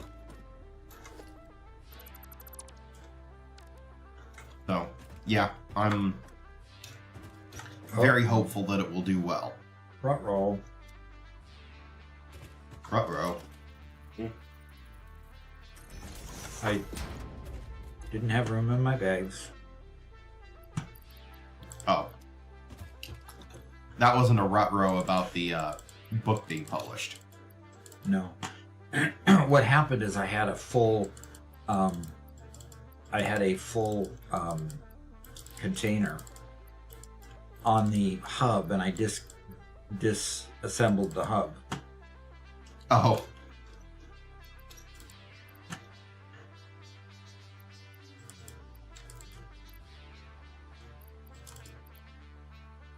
Yeah. One Metal Fist says she doesn't hunt to eat, she hunts for the thrill. Like many cats, she hunts not for food, but for the play and instinct. Yep. She's also showing you that she can hunt. It's a feline instinct. That's why cats stare at you when you come home. In their mind, you went out to hunt and came back with the food. Yeah, in fact, when she was first really getting into hunting and being good at it, she used to bring her food in here, and she'd come walking past me with it over and over again, kind of like, hey, look what I got. You know. And then when I ignored her long enough or told her to go, she would, go off and play with it and kill it and whatever else. Now she doesn't bring it in here anymore, which I'm perfectly happy with it not being in here. She just leaves it out in the courtyard in front of the buildings. Yeah. But, you know what? I have to say, she has successfully convinced me not to believe that she is useless anymore. Yeah. So, while I dislike cats in general, I'm okay with her. She has absolutely proven her worth. Yep. She earned her keep. Because I hate mice. More than he worse hates than cats. Yes. I don't hate... I have to be truthful here. I don't have any care or attraction to cats.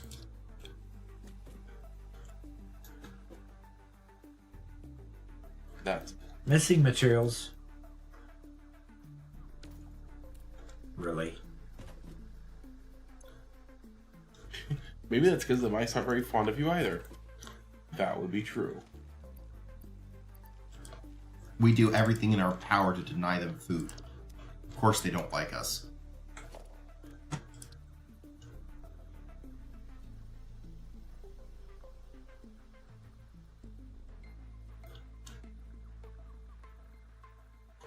Okay, Limp Noodle, she's not Vlad the Impaler. She accusing Kelly of that? He says she puts the mice on spikes in the yard. No. she doesn't. So, true train, okay? What you say is correct, but not quite. He says, every dude that says they either hate or dislike cats are always the ones getting suckered into cuddling with them. Garrett used to be the one who really talked about hating cats all the time. Okay? It was like Garrett's thing to talk about how much he hated cats. And now every single time he sees Callie, he pets her and cuddles her and hugs her and whatever else. Okay? I kind of laughed along and played along with Garrett's joke about hating cats, but never really cared. In fact, I have plenty of fond memories of my grandmother and her cats. Right? However, on the other side, then I stayed in here where there were, at one point, when we first moved in here, 4 cats. 2 of them were too small to be trained, and 2 of them had been perennial outdoor cats. They were smelly and obnoxious and annoying. And that's why when I decided I didn't really care to live around cats. Unfortunately, now we're down to 2. Yeah, we're down to 2, and both of them have gotten fairly decent.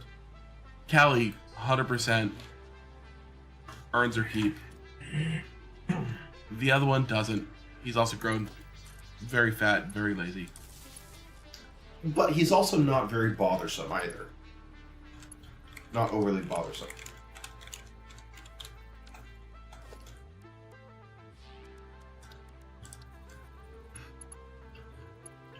Yeah. Lexi And to be asks, honest, Callie is the first indoor-outdoor cat that I've ever raised. So, yeah. Lexi asks, so Doc, what do you think of the smooth foundations? The walls are the same way, they look the same, they color perfectly. yeah, I like it. I like those. The only thing I don't like is having to go to a different menu that I probably just need to put it on my taskbar. So. Anyway, okay, so I need to continue building on my reinforced iron plate factory here. But part of the challenge with this particular factory is that once I start upgrading, I'm kind of blocking it in, and I don't like to do that.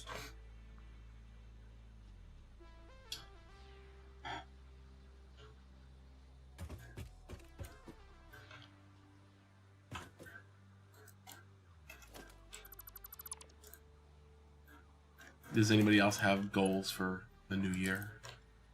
This subject came up. My goal is to play more Satisfactory.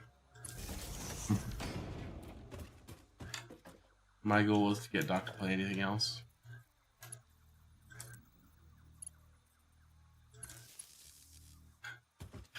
No, I emphasize that too much. It's half a joke. Oh, Pebble Plays says my goal is to make it to next year. Well, you know what? You're really close to making it, to hitting that goal. So, congratulations.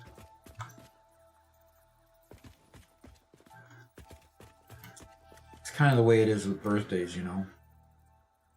Happy birthday. Well, I didn't do anything. Yeah, I survived another year.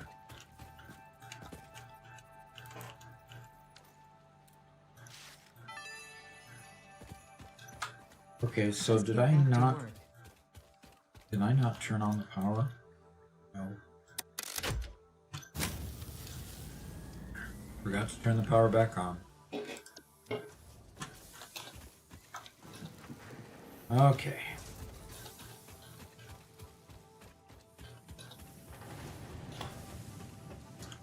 Hell says, but also my goal is to learn Abbey Road entirely on piano, since I bought one for myself for Christmas. Ooh, nice. Nice. That's awesome.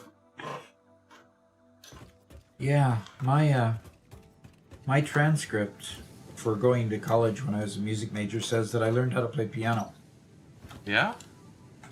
Says that I got an A in the class even. Wow, you must have learned it really, really well. Really, really well. The kind of learning that just sticks with you for the rest of your life, too. Maybe. Yeah? Maybe. Well, kind of learning that actually, anyway, didn't stick with me the rest of my life. Ugh, So, shucks. Maybe we can submit a grade revision request. grade revision request. Don't think it'll matter much now. No.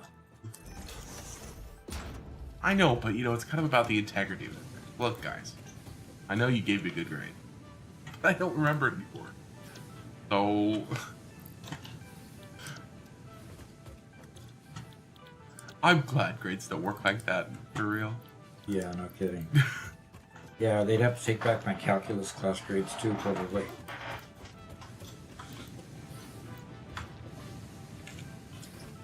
Okay, so if I make rods take in 15 ingots per minute and output 15 rods per minute. And currently these machines output 30 ingots per minute.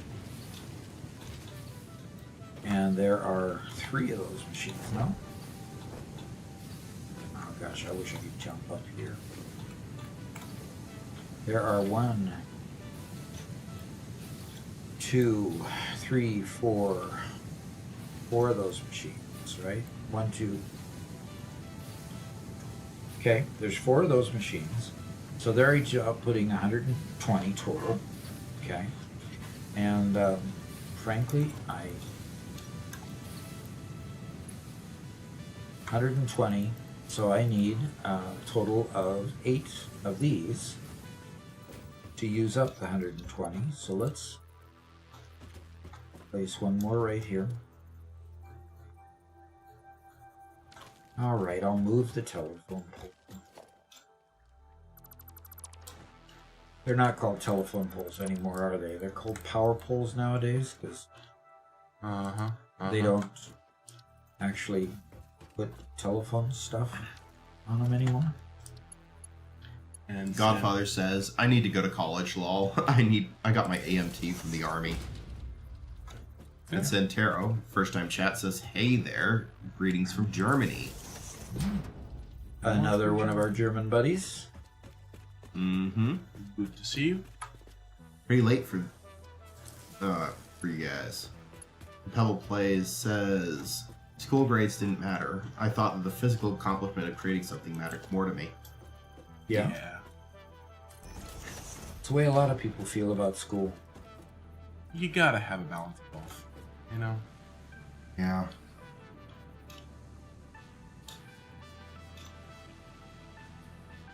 It was interesting because I'm very much an amateur 3D modeler. I've been using Fusion 360 for a number of years. And when my youngest brother Spencer came back from college and he took 1 semester of SolidWorks, right? And he comes back and he's proficient. Now, one thing to say about Spencer is when he's taught a little bit of something, he knows it. Okay? And what I mean is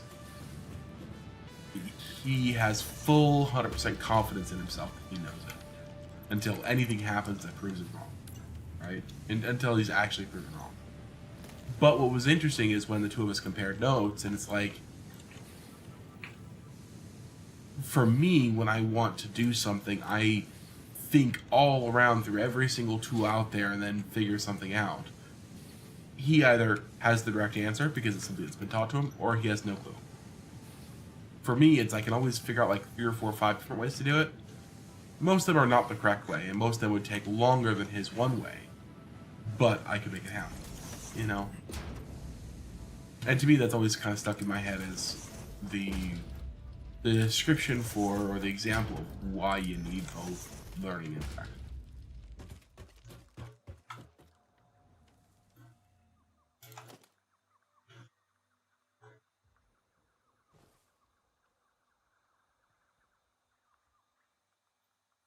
But, Doc, once you're finished with whatever you're doing at the moment, Yeah? probably should head back to the office.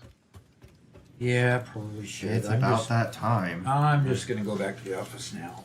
You think so? Yep. I'll let these containers fill up.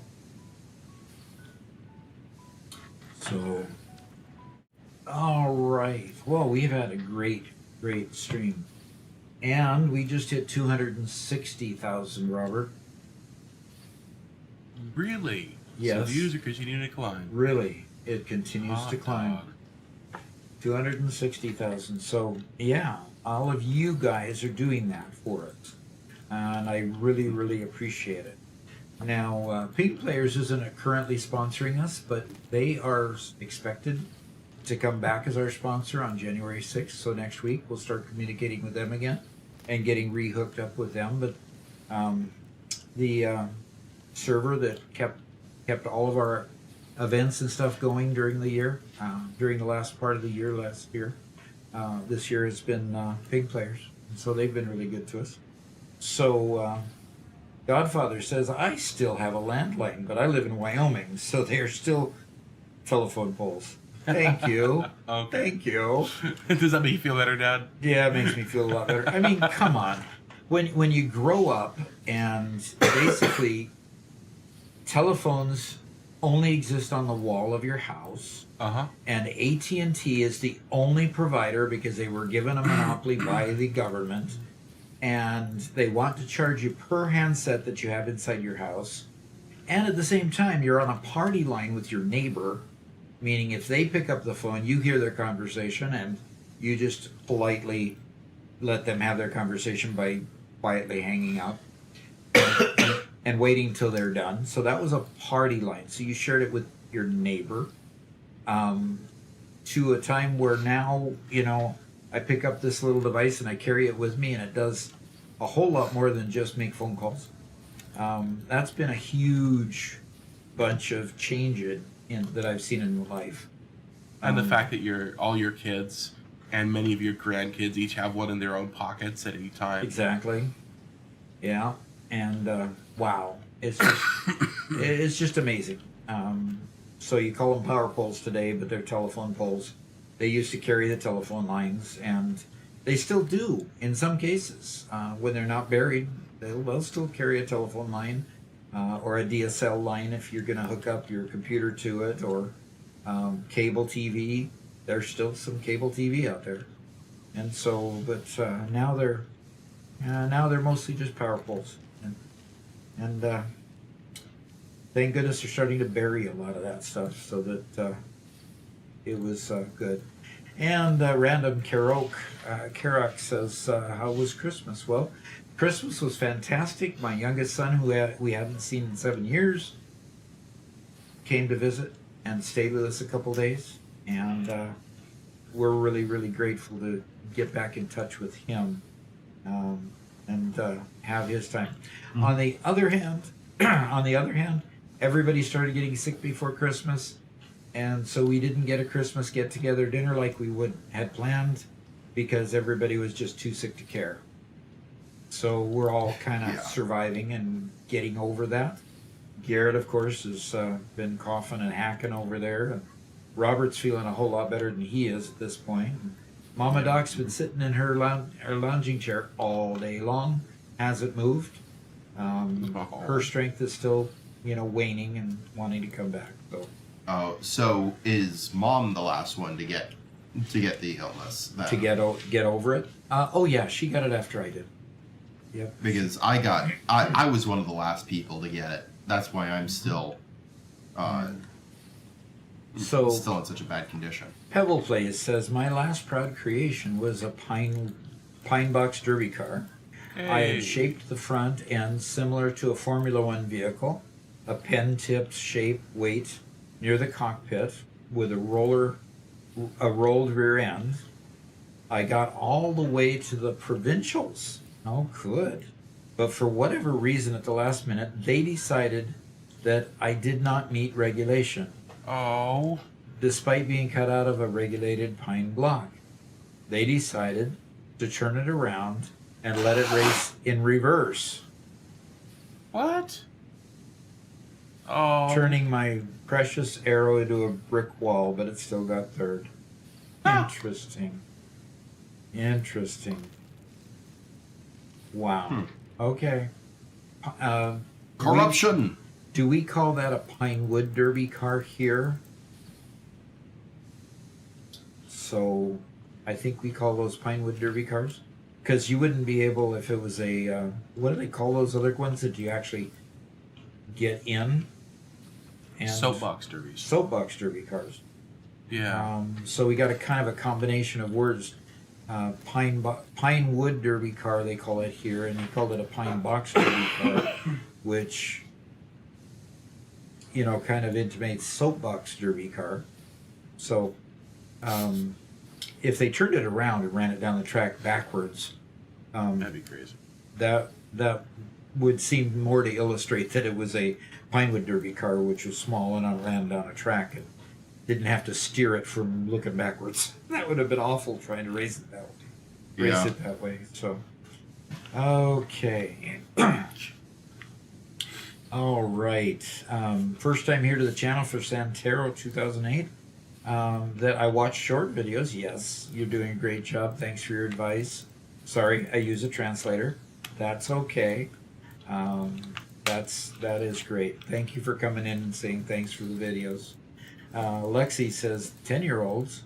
To think 10-year-olds walk outside with phones of $600 plus is truly crazy. Yeah, Yep. that is truly crazy. Kaizen controller, my second grade teacher always said I wouldn't carry a calculator with me everywhere. Mm-hmm. We should ask to reconsider their performance review if they were revising things. Quantum Star says, think about this. With Apple's new AirPod patent, you have loved through the entire life the reproductive cycle of a singular tech entity. Not quite sure what he's saying. Lived. You have lived through an entire life cycle's entity. Yeah? And they're bringing back the iPod Shuffle and Nano? Good. Okay. Interesting. People don't really understand how much change has come in the last century. Absolutely. Absolutely. I mean, when I was a kid, you went to watch movies in a theater. Now movie theaters are pretty much starting to go by the way of drive-in movie theaters, which don't exist very, very rarely now, too. Okay. Well, I think not quite as much, because at least movie theaters are able to provide a luxury experience. Mm-hmm. Are able to move into the luxury experience. Yeah. Look, So- it only takes one thing to make the theaters come back. One thing. What's one thing? Make a good movie. Make a good movie. Make a movie that you want to see in a theater rather than on your small flat screen in your house. So, yeah. Lexi says, so Doc, since you play piano, why not play Passacaglia? Handel Halverson on piano, because that'll take some practice. It'll take a lot more practice than I have life left to do. The first So- hour will be learning how to say the guy's name. Oh yeah, Pebble Plays says, yes, Pinewood Derby. So that's good. Okay. My vacation town's local drive-in the theater closed down a decade ago after being open since the 30s. Yeah, that's what's happening. Avatar Fire and Ash is doing good in the theaters. Yeah, that's a lot of eye candy in the Avatar movies, so I can see why. Now I'm going to flip over to the YouTube chat here for a while because we've got things going on there. Are dimensional depots cheating? No. They are an in-game feature that is part of the base game, and they were an incredible help. You have to unlock it. You unlock it in levels. You have to go hunting for the Mercer Spheres in order to do it. I don't think it's cheating at all, because it just extends the amount of stuff you can have access to in your personal inventory. I would never consider that cheating one little bit. So hopefully I got that answer to you. So good. Good luck, Danum. Yeah, you got this. Yes. Okay. Fingers crossed all the way to Hosroy. Good. 15 minutes to go before Doc better head to the university, so you can close it down and get some rest. Yeah. Okay, 730 seconds to go. Okay, he's counting down. Counting down. Okay, Robert. Yes, sir. When are you on Satisfactory next? Mark Mark asks. When we have a big project together, I think that's kind of when I open up Satisfactory, is when Doc and I have decided, that my services are needed for us to be able to put together a good video. Yeah. So, otherwise, I'm not really playing it for myself anymore. So TV Online the best says, just passing by to wish you a happy new year for y'all. Satisfactory the movie. Okay, waiting for that to come out. Okay, that'll be good. Movie theaters are disappearing because they've pushed prices too far. Absolutely. When you break a $50 bill just to go out for a night at the theater, at the movie, that you used to do that to go to the theater where there's live actors and there's really some suspense as to whether they're going to pull off the part and play and do it. But yeah, Well, that's just a matter of wages not keeping up with inflation. Well, okay. Let's also add to that the fact that they aren't making popcorn flicks like they used to be before. If you look at the actual price tag of making movies, they used to make a whole lot cheaper movies. You want to talk about Avatar made a whole bunch of money? Yeah, well, there's also never been movies in history before made with so much money. It is so expensive to make Avatar movies. That was never a thing before. Yep. So true. So True. It's like these multi-million-dollar movies, they're great, but it's not a one-to-one, you throw more money into it, you get more money out of it. Mm-hmm. And I think for the most part, they're just, every single project, they're pushing to be way too big, and they don't have enough small projects to actually train people to get good writers, to get good actors, to build up the infrastructure for these big movies. Yeah. So Lexi points out that Fire and Ash already made $760 million worldwide. Yeah, but because it cost an arm and a leg to make. So, nearly went bankrupt too. The Titanic movie. Now $200 million for a movie is normal. That's terrible. And really, the problem is when a movie can feel and look just as good in a theater as it looks on your home video studio, whatever you have put together. That just says that the theaters are going to have to go obsolete. Because when you can pay $15 and put it on your screen, or buy a streaming service and put it on your screen, why pay for going to the theater? So, alrighty, we have down to a couple more comments. This has really gotten lively in the last little bit. It says, why don't we bring back local film clubs? Just a bunch of people over the course of a month making something unique, like a community film fest that could encourage healthy and social environment. That would be wonderful if they did that. And maybe a few cheap cameras, just a laptop magic can be made into reality. Absolutely. Yeah, and you can laugh at your friends as they get on camera and make fools of themselves too. And then, of course, cheer on the ones that really do a great job. And then you'd have both the sides of the spectrum, and it would be fun and wonderful in that way. Modern day cell phones can make movies. Yep, that's so true. So true. All right, Mark, there are no new ideas. It's all gone to sequels upon sequels, so they make more money because they make more money than they come up with something new. And that's true. More mystique for Kaizen Controller. I'm not quite sure what that is. So, hey, Mystery Science Theater 3000. Mystery Science Theater 3000. Interesting thought. Okay. I'm not good with acronyms, guys. I got thrown so many acronyms when I was at Boeing and during my PhD that I visit acronym hell every time I see an acronym. 3-letter, 4-letter, 5-letter. I just gloss over. I just don't get it. So sorry about that. All right. Hey, guys, it's been great. We'll be back on Thursday, and we'll have a lot more fun on Thursday, too. We'll be on in the morning, so you German folks, a little earlier in the day for you.